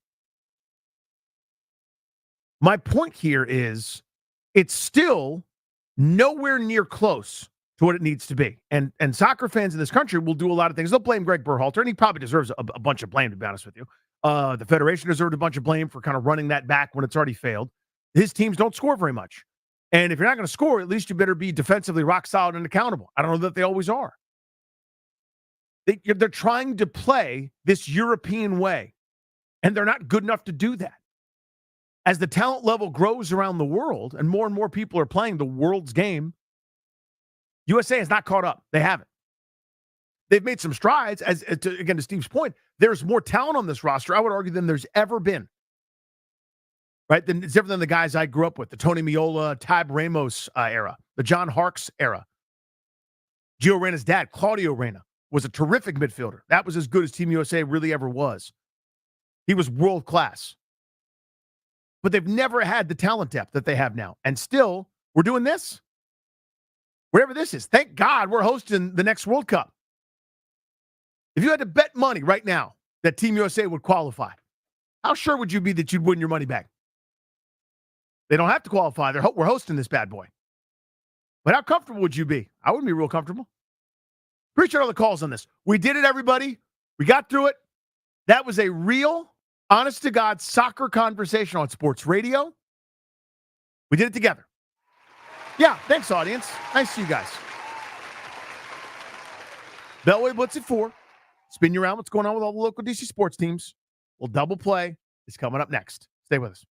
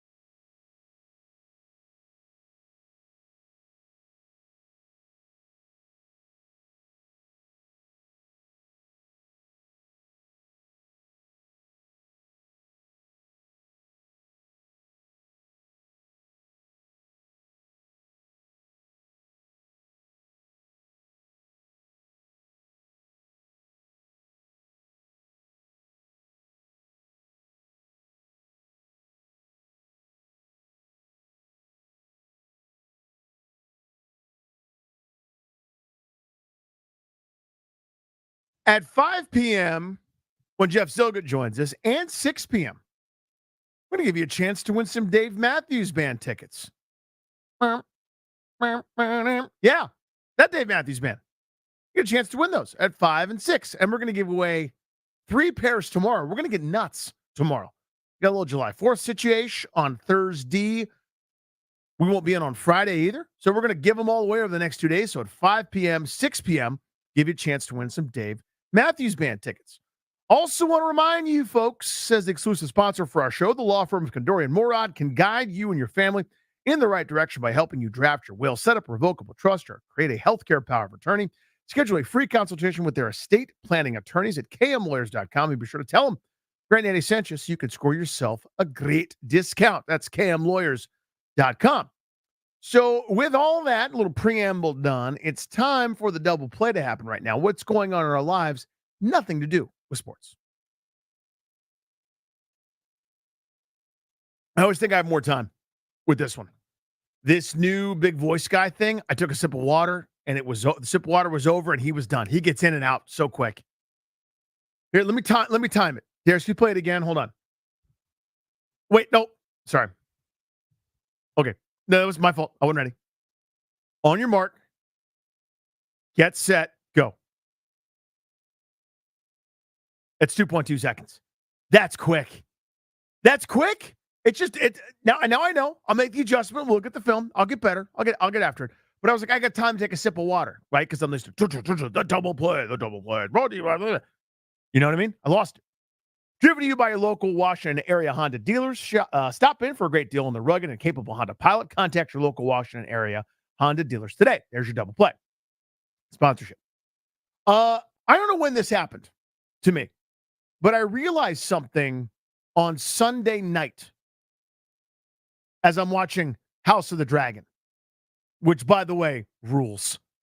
It's awesome. They got it. They know what they're doing, and they're doing it. Horrifying, terrible stuff happens every week, but we're like, yep, that's House of the Dragon. That's what we do. It's Game of Thrones universe. Pretty cruel. Pretty awful. Pretty terrible stuff there. People that didn't watch Game of Thrones but are watching this, which, again, I have questions, are like, can they show that? Apparently. HBO's been doing this for a while. Welcome. All right. But I realized that Sunday, as I'm watching this excellent show, and I'm going to watch The Acolyte tonight. By the way, business picked up last week, episode 5. Okay. First 4, trash, left outside, skunked it. People threw rotten eggs at it, and it burned in the sun and baked that stench. Those first 4 episodes. Nope. Episode 5, it didn't redeem them, but business picked up, is what I'm going to tell you.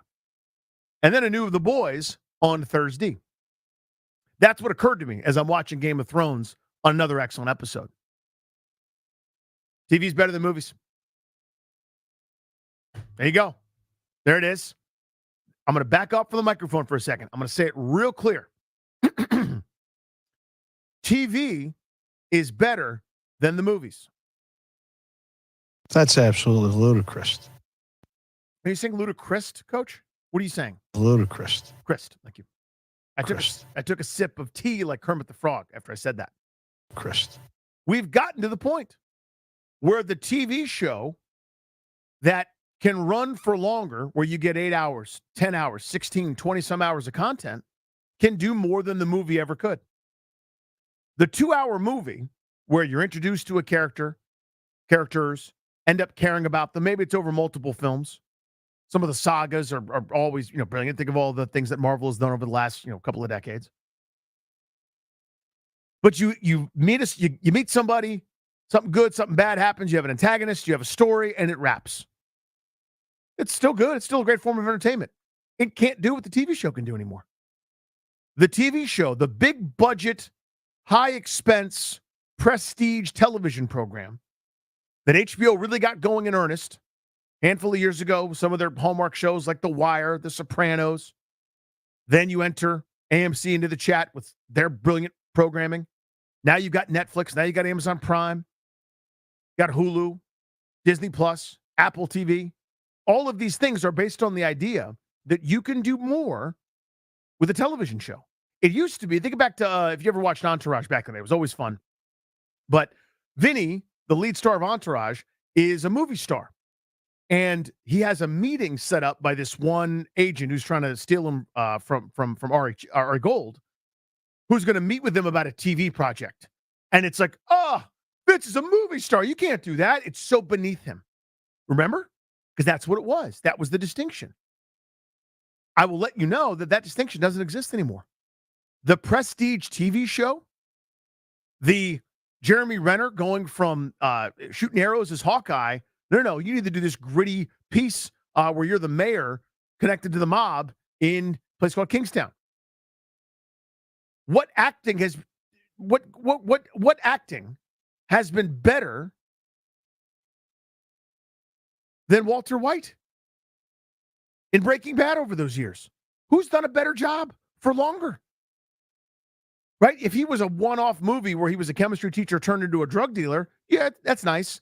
It would be like on the same level as the movie like Why Him or whatever that dumb thing was where his daughter married Ashton Kutcher or something.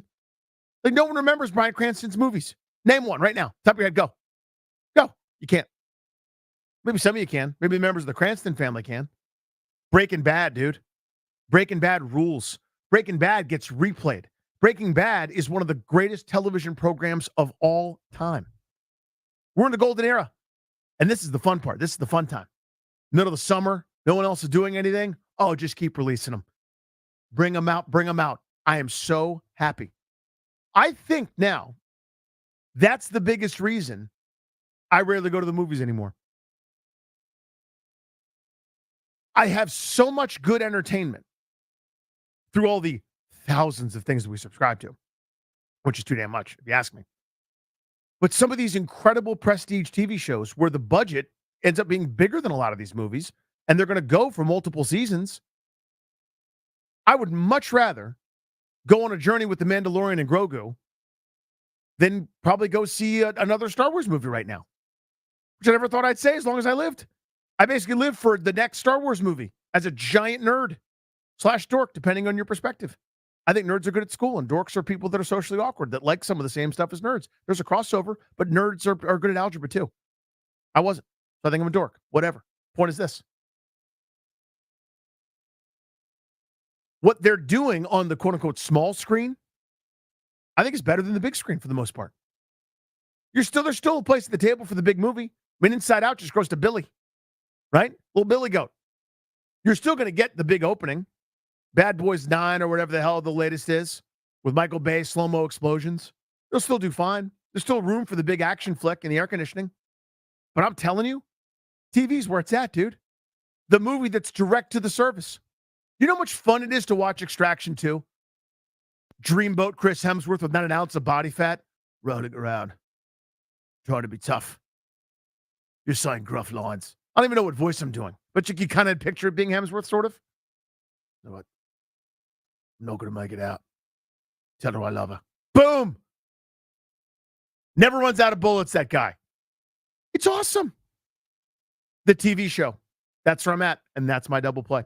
Beltway Blitz is up next. Spin you around what's going on with DC Sports. Talk a little Nats, talk a little Manders. We'll talk Caps amongst ourselves. Don't go anywhere.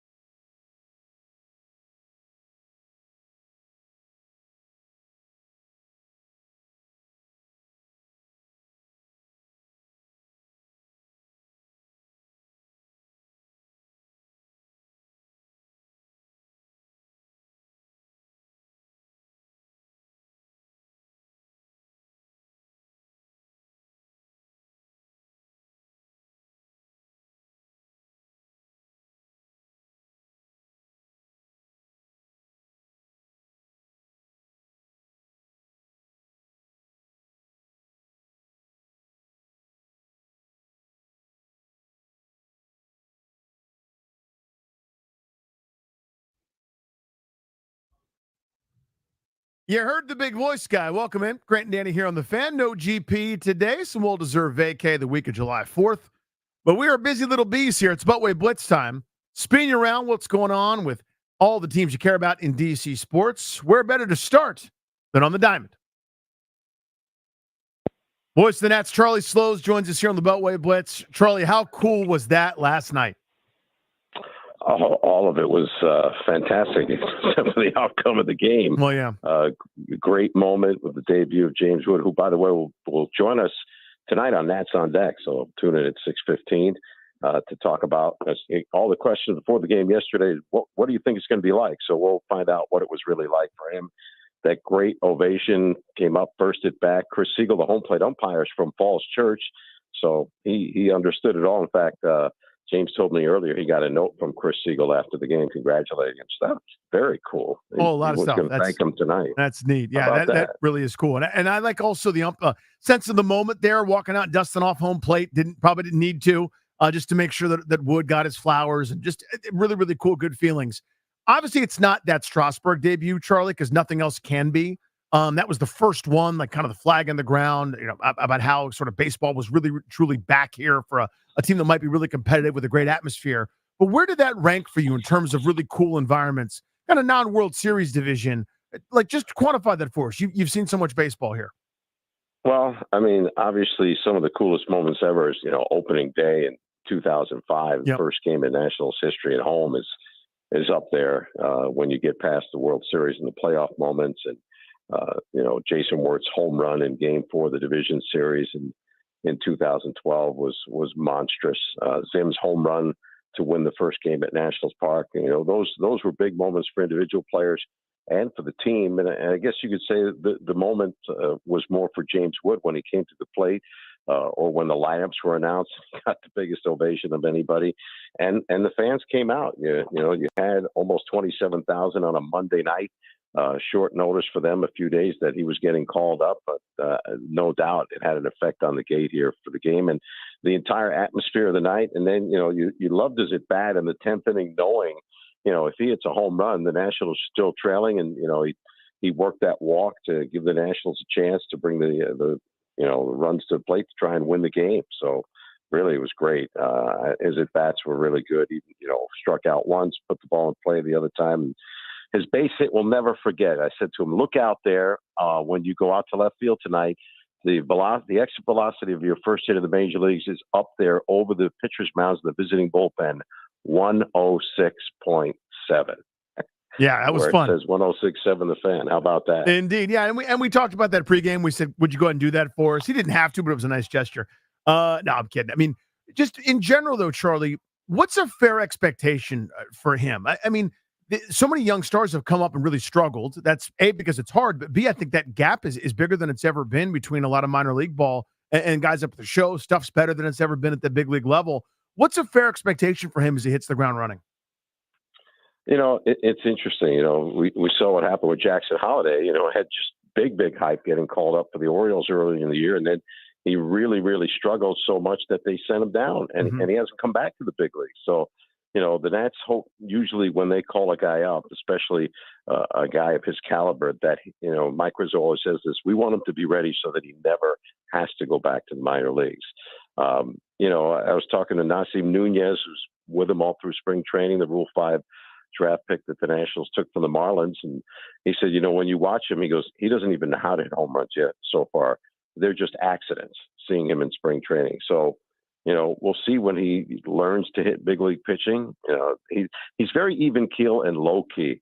People were asking me yesterday, what do you think it'll be like? I said, well, he's the type that if he hit a grand slam in his first game in the big leagues, he would just run around the bases. You wouldn't see a lot of hoopla and dancing and jumping up and down. He's just not wired that way. And I think it helps him being even keel to deal with all the things that happen when you're coming up to this level for the first time. He's quietly excited because that's just his personality. Preview tonight for us. Well, the Nats tonight hopefully are going to get the bats going a little bit more. They struggled against Peterson last night, and hopefully we will see more runs on the board. And again, as this Nationals team moves through the season. That's the thing they need improvement. They've gotten a good starting pitching that's kept them in games. For the bullpen for the most part has been very good. I'd call that just a little blip for Hunter Harvey last night. And we'll see if the Nationals get something going against Sean Manaea and get a good start from DJ Hurge. Charlie, thank you as always. Enjoy tonight. You got it. Thank you, my friend. There he goes. Let's talk some puck, please.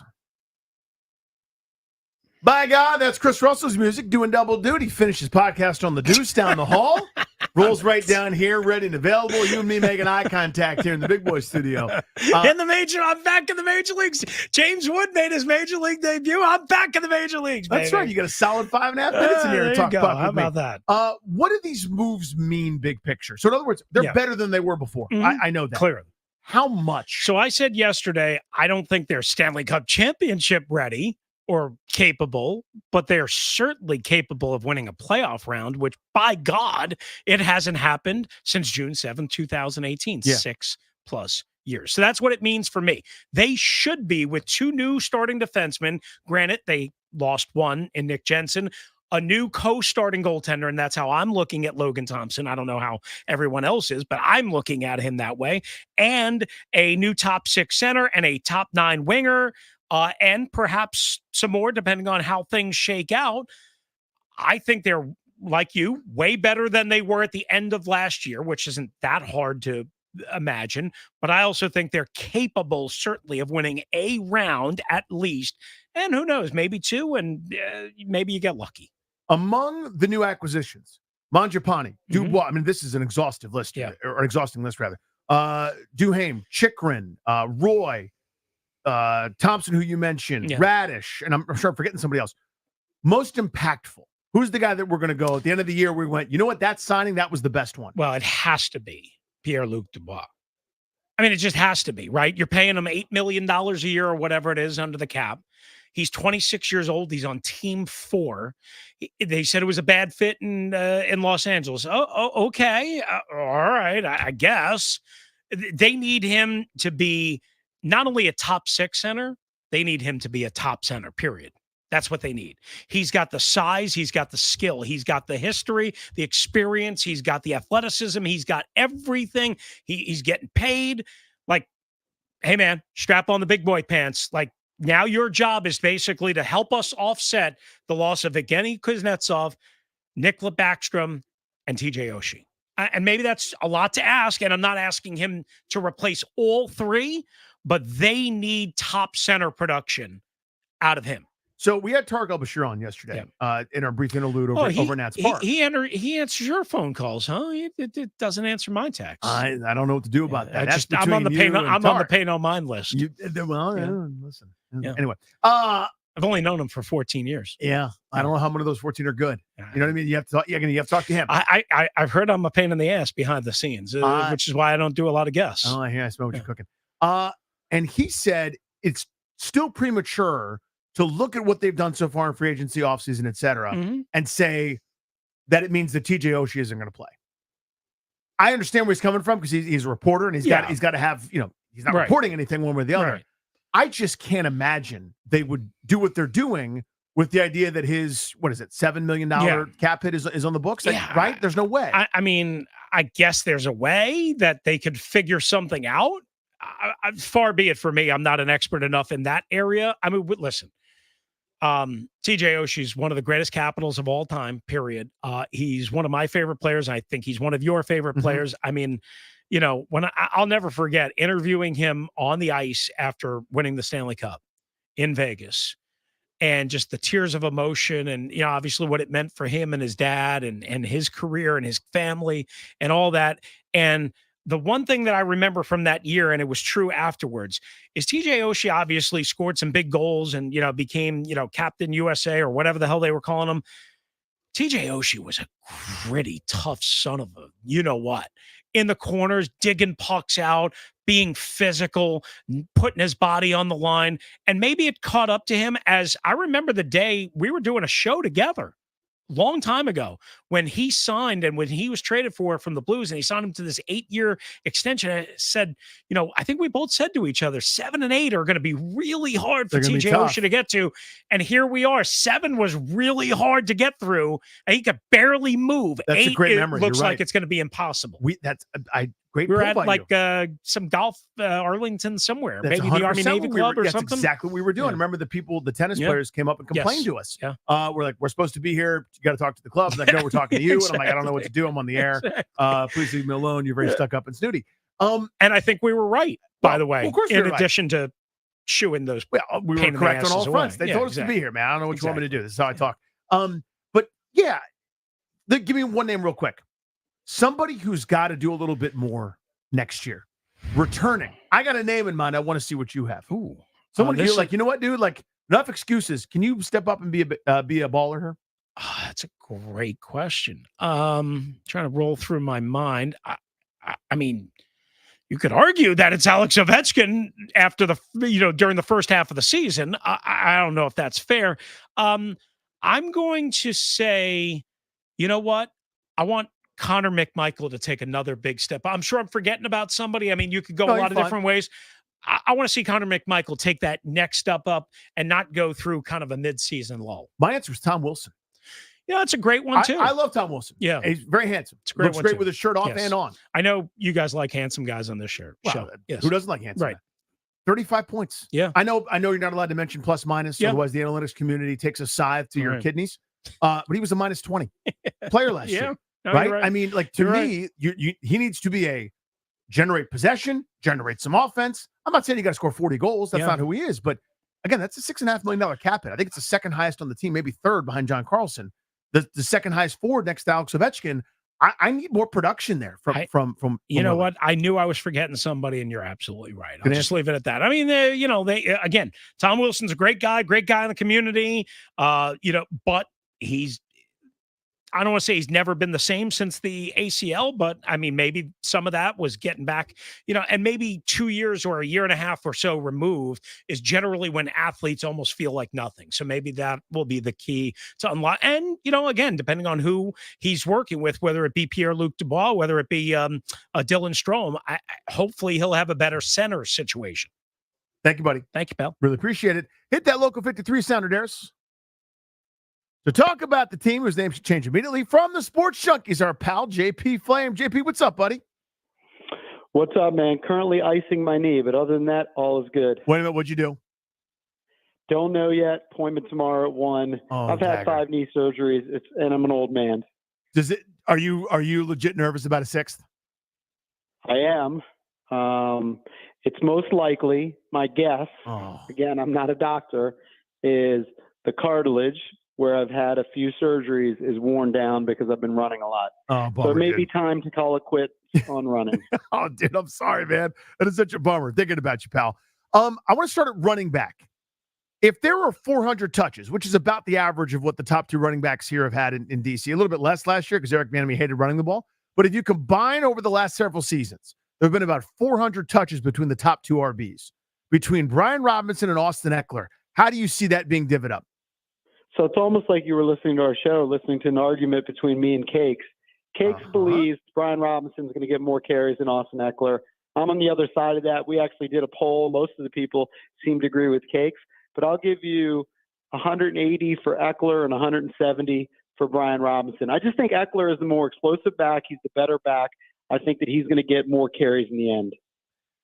Who's going to be their left tackle? Is he someone that's internally there right now, a.k.a. Cornelius Lucas, Brandon Coleman, who develops, or someone not on the roster yet? I think it's going to be one of those 2 guys. Whoever's better, it's going to be a situation where all Commanders fans are nervous about the offensive line, not just left tackle, but pretty much throughout. All the news about Jaden Daniels all off season has pretty much been glowing. The type of guy he is, how he's looked in practice, his work ethic, and all that stuff. We're kind of forgetting he's slight, and he seemed to take a lot of cartoonish-like hits in college, and the offensive line is a bit of a worry. So you've been doing this for a while, my friend. You've lived through every news cycle like the rest of us have, and it's like waves crashing on the shore.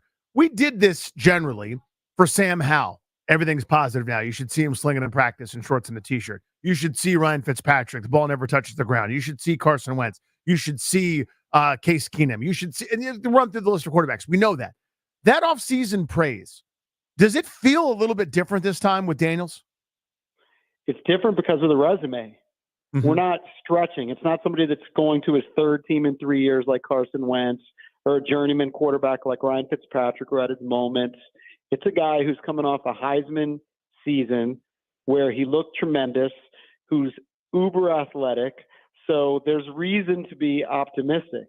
The one thing I'll say about these offseason reports, you can almost fill in the blank and put any quarterback there because you're going to get similar glowing reports about Bo Nix in Denver. You'll get similar things being said about Caleb Williams in Chicago. You're not going to find many reports of, man, this guy we drafted number 2, this guy we drafted number 3 sucks. Right. You're just not going to see that yet. And if you look at Bryce Young last year, we had kind of a discussion on the show last week. I looked at what people were saying about Bryce Young after his last preseason game. There was an article about how deadly accurate he was, his great poise, and then he had a terrible season. What's a fair expectation if Jaden Daniels is good? Again, I think it's unfair to say C.J. Stroud because there's been one of those guys. Like go back at Justin Herbert's rookie year, which was incredible. I think Chargers won 6 or 7 games, if memory serves. What's a fair expectation if we now know at the end of the year, hey, Jaden Daniels is pretty good, or at least showed enough that we're confident that he could be the dude going forward? What's a fair expectation for the team?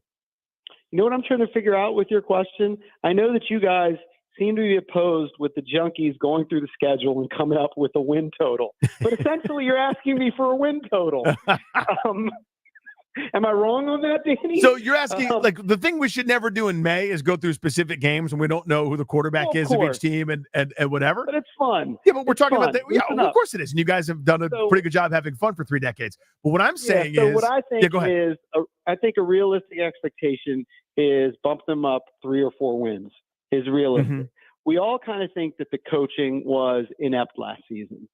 We all think that there's an upgrade at quarterback, that Jaden Daniels, regardless of how good he is, should be better than what they got from Sam Howell last year.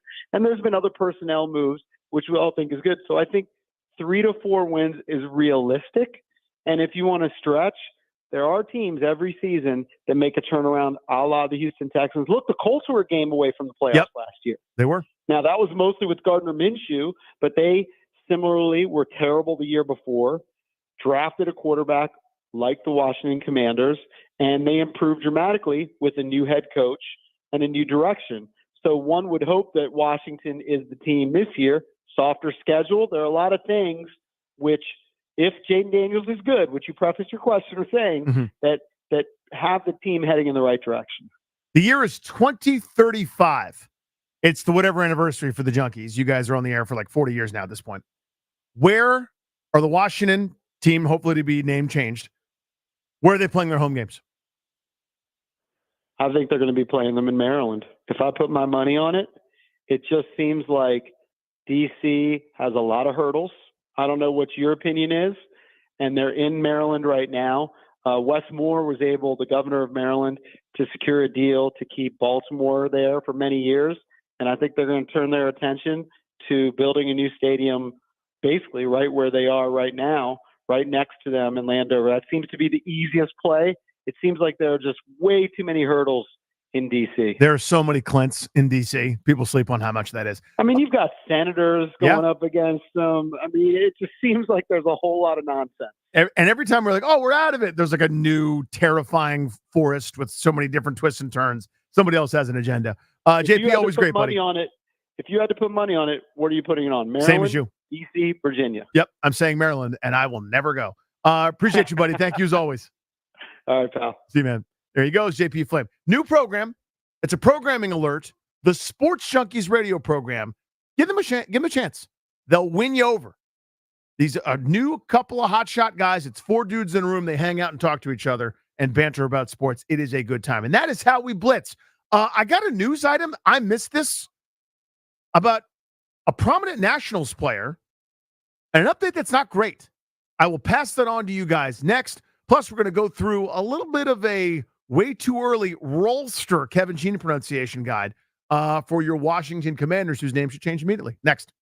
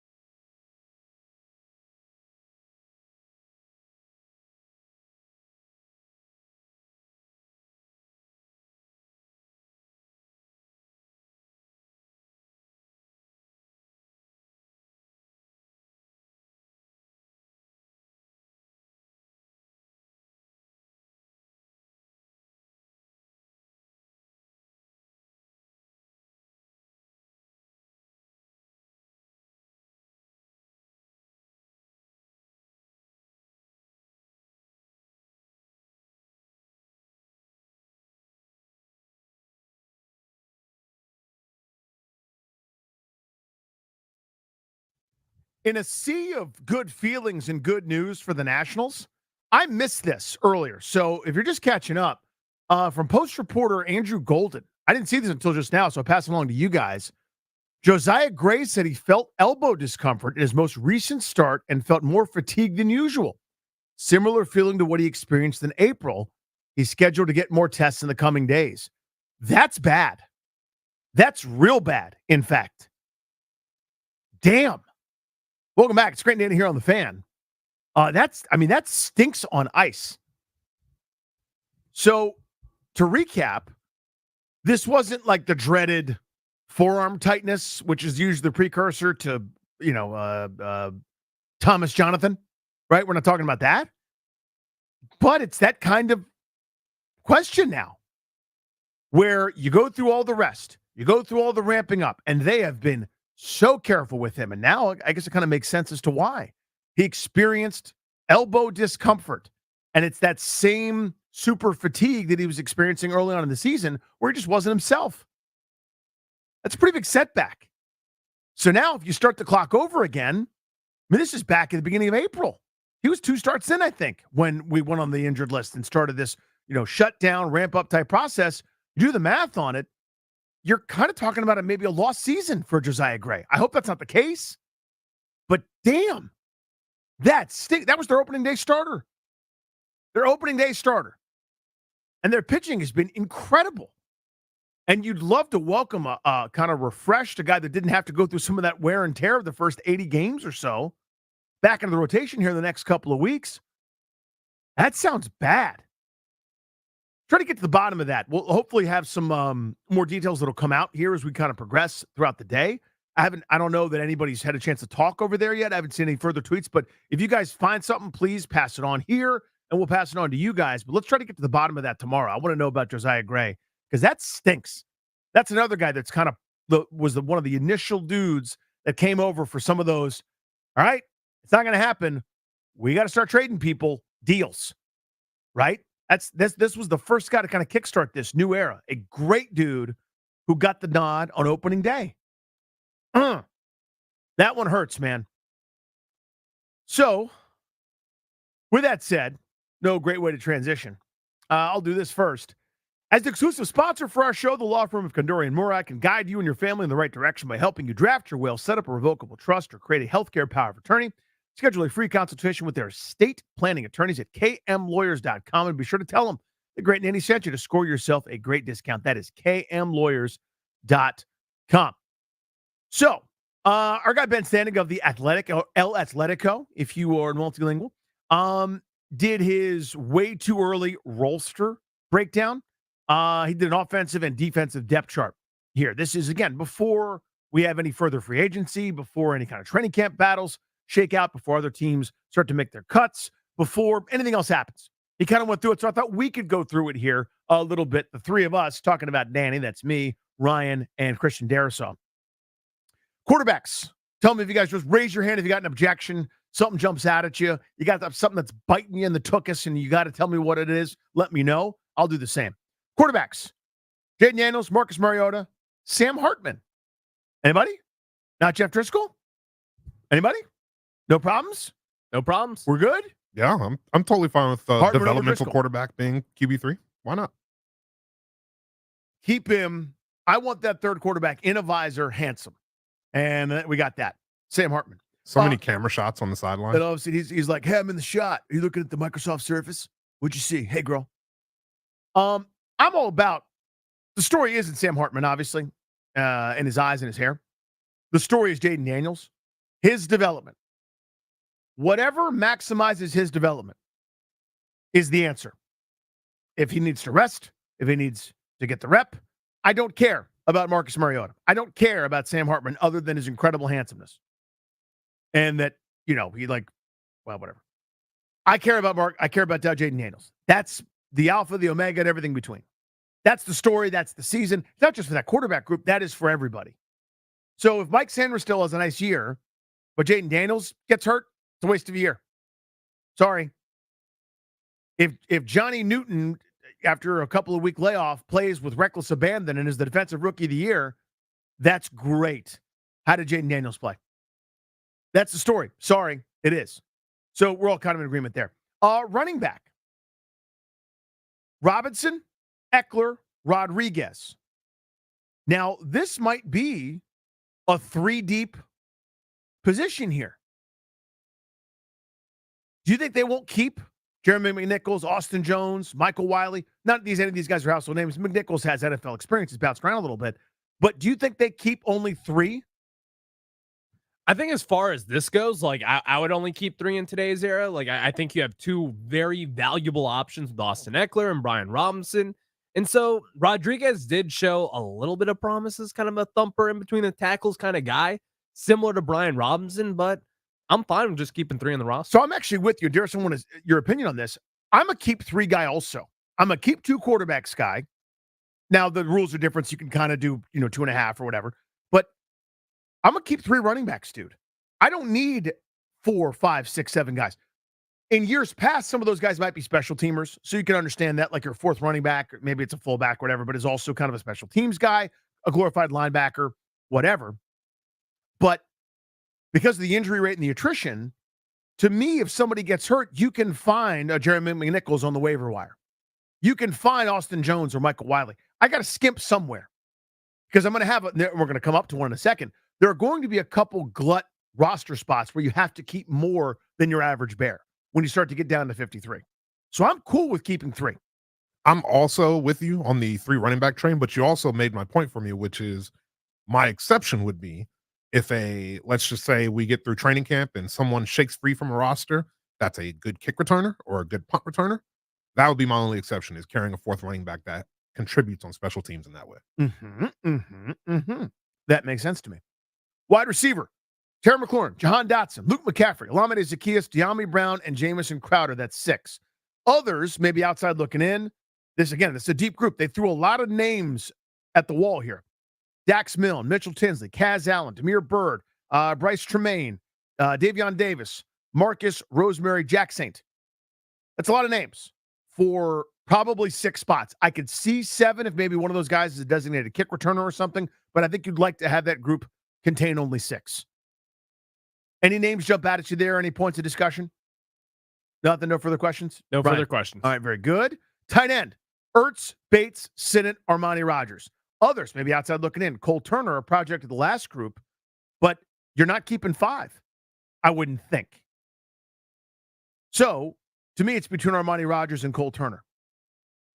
And Ben's got Armani Rogers in there.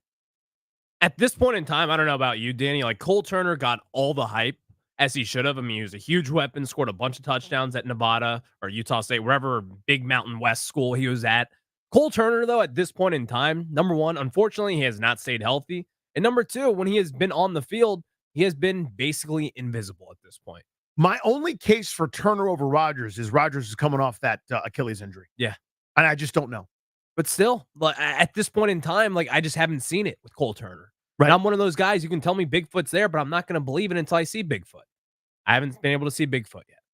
Dude, that was like, Tommy boy, I can get a good look at a T-bone by sticking my head up, but you know what? But I'd rather take the butcher's word for it. Look at that. Tommy's selling brake pads over there. How about that? How about that? It's clearly between Rodgers and Turner. The upside in Turner, that we've been told about all these years, it'd be nice to see, but at the end of the day, neither one of these guys were picked by this regime. So it could be a situation where, honestly, neither one makes it, and they only keep 3 tight ends. Because we're basically talking now, as we start to do the math, 26 offensive players, which is, again, when you're kind of going, wait a minute, you don't think they'll keep 5? Wait a minute, you don't think they'll keep 4? You start to do the math, it's probably 26 offensive guys, 25 defensive guys, 2 specialists. Maybe 3 specialists, right with the long snapper. So there you go. 26, 24, we'll see. Offensive line, 9. Cornelius Lucas, Andrew Wiley, Brandon Coleman, Trent Scott, those are your tackles. Tyler Biotish, Nick Allegretti, Sam Cosme, Michael Dieter, Ricky Stromberg. So that's 5 center guards, 4 tackles. Outside looking in, Braden Daniels, last regime. Alex Nkungbulu, David, that's a big last name with a lot of letters in it. Chris Paul, Mason Brooks, Julian Good-Jones. Now, Chris Paul, Mason Brooks have each at times, I think, shown a little bit. Chris Paul especially, maybe outside looking in. Yeah, again, this is what happens when a new regime comes in. A lot of those guys weren't picked by them by this current regime, and a lot of those guys are probably going to be finding other teams at the end of the training camp. So I don't have a problem with that particular 9 that you listed. I would be a little disappointed if Braden Daniels doesn't at least make the practice squad at worst, just because we just picked them last year. But other than that, I'm not tied to any of those guys that are outside looking in. I would actually like to see Braden Daniels make the active roster. Now, I don't know if there's going to be a path forward for him, but I mean, unfortunately, the truth is that there could easily be injuries. There are every single year at training camp. So I feel like there will be some way, somehow, that he will be on this active roster because I do think that he can play and he could potentially be something someday. But that's kind of the only one that I would look at and be a little bit iffy about. I would say of the list of people that you have in there from Ben Standig's article, Michael Dieter is just a veteran that could, just be a body in camp. Honestly, he might not make the roster ultimately. So I don't see him starting over any of the guys. No, he's not starting over Allegretti or Cosme or Biotish unless something happens. And then you have Ricky Stromberg, who's versatile, can play center and guard. I could see a situation where Michael Dieter doesn't even make the roster. I could see that. I could see Chris Paul making ahead of him. Or again, I keep bringing on Mason Brooks. It's a limited sample, but I thought Mason Brooks showed well. We'll do the defense here in a moment. This is the Ben Standig's way too early depth chart projections before training camp even starts. But it's July, and it's kind of what we're doing. 5 o'clock, Jeff Zilgett will join us, and we'll get a chance, your first chance of 2. There's 2 chances. This is the first one to win some Dave Matthews Band tickets. That's next.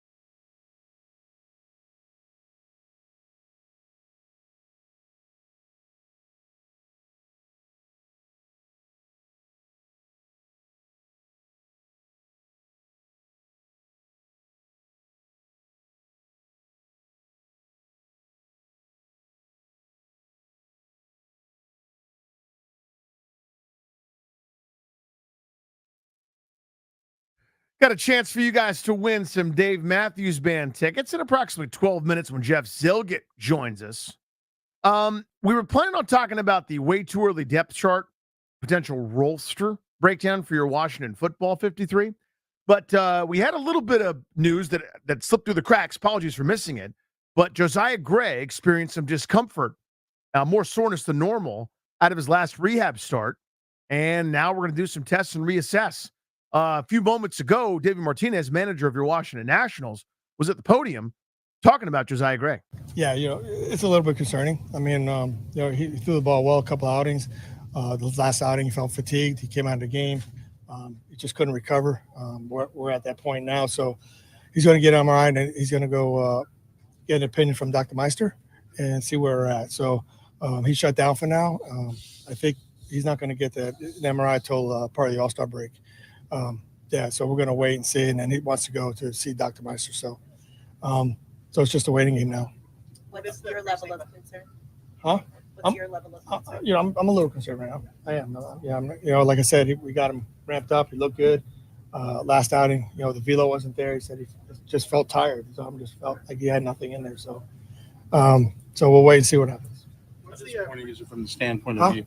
How disappointing is it from the standpoint of, he had been talking and you had been talking about getting him back in this rotation to help out with the other guys? Look, I am not disappointed at him because he did everything he could.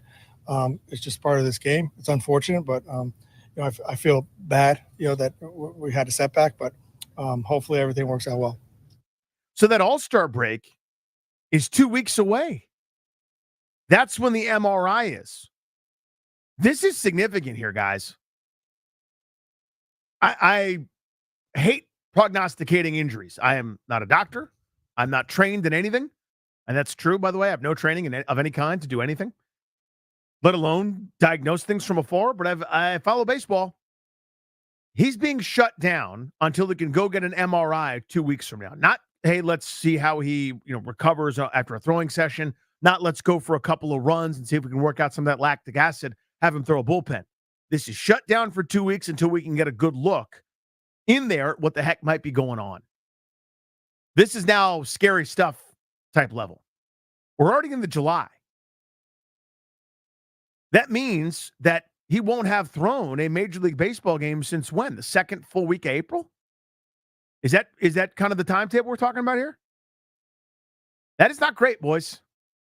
That's basically 3 months of no Josiah Gray. And now we're talking about all of July being long gone.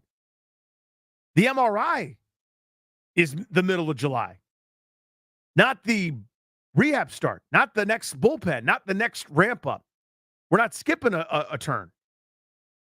Yeah, he last pitched on April 4th, dudes.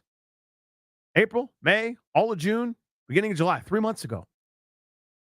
Oh, man. Oh, man. That stinks. For a dude that has really grown into this thing.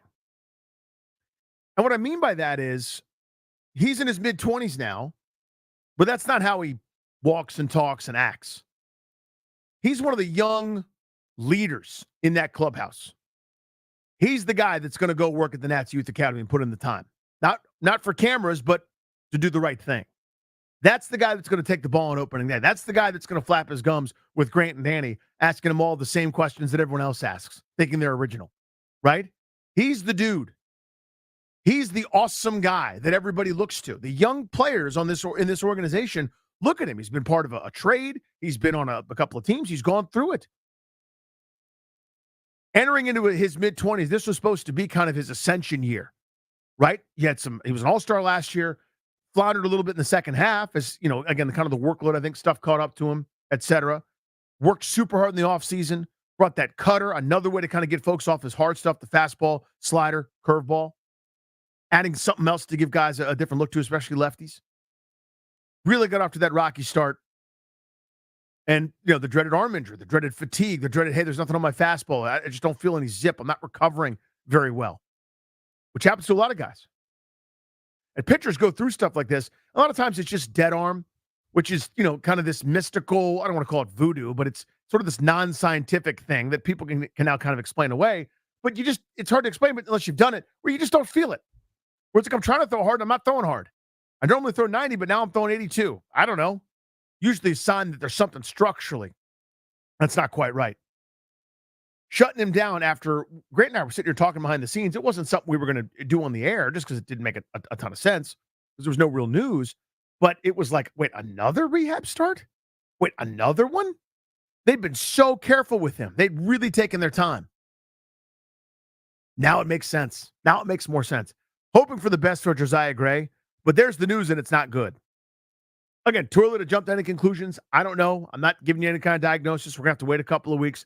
But I'm just here to tell you, as somebody that follows this game pretty closely, these are not good signs. These are not everything is good to go type information here.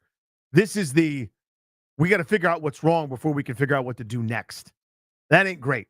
So thinking about Josiah Gray, man, I'd love to see him back on the mound in the major leagues this year, but looking, I don't say less and less likely, but that campaign took a blow, I would certainly say, with the news here over the last 24 hours or so. David Martinez, they're at the podium talking about it. There's been a lot of news in the National Basketball Association. That's a transition. Our buddy Jeff Zilgett will join us to break it all down, plus your chance to win some Dave Matthews Band tickets. That's next.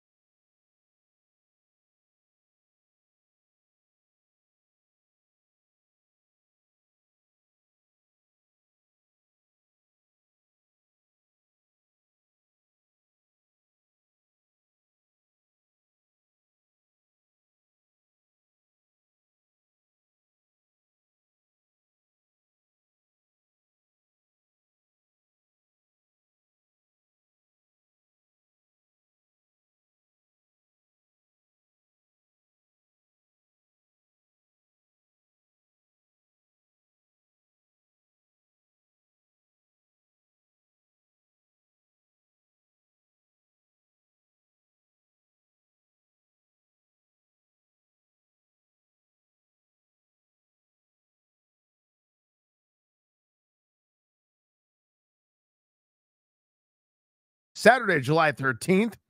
Jiffy Lube Live. Tickets are on sale now.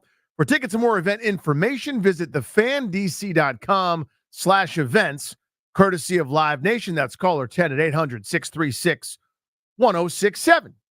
Get your chance to win a pair of them. One more pair at 6, and we'll do 3 pairs tomorrow. We're going to get crazy tomorrow. Give away 3 pairs of Dave Matthews Band tickets. What's up? It's Great Danny here on The Fan. No GP today, just me, Danny Rouillet, kicking it with you until 6:15. Let's jump now to the best BetQL guest hotline from USA Today, our pal, Jeff Zilgett. Jeff, good afternoon, man. Thanks for the time. Yeah, Danny, hope you're doing well. Doing great, my friend. Always appreciate a few moments. NBA free agency, hot and heavy. There's not a ton going on the sports calendar, so I'm watching all the players change teams. Although I feel like it's been a slower start to free agency, highlighted by a few big names. But big picture, do you feel like this is typical or maybe a little bit slower than we used to seeing? Maybe a little bit slower, and I have a couple of thoughts on that. Is maybe it isn't as high profile of a free agent class this year. The other thing, too, that's happened is that in the new CBA, teams can negotiate with their own free agent before the June 30th period really opens up. So that's why you saw OG Anunoby re-up or agree to a deal with the Knicks before free agency officially began. We saw that in a couple spots. So it took some of those names. Malik Monk did it with Sacramento Kings. So it took a couple names off the board. And then the third thing is that the NBA is in this part of collective bargaining as well, is that they've really put in some financial restrictions on it that really applies to a handful of teams. But I'm not sure every team in the league, is fully embracing or understands maybe what implications are. And there are all these sort of buzzwords like second apron and hard cap and luxury tax and repeater tax. And I think that's making some teams a little cautious to open up the pocketbook. No, I think that's sharp.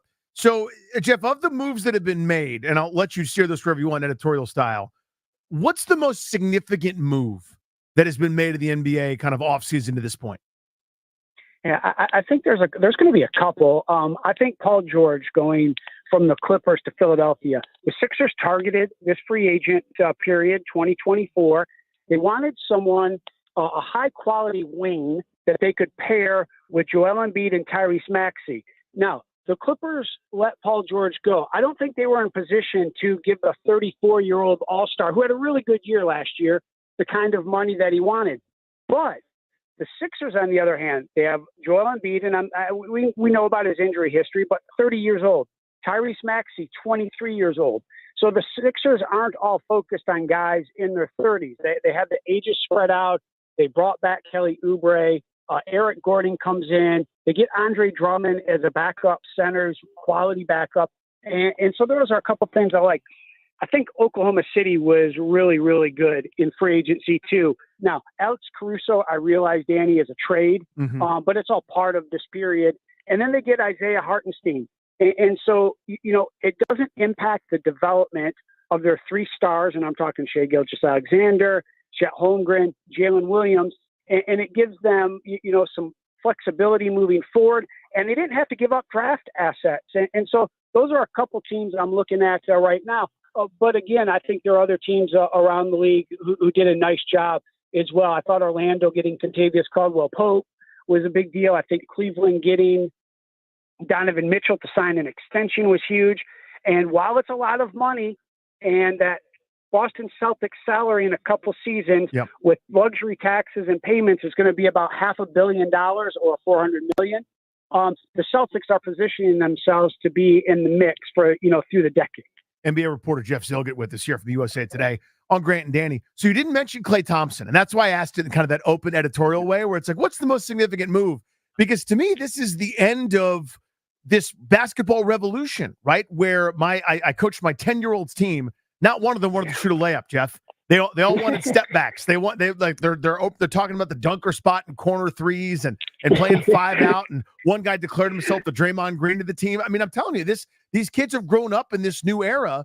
The Splash Brothers are no more. I don't know from a basketball sense the impact that Thompson's going to have in Dallas. I'm fascinated to see it. I want your thoughts there. But in addition, just kind of the symbolism or what that means, that the end of that era. I wrote about it a little bit, Danny, and you're hitting on a couple of the points. I called it the 3-point revolution.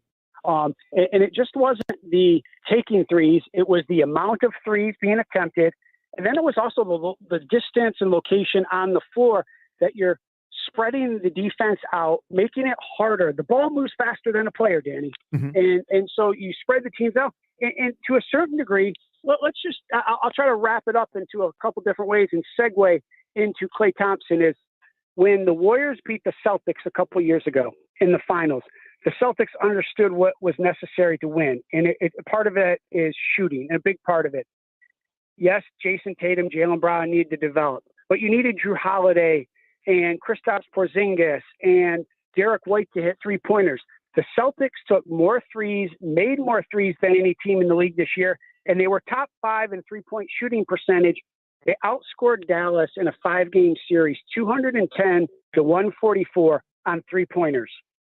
Dallas watches that, Danny, and this is the segue into it. They needed shooting. They just didn't have enough of it. And so they get out and go get Klay. He still made 268 threes last year, averaged 18 points a game. This is not all NBA, all-star Klay, or even all defensive Klay, but it's still someone who could help Dallas. They realized where some shortcomings were, and the status quo, unless you're Boston, really doesn't work in the NBA. And so they needed to go out and make some moves, and that's what they did. I like the signing. Does it get Dallas back to the finals? Danny, the West is so deep and loaded. I don't know that that's possible, even if they're a 50-win team. And that's my next question, Jeff, is that, you know, they made it through. They deserve credit. I mean, what they did to Minnesota, I'm frankly stunned by the way they manhandled the Timberwolves, who just finished doing that to the Nuggets. But next year it could be, you know, a coin toss as these other teams are retooling as well. Where are they in the hierarchy of the West right now? Or is it impossible to tell? Look, I think they're a top 4 team, and a top 4 team can make the NBA Finals in the Western Conference. Oklahoma City is learning and growing, and I talk about a team for the next decade. They're going to be there with the way they're set up financially and with draft picks. There's not a lot of worry there. With Denver, Danny, the line I'm sort of using right now is that it takes a little bit of time for a championship window to open in the NBA. Denver was moving in that direction. It can close real quick. That hangover that they had from the championship season, they lost Bruce Brown. This year they lose Kentavious Caldwell-Pope. You need to act fast, and you can't watch other teams pass you by.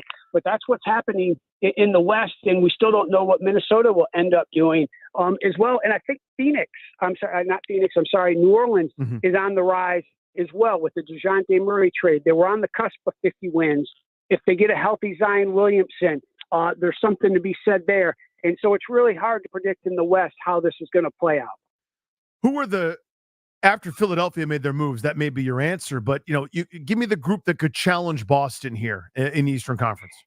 I think Philadelphia is one. Yep. Look, I did not mention the Knicks, but I think what they did was getting OG Anunoby. I guess I did mention him at the start. They have that roster lined up. They go out and get Mikal Bridges in the trade with Brooklyn. I know they had to give up a lot. One other thing, Danny, is we're seeing is that teams are willing to give up the draft picks with the idea that if we get into a rebuild, we'll trade some of these guys, and we'll just have to find a way to get our picks back. And that's what teams are doing. Because here's what I also appreciate about the Knicks.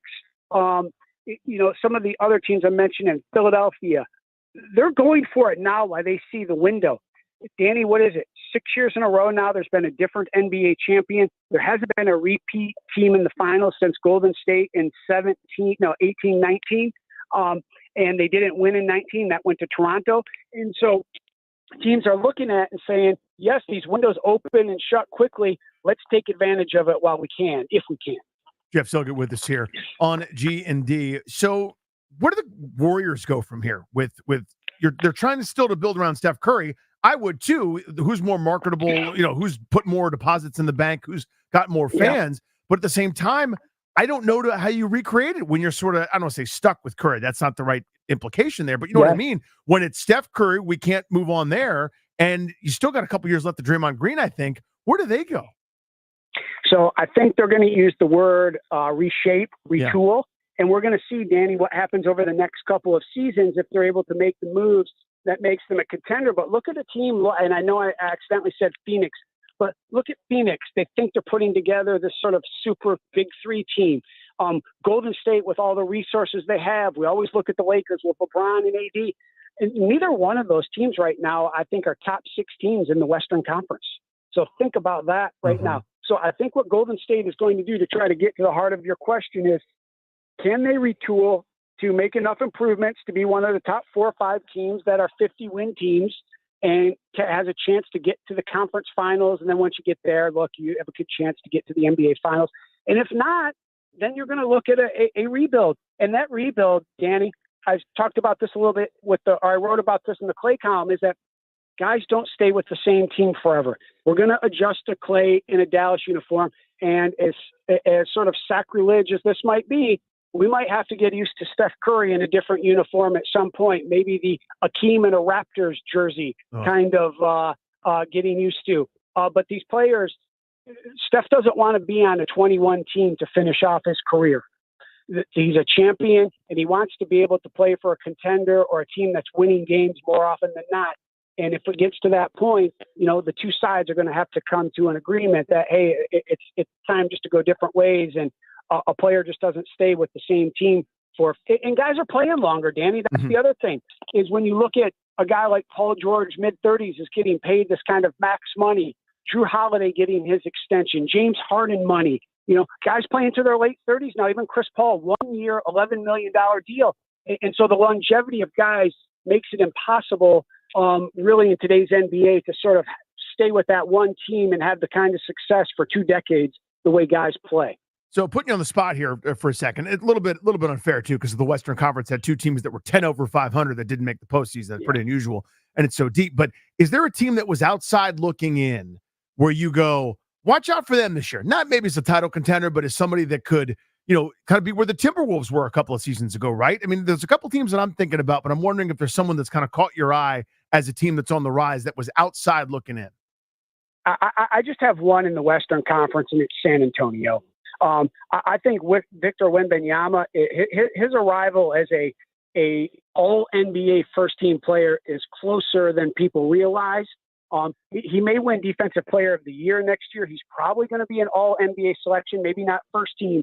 He's going to learn from Chris Paul. Mm-hmm. The Spurs have the organizational know-how and wherewithal to put together the kind of team that can rise. And when you have that Wembanyama-like talent, it can keep you there for a long time. And so, look, are they going to jump, into that 50-win territory? No, that's a lot. But just think about this. The Oklahoma City Thunder 2 years ago were a 24-win team, and they won 57. That's a massive turnaround. I'm not saying that's happened with the Spurs, but that's the team I'm keeping an eye on in the West for sure. Next biggest free agent domino to fall is? Well, look, do we count LeBron James? I'm not sure that we do. You can count it? Yeah, that's what it is. But look, I think that was I'm not sure he was leaving no matter who took Bronny James. The fact that they took him, it's LeBron, and I think that's it.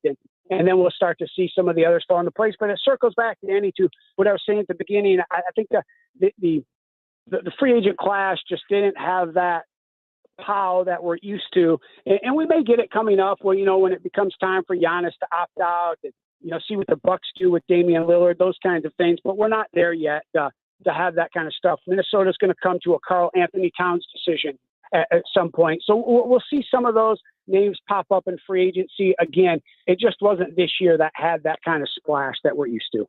Jeff, always a pleasure to catch up with you, buddy. Appreciate the time, man. Have a good 4th.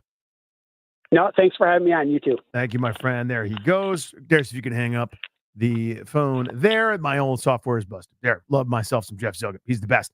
It's interesting. The team that I had circled, I was curious about, Darius, was Houston. Houston to me is a little bit frisky. I like the Houston ingredients. That's one of those teams that nobody saw play like ever. But Jalen Green, Roy Smith, Alberto Sengun at center was like a 20-10 guy. Fred VanVleet at point guard. I dig them a little bit, but the West is just so crowded. And there were rumors throughout the early portions of the offseason that they were loading up to make moves, to make potential big free agent moves, or potentially we haven't seen any of them. Oh, those moves? Yeah, no. So yeah, there are no moves. We didn't do much Wizards talk there. Sorry to everybody, but it's been busy in the association. I mean, it's cheating a little bit to say LeBron James is the next big domino, but I think that's the only other domino to fall.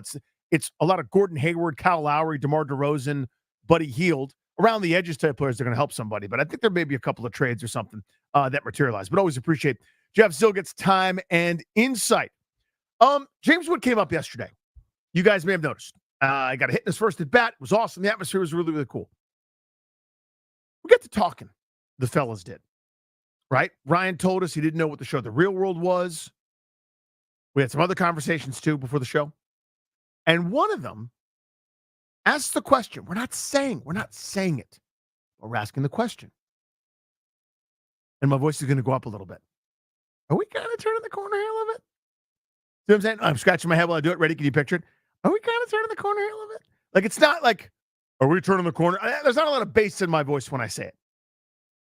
Because we just went through some times, didn't we? You guys remember? Post-2019? Remember? Not much good happening. A lot of losing. A lot of leaving. A lot of failure. A lot of Snyder. A lot of investigations. We just went through. Look back behind you right now. If you're driving, do it safely. Well, look back behind us. We just did the Andy Dufresne crawl out of Shawshank, bro. We just crawled through 500 yards of foul-smelling filth. I can't even imagine. We just did it. Oh, we started to turn the corner a little bit? That's my question. We'll address it. We're going to talk about it. We're having a conversation. So all I want to do is have a conversation. We'll do that next, plus your chance to win more Dave Matthews Band tickets at 6 p.m. Don't go nowhere.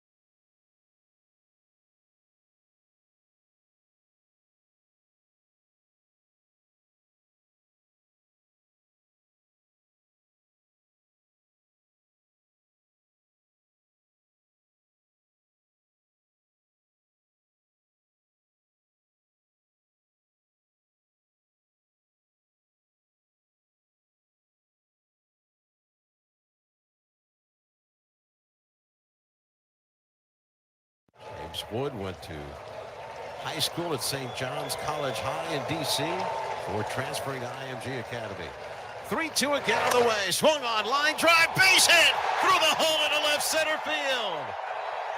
Jeff McNeil up with it. He'll play it back. Time will be called, and the baseball will go to James Wood, who does the shimmy shake to the Nationals dugout. Listen to these fans here in the nation's capital for James Wood.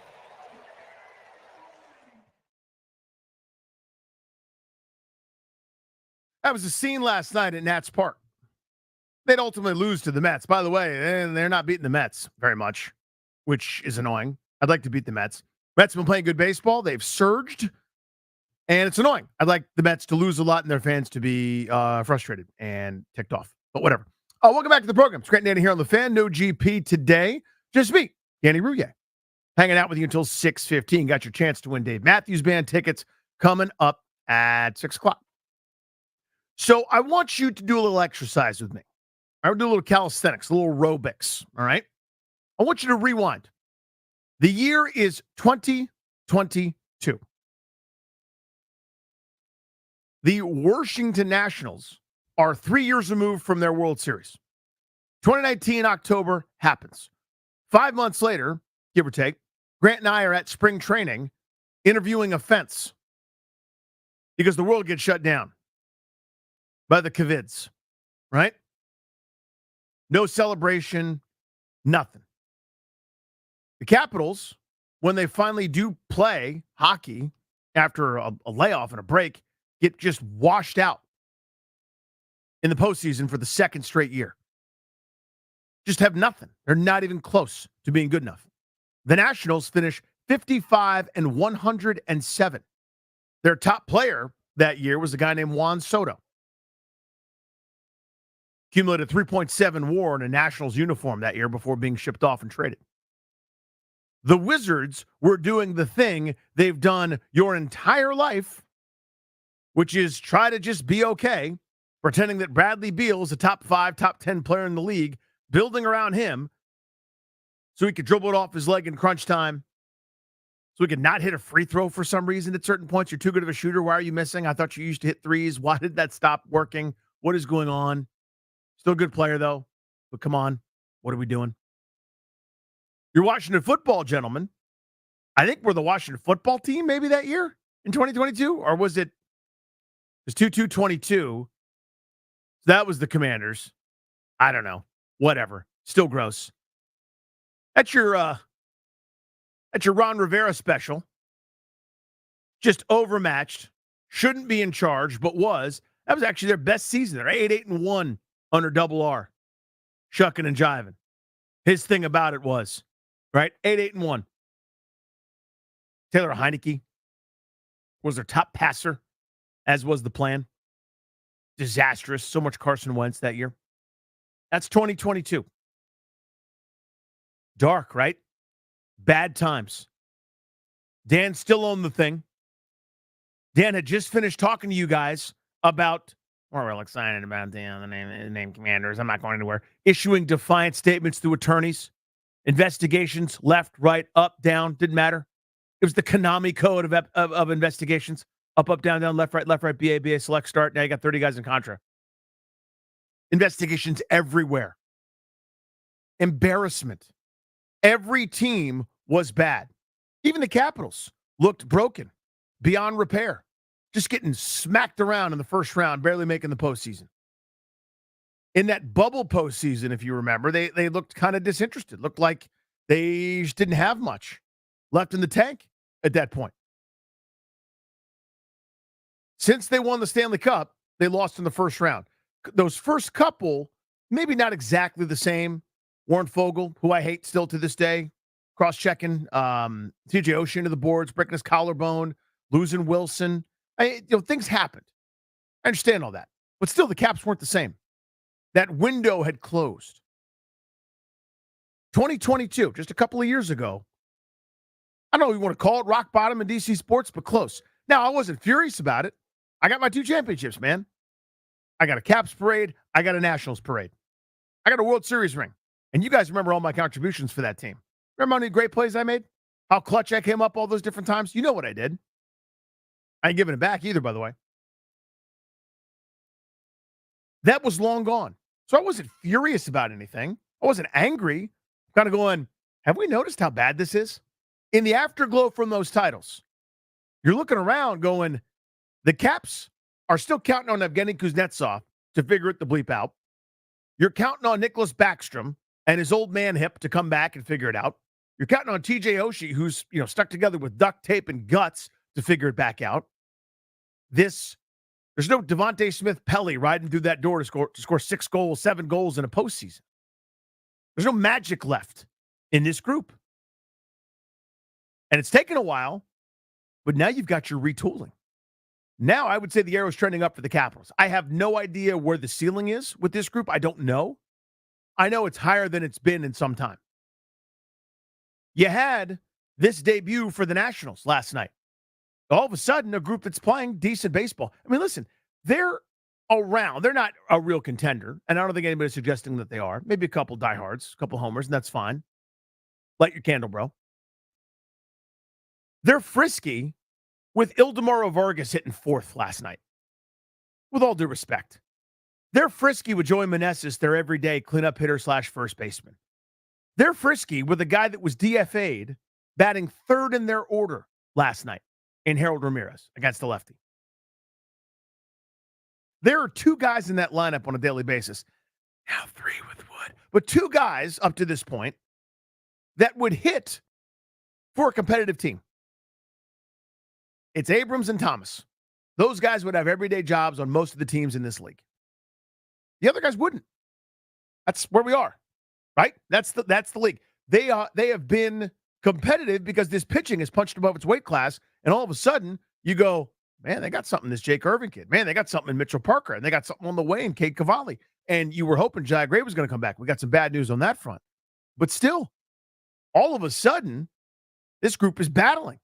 You got something here. For the Wizards, I know it's a longer way, and it seems far, and it still is. But we're not doing Grunfeld / Shepard / just make the playoffs, baby. That's all we're trying to do. Just try to get to the postseason. That was my Tommy Shepard attempt. How was that, Darius? 1 to 10. Like a 5? You said 1 to 10? 3. I'll give it a 6 because wow. you nailed what you were trying to do. Yeah. It didn't have the full sound, but you had the inflection. The inflection and cadence. Yeah, the delivery. I didn't think it was even that. Thank you. Yeah. That's nice of you. You're not just saying it because I can't handle criticism. No. Why would I do that? Thank you. I got a pop from Ryan on that one. We're just not doing the same thing anymore. They're actually rebuilding. They're actually doing a thing where they're trying to be great, not just okay. Not have one extra game of gate revenue from a play-in. Not pretending that they're one player away or one piece. And the big one I've left for last, the football team, you guys. No more coach-centric, whatever the hell made-up word that is. No more Bruce Allen. No more tyrannical Dan Snyder embarrassing us on a daily basis where you have to work around him just to be a fan of the team. For a lot of people. So all of a sudden, you guys, I'm not telling you anybody's done anything yet. Nobody has. There's no parade. There's no championship, no division win. Nothing crazy has happened to this point. With James Wood's debut last night, it got the boys in the room here to thinking. Are we turning a corner? You guys feel it a little bit? Can you feel it? We just did. We just went through our river. We just did our army crawl like Andy Dufresne to get out of Shawshank, right behind Rita Hayworth. What say you, Miss Fuzzy Britches? Right behind that. We did it. We're in the river now. We're soaping off. We haven't made it yet, but we're soaping off. We're cleaning off that muck, aren't we? We're cleaning off that filth, that disgusting, foul-smelling bleep from the last several seasons. Since 2019, when the Nats won that World Series, it has been bad. Bad. Your World Series heroes are gone, man. It's Corbin and Rainey left from that group. Think about that. It's Corbin and Rainey left from that group. No Eaton, no Kendrick. No Turner, no Zim, no Max, no Strauss. No Hudson, no Dew. Dew's a coach now, bro. Sean Doolittle's coaching these boys. Just all sleeve tatted up and like throw fastballs up high. You know? The world's different.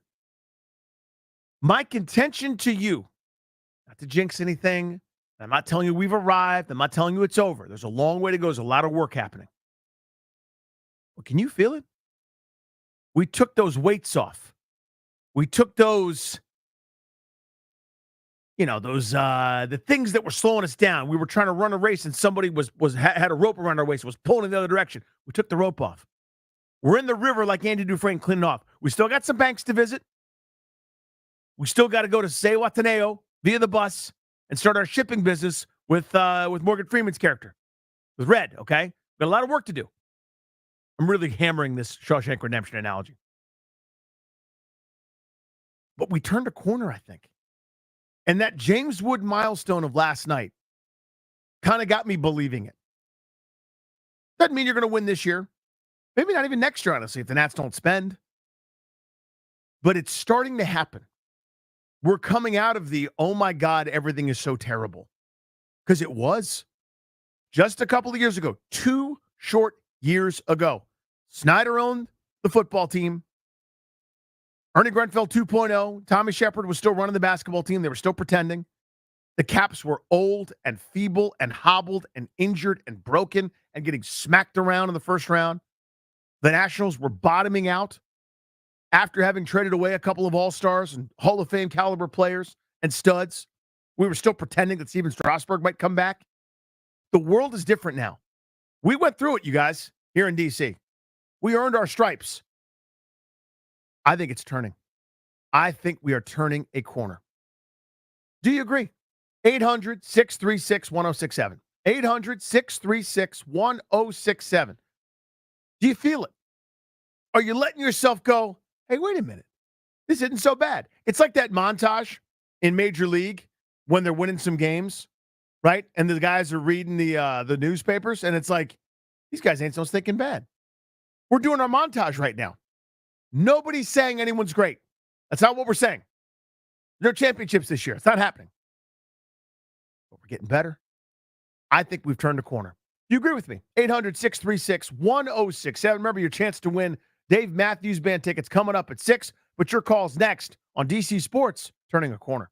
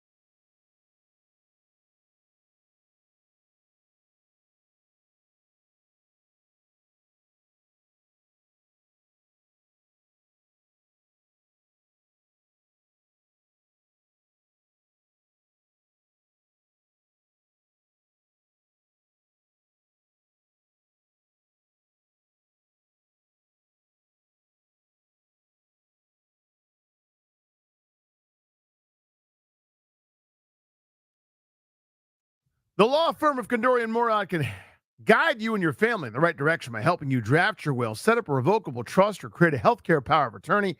Schedule a free consultation with their estate planning attorneys at kmlawyers.com, and be sure to tell them that Grant and Nanny sent you to score yourself a great discount. That's kmlawyers.com. That is the exclusive sponsor of this radio program, which is Grant and Nanny on 106.7 The Fan. No GP. Rest of the week, it's me. You're stuck. Deal with it. One more show, full complement tomorrow. Then it's July 4th. Yada, yada, yada. Here's the topic. You feeling it a little bit? You feel that corner turn? Nobody's saying that we just won anything. Nobody's saying anything. Nobody is telling you that it's over. Nobody's telling you there's not a million hiccups between now and the glory days. Nobody's guaranteeing that Jaden Daniels is a Pro Bowler his rookie year, that he's offensive rookie of the year, that he's a superstar. Now we're in the conversation. No one's telling you that Adam Peters is great at this. I'm excited. There's reason for optimism. There's legitimate reason for optimism for the first time in a long time when it comes to the football team. I believe that. That's not just lip service. I really mean that. To me, this is the first time since Shanahan and Griffin that there was real, legitimate cause and justified optimism in the football operation. That alone is worth something here. Go to the Nationals. They've done this once before. They were bad, built up the farm system, different ways to do it, obviously, how they've done it in the past. They're going to be misses, certainly. But they got a pretty good track record. Opened up a pretty competitive window. That happened for a decade. James Wood debuted last night. Dylan Cruz on the way. Kate Cavalli's coming back. There's a gleam. Look at the Capitals. Old, tired, beaten up, battered. All of a sudden, they're not the same team anymore. It's basically Ovi and Carlson from the Stanley Cup team, right? It's a different roster. A lot of guys in their 20s. Some reinforcements coming from the minors. And the Wizards aren't building from the middle anymore. They're not all in for the 9 seed. They're actually rebuilding. Again, so many things can go wrong. You select the wrong player. The guy you pay $1 trillion to in free agency doesn't work. I mean, whatever. We know what happens. But again, there's good management in place. There's a real, honest to God, basketball structure. And you had a guy already go, I want to go there. When's the last time someone said, I want to go there? Talking about the Wizards. It's been a minute. My point is, I think we're turning a corner here, guys. Do you agree? Let's go to Mike in Falls Church. Do you feel it? DC Sports turning a corner a little bit? I just want to talk about baseball because I'm not sure about anything else. But when it comes to baseball, it's all going to come down to the pitching. You look at a lot of pitchers that, and I learned this from playing fantasy baseball, you hear all this hype and you draft them in their rookie year, and it takes them 3-4 years to become the Max Scherzer he is today, or the Kevin Gossman, or any number of pitchers. And Nats are just about there right now with Gray and some of their others. So what I'm going to say is, if their pitching is what it's supposed to be, and they stay injury-free, I think you got a real chance in the next 2-3 years to be World Series contenders. Thank you, Mike. Appreciate you. On that front, I don't know. There's so much that has to happen. And there are variables here, not to pour cold water on my own theory, but how committed are the learners? I think that's a fair question. Some, if one of them was in this room right now, they might take it as disrespectful, but I think it's something that a lot of us are curious about. At one point, the team was for sale. Now it's not. Are you going to look at this roster and go, this is our Jason Worth year? This is the year we go out and grab a couple of guys. Not bargain basement that we hope Mike Rizzo gets something out of and profits on to spin for a future prospect, but really to help the Major League club. With all due respect, out of the Eddie Rosario, Nick Senzel tier, out of that business, and into the game changer business, into the middle part of the order bat business, into the front end starter business. Are they interested in that? If it's too expensive, that's a point of conversation. I don't know the answer to that right now. I tell you, I'm not optimistic. I'll tell you that. And that's not based on talking to anybody. That's not based on any kind of behind the scenes. Just a feeling I got. I don't get the feeling that a big spend is in our future. I think we might end up disappointed. So again, that's some cold water of what I'm talking about. Now, I'm still excited about the kids because they're fun. Let's go to Rod in D.C. Rod, are we turning the corner here in D.C.? Danny, what's up, bro? Thanks for taking my call. You got it, pal. I feel it. I feel it just a little bit. I'm not going crazy here, but I don't know. I was at the park last night. James Wood came up. There was a little electricity in the air, man. Like, I feel it. Wasn't that fun? It was so fun. It was so fun. I feel like when he stole that base off the air, I was like, oh my God, he's going. Like, he wants it. Like, he's a grown man. He wants it. There was a little electricity there, like Ellie De La Cruz when it first came up. Now, I don't want to, put the cart before the horse, but I feel it. The Wizards, I don't know. We'll see. But as far as the football team and the Nats, I do feel it. Like, I'm a little intrigued. You got my focus again. Love it, Rod. Doing good. And you're doing good without Grant today, man. You're holding it down. Oh, appreciate you, buddy. That's kind of you. Thanks for saying that. For the Wizards, I get it. I get skepticism. But believe me, there is no more cynical Wizards guy than me over here. I mean, it was to the point where when they would win a game or something, I would get angry at times under Grunfeld because it validated the stupid way of doing it that they did for so long. So yeah, no one's more annoying than me about the Wizards. I totally understand your point. Right now, it's this blank canvas. Right now, they are not close to contending, and nobody's accusing them of even trying to. I think they're executing their plan as they should. They're trying to come up with as many positive assets that someone else would want to set themselves up to be in a good position. Does that make sense? That you notice in that little explanation, I didn't mention winning games. Did you hear that?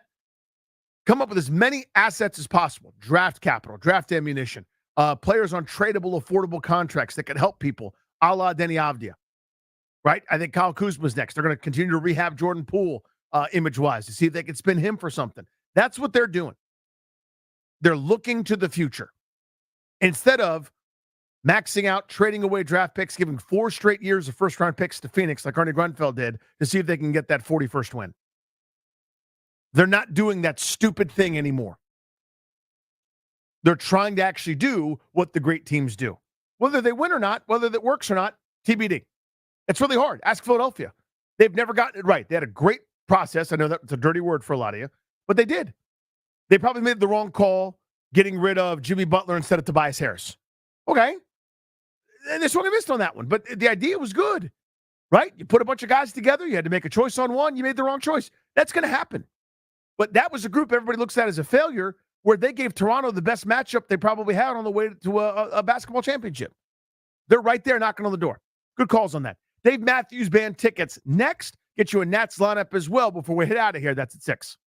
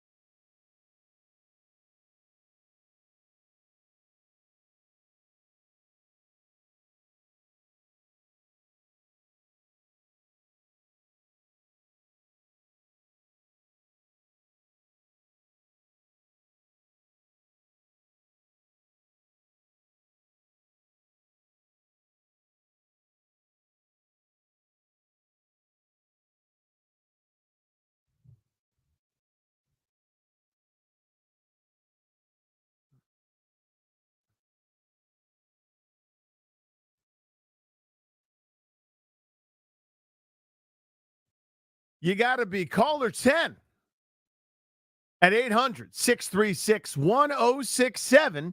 You'll talk to Ryan. You'll win yourself a prize. Dave Matthews Band tickets. You'll want 2 tickets to Dave Matthews Band Saturday, July 13th at Jiffy Lube Live. Tickets are on sale now. For tickets and more event information, visit thefandc.com/events, courtesy of Live Nation. Good luck to you when you dial those numbers. Get your DMB tickets. Speaking of tickets, last night at Nats Park, I just kind of want to go back to this. By the way, if you just jumped into the car, you didn't hear the news, not great on Josiah Gray, opening day starter for the Nationals. They're shutting him down. He's going to get an MRI probably around the All-Star break, which is a couple of weeks from now. So not awesome in his quest to return to the Nats rotation. Such a bummer for a great dude. But, yeah, that is the latest. So we pass on that news to you. The atmosphere at Nats Park last night was tremendous. It was really fun.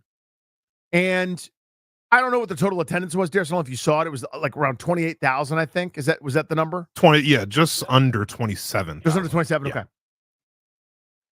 And I know, and I was talking to Awad earlier on his show, 910 The Fan, before doing ours, and he was asking me, like, what about the atmosphere? You know, he's down in Richmond, so he wasn't able to come up. And I was saying, like, at first pitch, if you don't know, if you're watching the game on TV, especially kind of right now, mid-summertime, even though it was pretty pleasant in the ballpark for the most part, it was right around low 80s in terms of degrees, that sun is merciless. When it's hot, it's beyond miserable. And it's like I can't even sit in the stands on the first base side, right field line, let alone because you're staring into the sun. You can't see home plate. But it's brutal early game. So what I found, I was walking around the stadium a little bit. I didn't go up to the press box. I'm curious to talk to Ryan here in a second about it. But I didn't go up to the press box. But I walked around. For games like that, I like to just sort of check it out from different vantage points. You know, our little home and left field where we broadcast the show, before the game starts.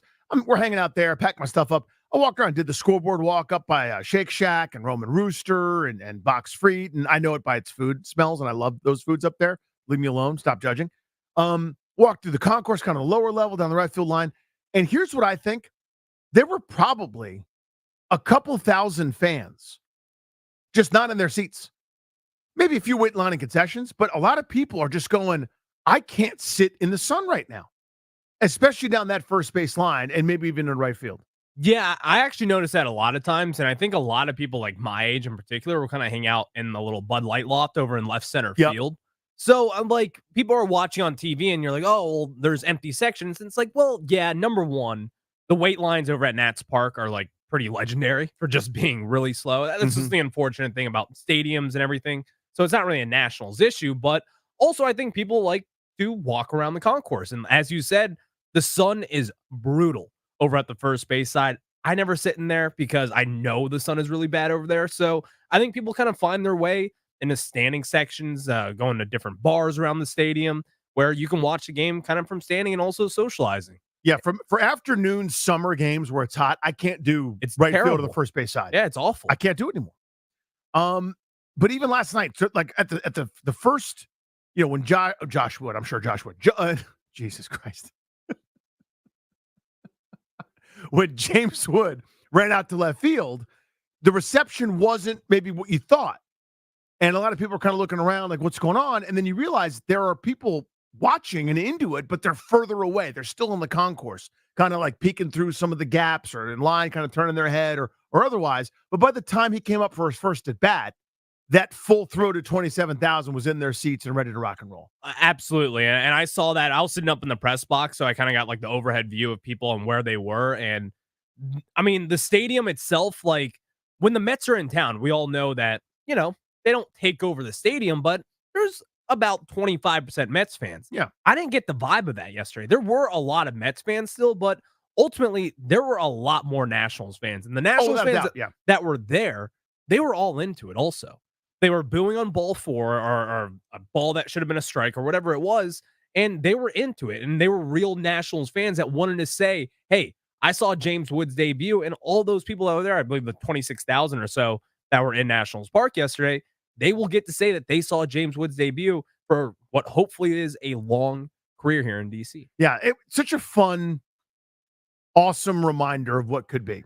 And we always talk about that Strasburg debut. And for people that like, in other markets, I remember going on radio in Seattle right before the shutdown. They just couldn't believe that the shutdown was going to happen. And, they didn't complain when George Zimmerman got shut down. They didn't complain when other guys with their best medical practice, who knows if that's the same medical practice they'd use right now or otherwise, but they're doing the best they can with the medical knowledge that they had. This is a burgeoning field, right? Talking about how to have pitchers recover and be healthy and pitch long-term.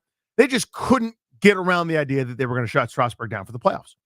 Anyway, in addition to that, they were like, I also have another question for you as we, kind of went through the conversation. Why did everyone make such a big deal about it in 2010? And I was trying to quantify this to them. This marketplace did not have baseball for so many decades. And when we did, it was borrowed from someone else. One debut, and that was Ryan Zimmerman's, felt like our thing. That was all we got for basically 5 years until Strasburg, the most hyped prospect ever, sort of pre-internet, not pre-internet, but pre-like 24/7 prospect coverage and apps on your phone. There's no app on anyone's phone, by the way. It didn't exist. No such thing. You could text with T9, right? And he lived up to it. His initial billing, it was our thing. And it wasn't about that night, although it was. The night was majestic and magical and so much fun and electric. And my eyes tear up thinking about how much fun that was. But it was this glimpse into, this is what it's going to look like when there's a playoff game here.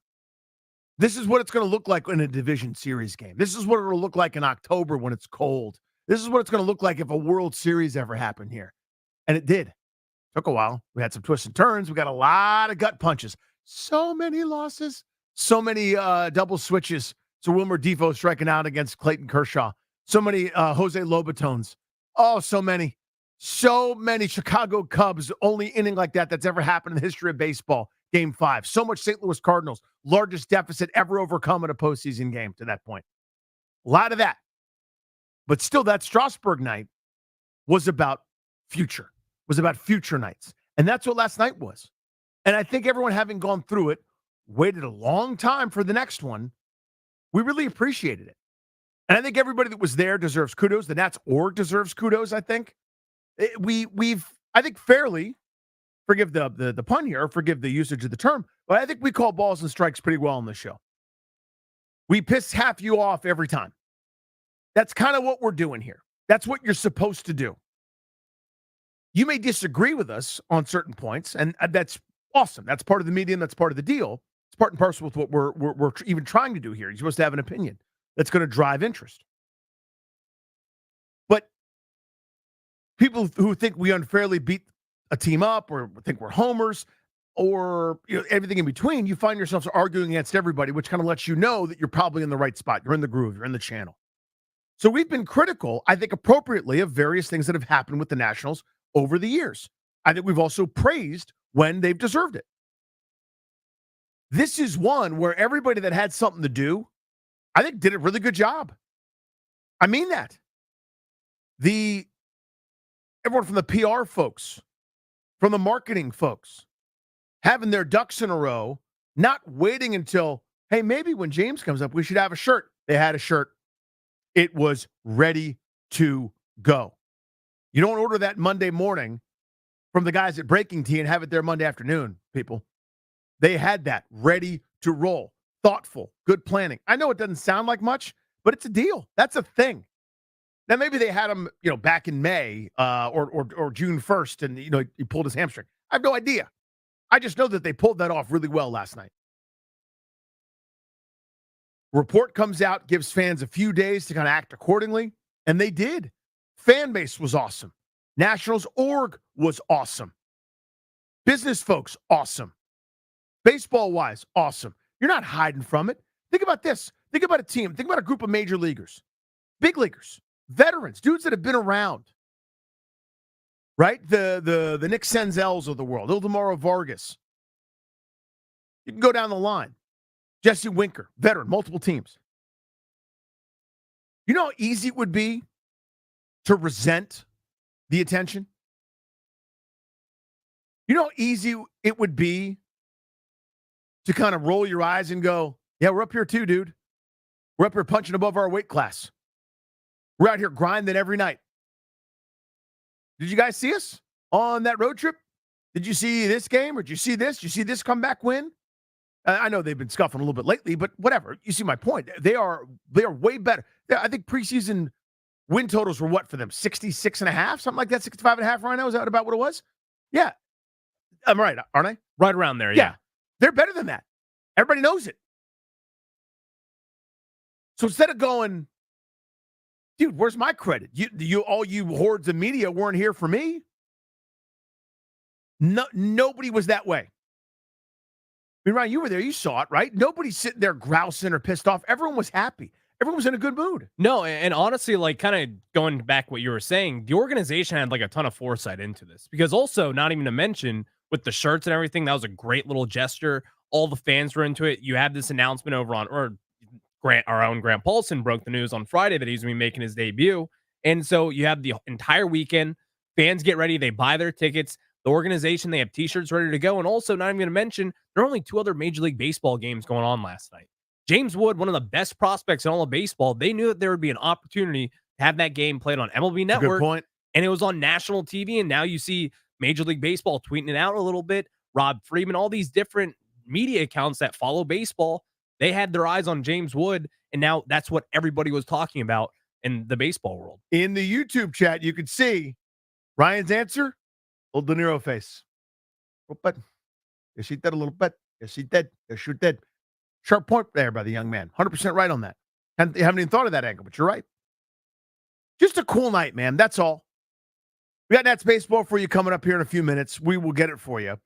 Charlie and Dave will take over these airwaves in a matter of moments. A matter of moments.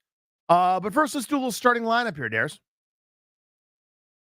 Your Nats starting lineups and pitching matchups presented by the Window Man. Since 1989, the Window Man has been the educational window company. Get your free, no-pressure, in-home estimate at thewindowman.com or at their Fairfax showroom. And let me pull up the lineups. I had it right in front of me. Now I don't. You're kidding me. No, that's the wrong website. I'm sure this is riveting for everybody. No, Ryan, I had it. I was literally looking at MLB.com. Did I close that to read? I think I closed it to read the read. All right. Now I got it. Behind DJ Hurst, DJ Hurst. Leading off playing shortstop, see. Jake Abrams batting second right field. Lane Thomas batting third. Your DH, Harold Ramirez. Cleanup spot, Joey Meneses at first. Ildemar Vargas at second base batting fifth and batting sixth. In left field, 6'7" smooth goodness. That's James Wood. Batting seventh, Keibert Ruiz doing the catching. Nick Senzel hitting eighth at third base. And your guy, my guy, our guy, Jacob Young in center field, batting ninth behind DJ Hurst opposite Sean Manaea. Let's beat the Mets one time. Why don't we do that? Let's not have the Mets happy. Let's make the Mets miserable, right? I think they're 0-74 against the Mets this year, numbers approximate. Can we put an end to the grimace stuff? Can we not let that grimace kid in the stadium, please? That'd be great. Please. Can we get security on that? Ryan, Darius, appreciate all the works and efforts. Today we'll be back mañana before the July 4th holiday. So go Nats, and I will see you guys tomorrow. Thank you for coming.